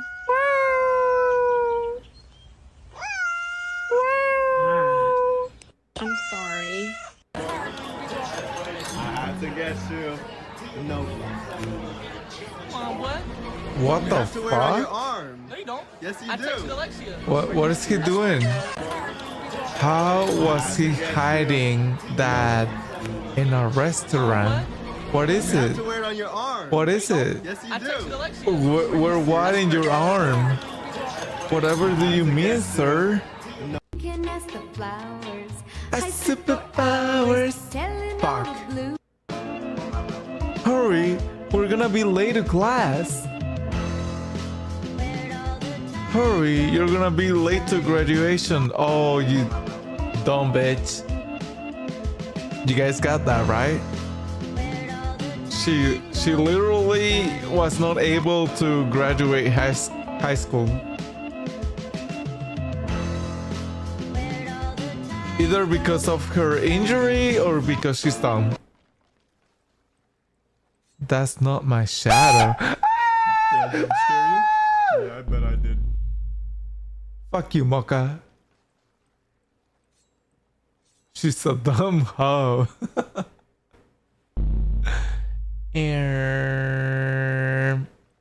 Oh, yeah. Well, anyway.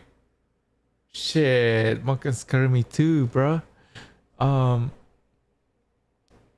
think this is a good spot to end stream. Thank you for the raid. Thank you for the follows. I know that, you know, you might not be able enough to see enough of me, especially if you got here like 20 minutes ago. Perfect, because I'm about to take a little nap. Fuck you, Mocha. You know what? Go take that little nap. Go take it. But in the meanwhile, you know, like, I hope that you are able to enjoy my stream. And I will see you guys if you want to see me. I will see you guys tomorrow morning in about motherfucking 10 hours. In about 10 hours. In about fucking 2 hours. Come come suck my toes in about 10 hours.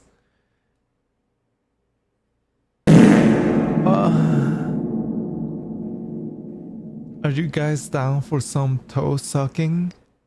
Hold on, let me put my toe camera on.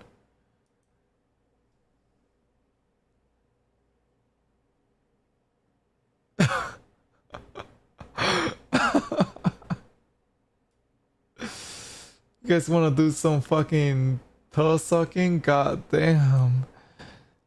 Would you like to suck in my pinky toe? My fat toe? My middle toe? My index toe? Come suck on them all.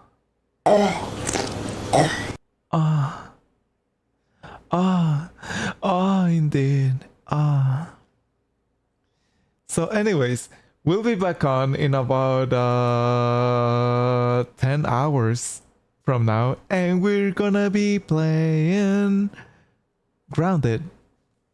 And hopefully we're gonna be able to progress to the story enough so we can finish the game in the next couple of weeks before the new game comes out.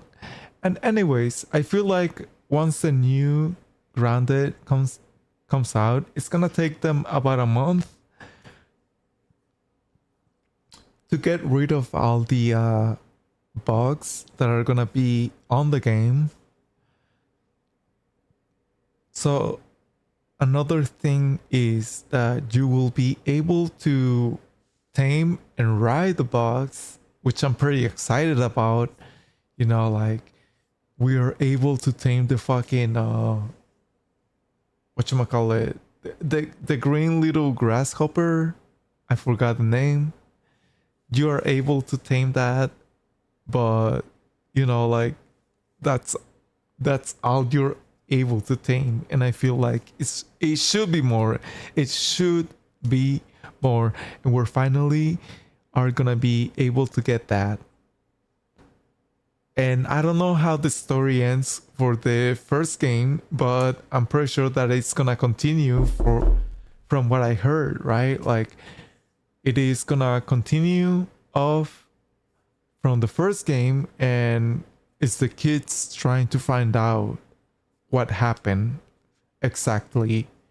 And as we already did find out, right? There is some sort of grown-ups making experiments, and we all fucking had some sort of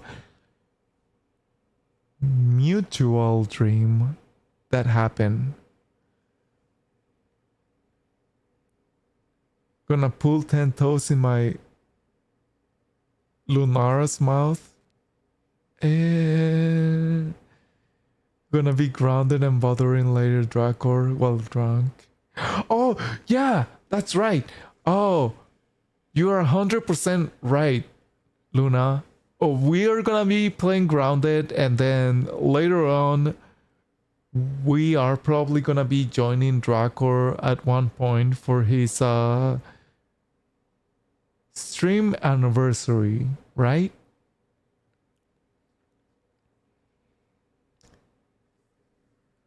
Can ride the bug. Mocha.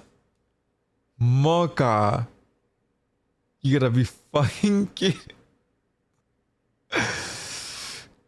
Can ride the Bugusi. Ambusi, if you will.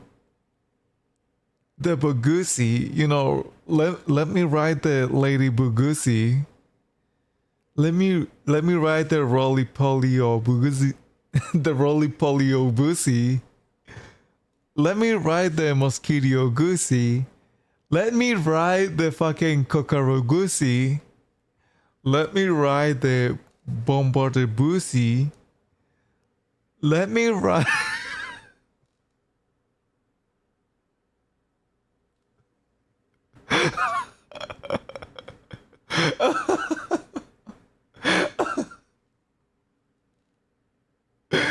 Okay.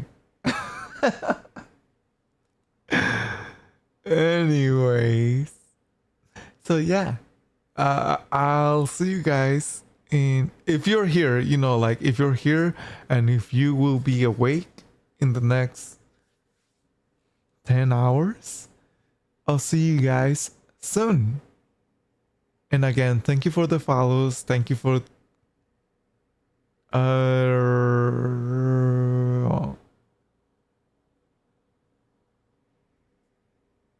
thank you for the follows. I'll see you guys tomorrow. All right, bye.